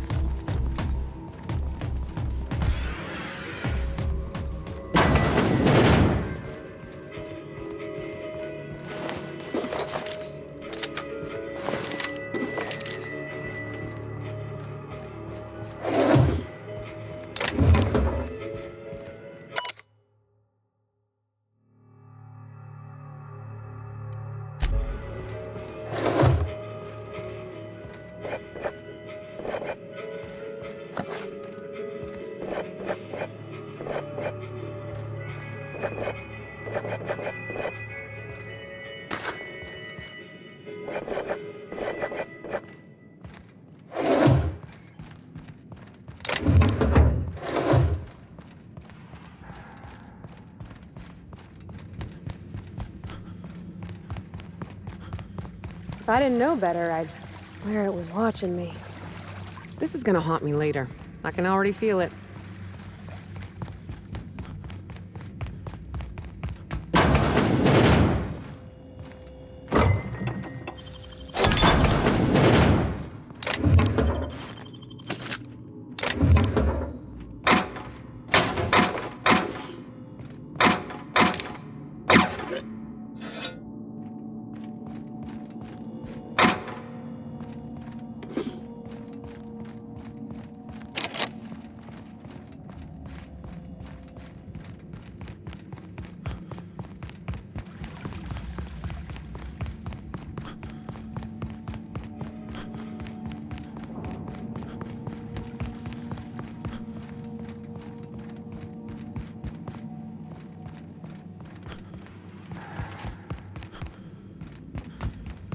Show your boss that you are prime, because you take the 3 at a time.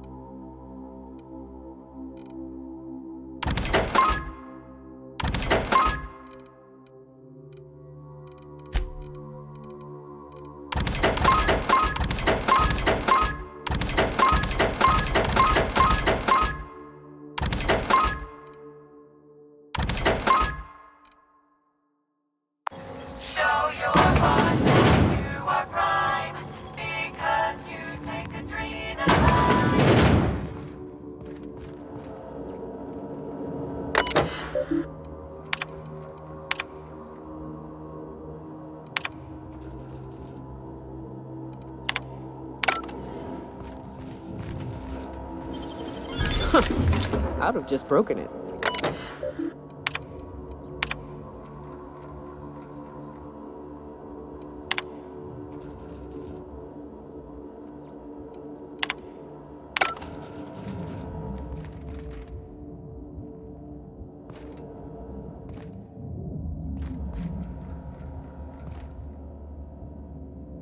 Huh?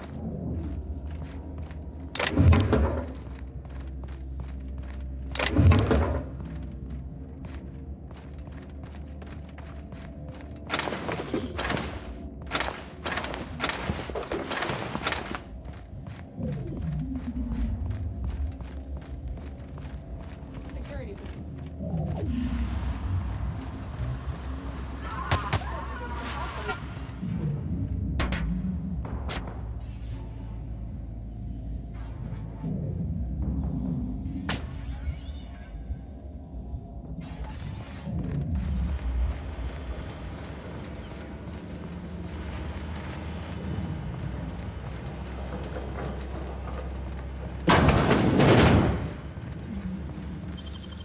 Great work.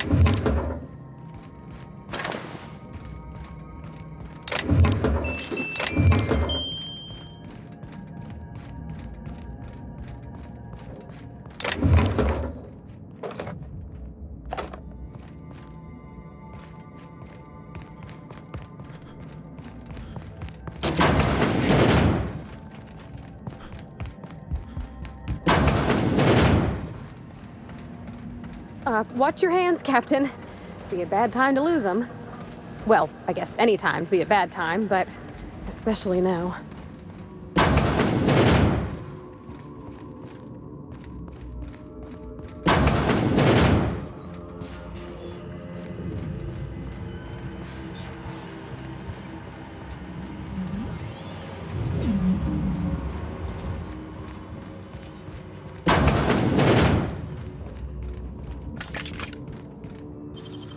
Nicely done.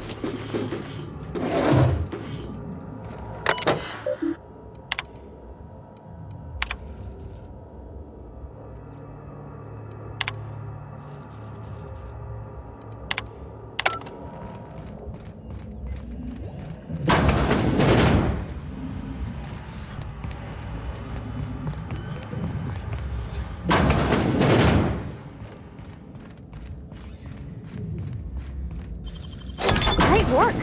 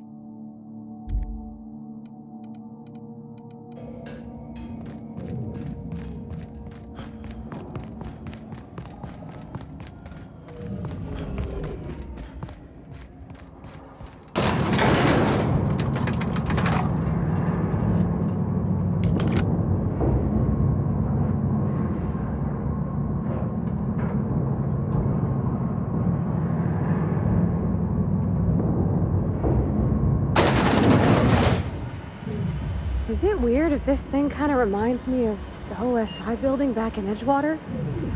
Like it's sort of holy? It is pretty, though. In a maniacally wasteful way.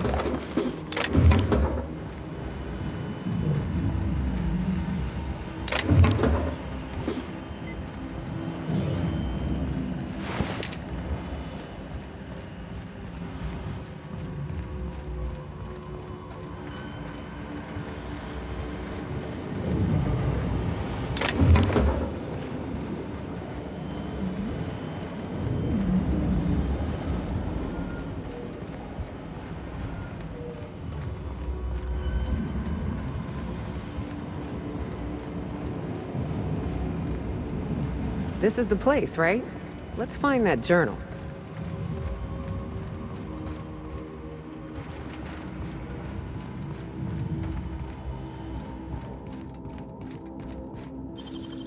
Making it look easy.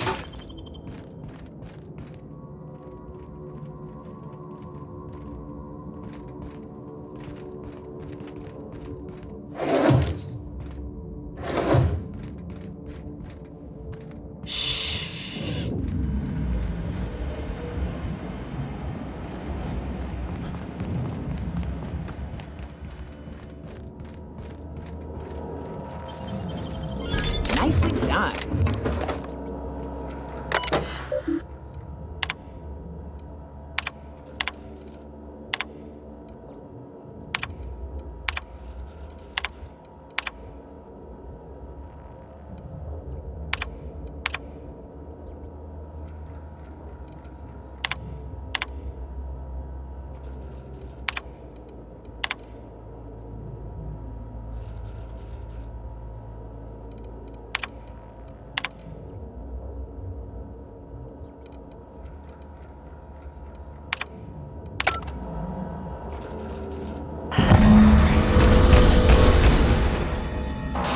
That's enough.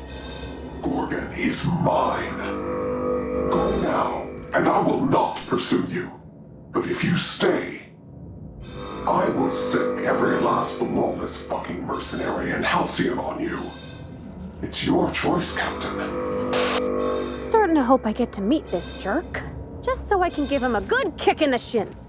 I'm getting sick of chasing shadows. I can't shoot shadows.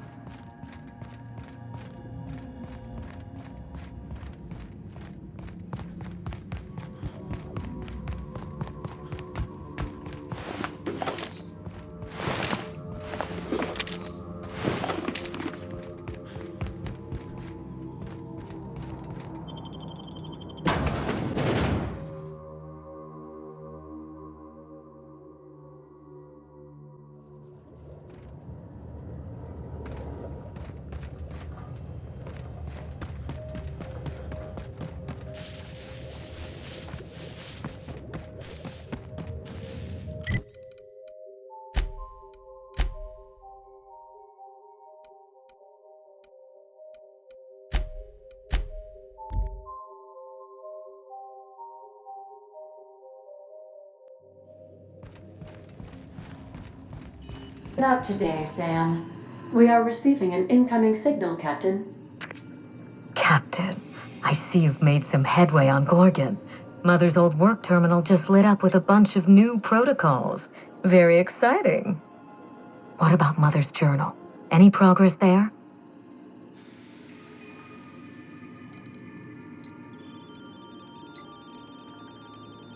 Are you accusing me of deception? Captain, I would never. Can you hear me, Captain? I'm getting some interference on my end. Captain! Captain!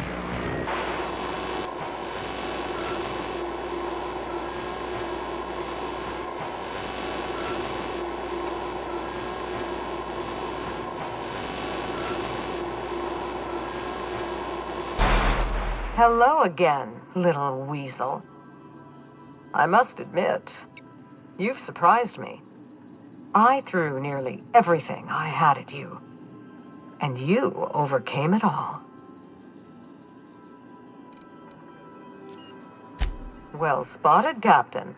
We've both played our roles well, but it seems you've got the edge. I may have gravely underestimated you. You were smart to hire him, Wilhelmina. Well done. Mother! You're alive! And still on Gorgon?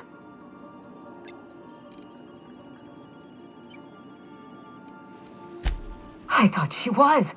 Whoever thought a lone scientist could survive for 5 years on Gorgon? This is so you, Mother. Inserting yourself where you aren't needed and at the worst possible time. Am I disrupting your vanity project, you empty-headed little twit? Olivia Ambrose doesn't do happy. Have you come back just to ruin everything again, Mother? At least this time I have the power to stop you. Captain, this is a distraction. Let's set our differences aside and focus on what matters. Adrena time must never be revived.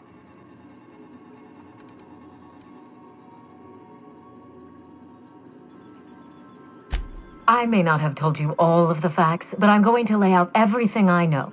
You can decide for yourself what to do with it. By now, you realize that Project Gorgon was devoted to a single drug, adrenatime. A drug that hit the market in spite of calamitous side effects.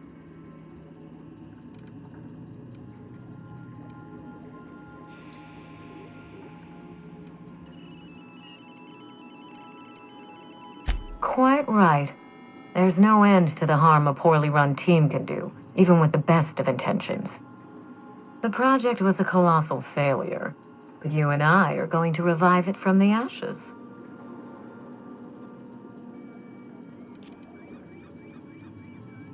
Adrenatime was a lie. Our drug will fulfill its broken promise for workers and employers across the colony. Mother wasn't equal to the task. Thankfully for us both, I'm not my mother. What you've seen is the result of Mother's leadership. I have no intention of repeating her mistakes. Mother's journal contains the activation codes for the adrenatime synthesizer, the key to a new Project Gorgon. We're going to start again, and this time with everything Project Gorgon didn't have. Better R&D, better scientists, clear goals, more funding, and a timeline that makes sense.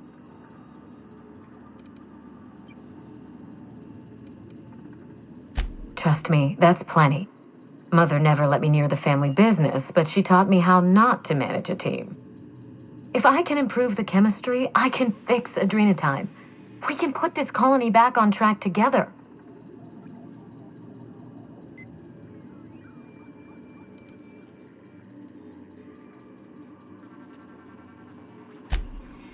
Finally, a sensible question. I am the head of Project Gorgon, its grand mastermind. I created adrenatime because I believed, arrogantly, foolishly, that I could uplift the common man through chemistry. I failed. Now, my daughter wants to take up my mantle.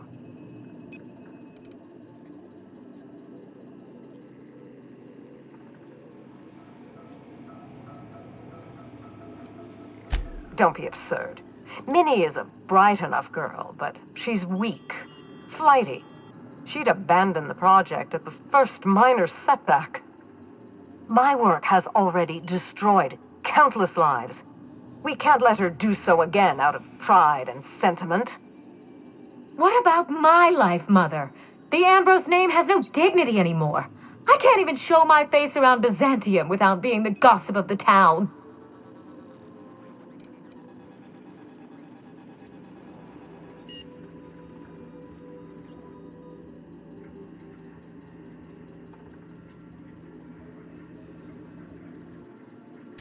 My reputation is a weapon, one that I can wield against those who squandered their one chance to save the colony. Every day, workers slump over from exhaustion. The gears of industry swallow them whole, and no one is coming to help. Adrena time is the break we can't fit into the schedule. The office with a window we can't afford to build. It's the best this rotten colony can do for people. It's a bandage, not a cure.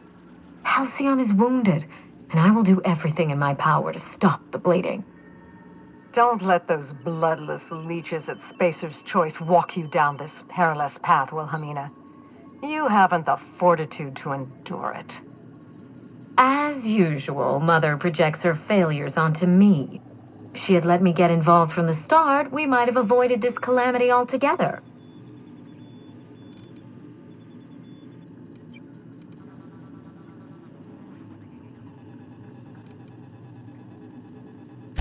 Enlighten me. You've seen Gorgon up close. So tell me, what exactly is so insurmountable that we shouldn't even try?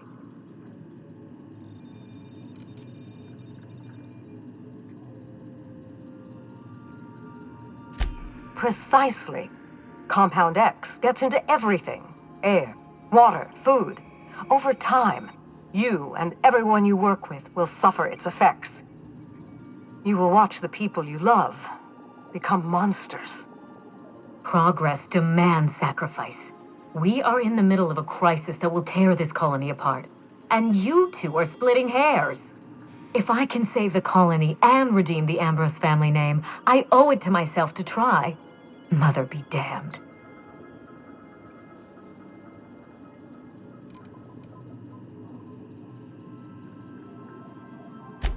Social engineering takes generations, and we don't have the luxury of time.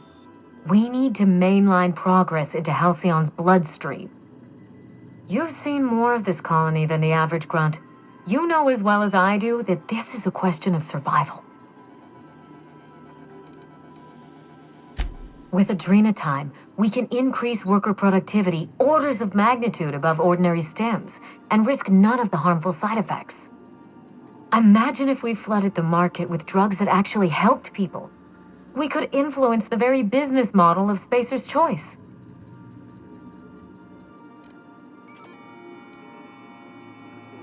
We won't be exploiting workers any longer. We'll be celebrating them, giving them everything they need to succeed. No, this is madness. The project, the complex, it has to be destroyed, razed to the ground.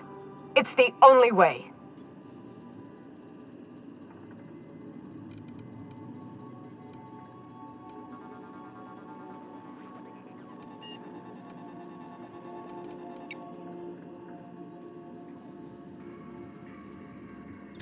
Gorgon is a cautionary tale. We agree on that much. But if we go into this with open eyes, then history doesn't have to repeat itself. I need that facility online, but I can't do it while Mother's still a problem. By now, she'll have shut down the Gorgon reactor. Deal with her however it suits you, and get that facility back up and running. Don't do this, Wilhelmina. Minnie, don't make this choice. Adrena time is our future. It's bigger than money, bigger than family. It's the colony's best hope.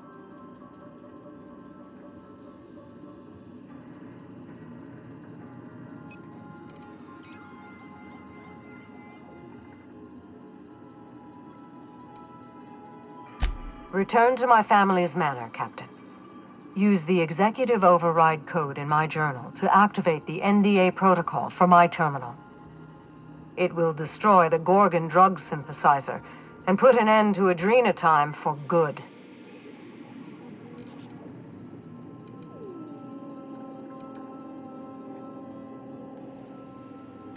My daughter's gotten her hooks into you. I understand. She's always had a knack for manipulating people. But I know you're more than her foolish little puppet. You've survived this long. You have to be more. She will try to force you to fight her. You don't have to. In fact, I would ask you not to. Whatever mistakes she might make, she is still my daughter. Captain, in light of recent events, I'm putting the manor under lockdown. Until Mother is dealt with, anyone who lands here is presumed hostile. Finish the job. I know you won't disappoint me.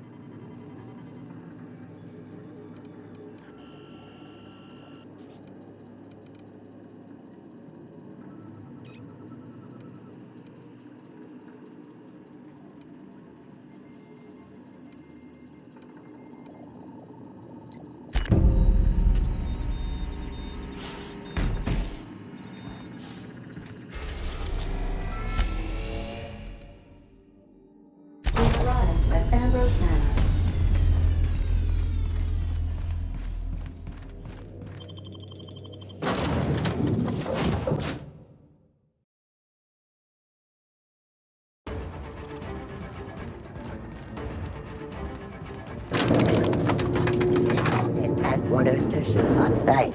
Peril. Aiming reticle misaligned.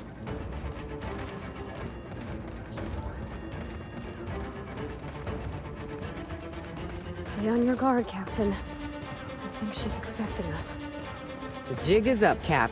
I'd wager we're in for a fight.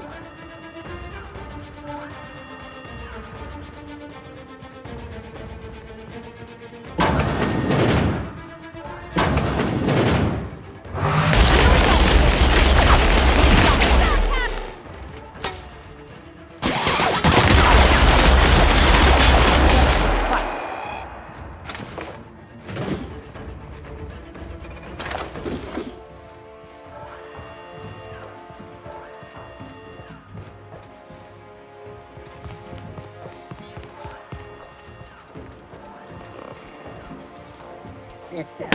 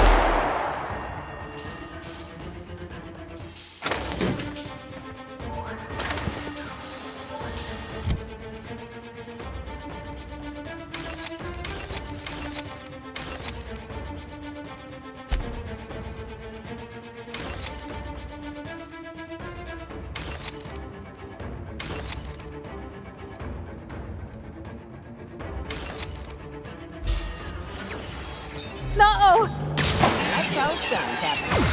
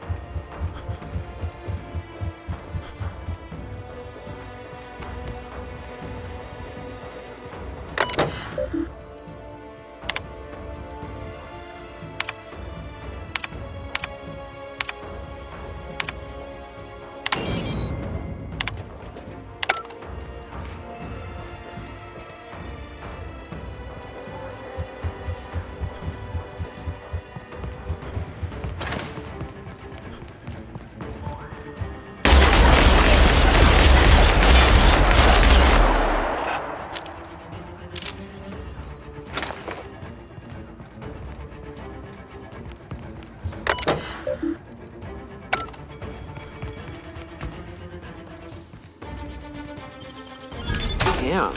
You got some nimble fingers, Captain.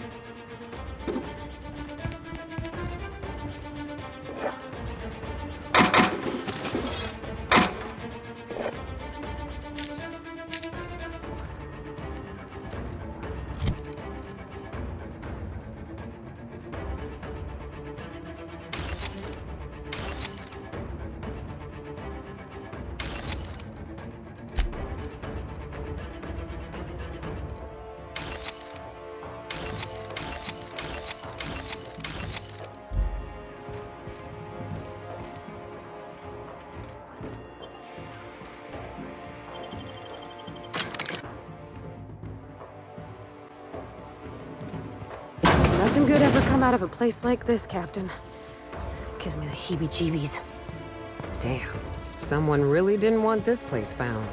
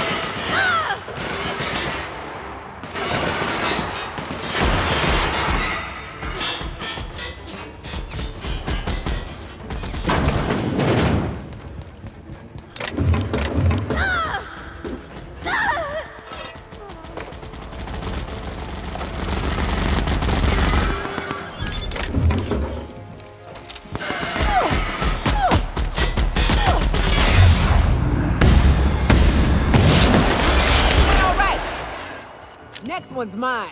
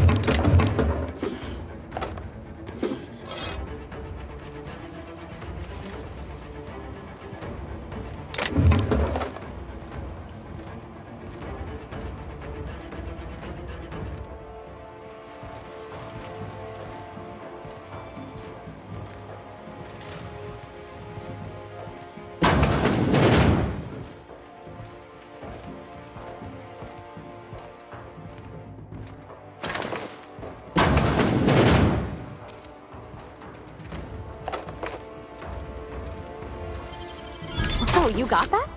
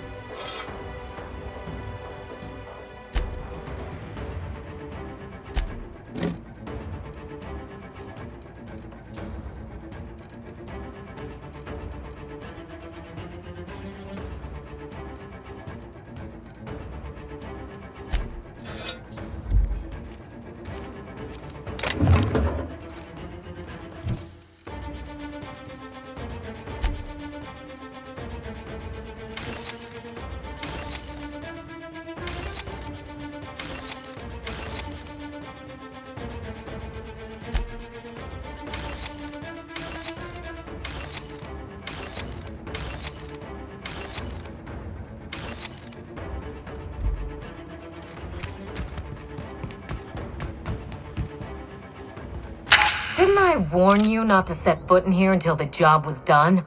You should have listened to my advice. There's nothing to discuss. I can fix Adrenatime without you, and certainly without Mother. You wasted your time coming here, and worse, you wasted mine. But I won't let anything stand in the way of progress.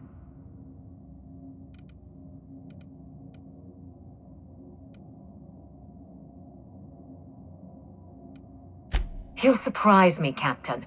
Once we fix the chemistry of Adrenatime, the Marauder problem will simply take care of itself. But a lot of folks are gonna suffer in the meantime, and you don't even know if it'll work. Yeah, fight horrific science with horrific science. That's always worked out in the past. The days of the old Adrenatime are numbered, and Marauders are bound for extinction. Insane people addicted to drugs are Mother's problem. Am I to be held accountable for her mess? It ain't about who's accountable. Those people are hurting, and they're hurting others. You could help them. Besides, Mother is determined to ruin everything she touches. First Adrenatime, then our family, and now my ambition.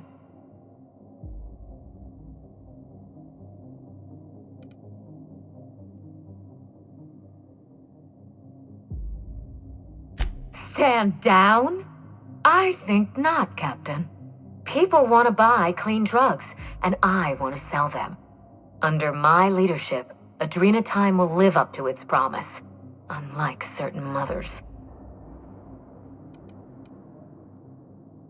Farewell, Captain. If it wasn't already obvious, you're fired.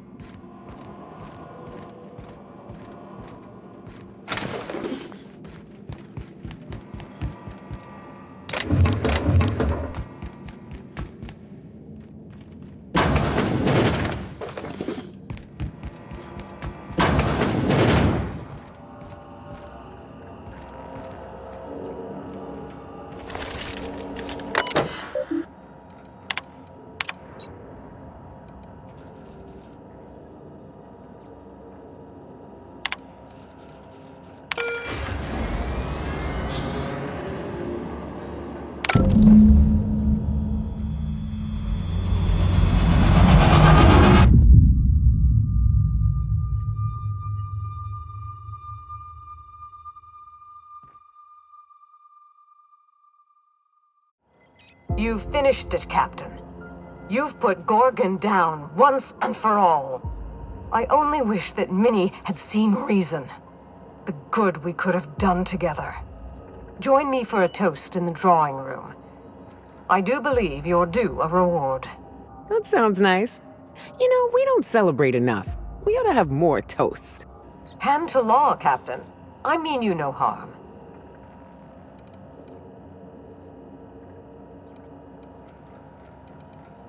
No, it most certainly is not. Quit fooling around and meet me upstairs. I'll have a drink waiting.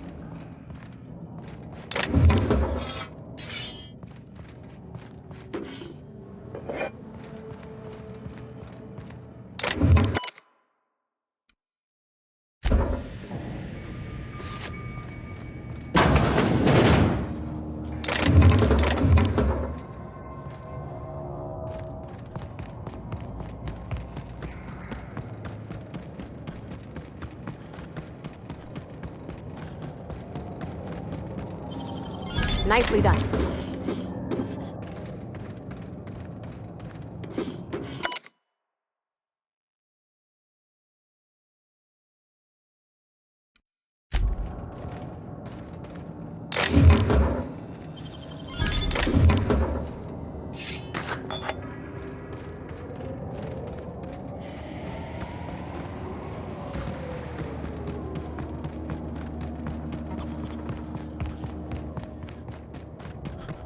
Please remember this unit.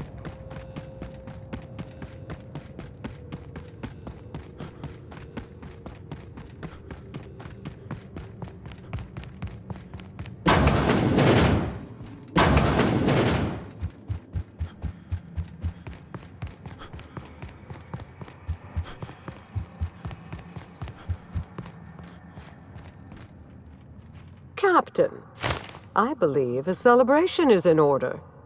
The Gorgon project is dead, and we are not.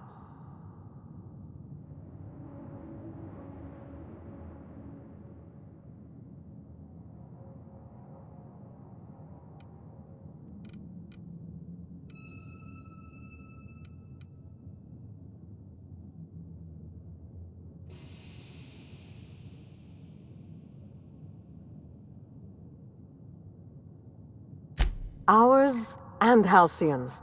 May the best of the past be the worst of our future. Though I sincerely doubt it.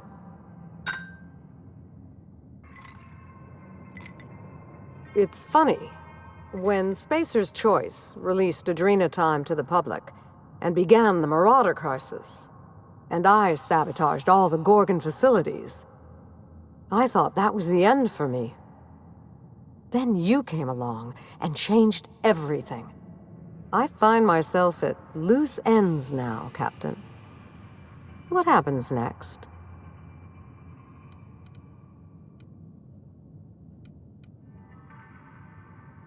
Maybe I'll find a handsome little bolt hole out there in the aether and endeavor to keep a low profile, as they say.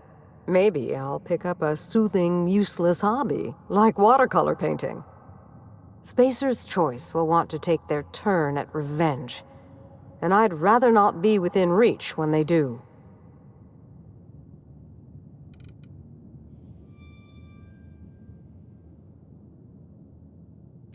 Wilhelmina's artwork. Oh, look at this. It's just awful. Yeesh, that's cold. Even for her. Oh, please.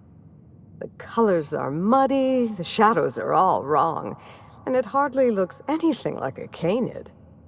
May I keep this?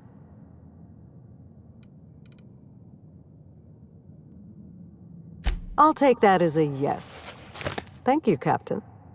I think it'll look a treat on the walls of my hideout. Memories and all that.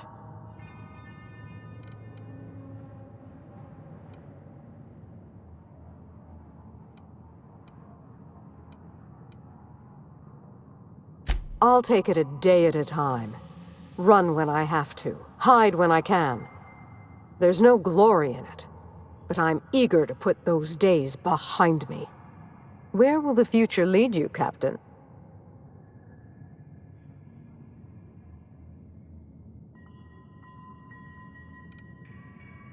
Be careful the board doesn't catch you enjoying yourself on their watch. In any case, I do believe this is the end. Law willing, Adrena time is dead for good, and the Marauders will die out with it. Goodbye, Captain, and thank you again. May the stellar wind be ever at your back.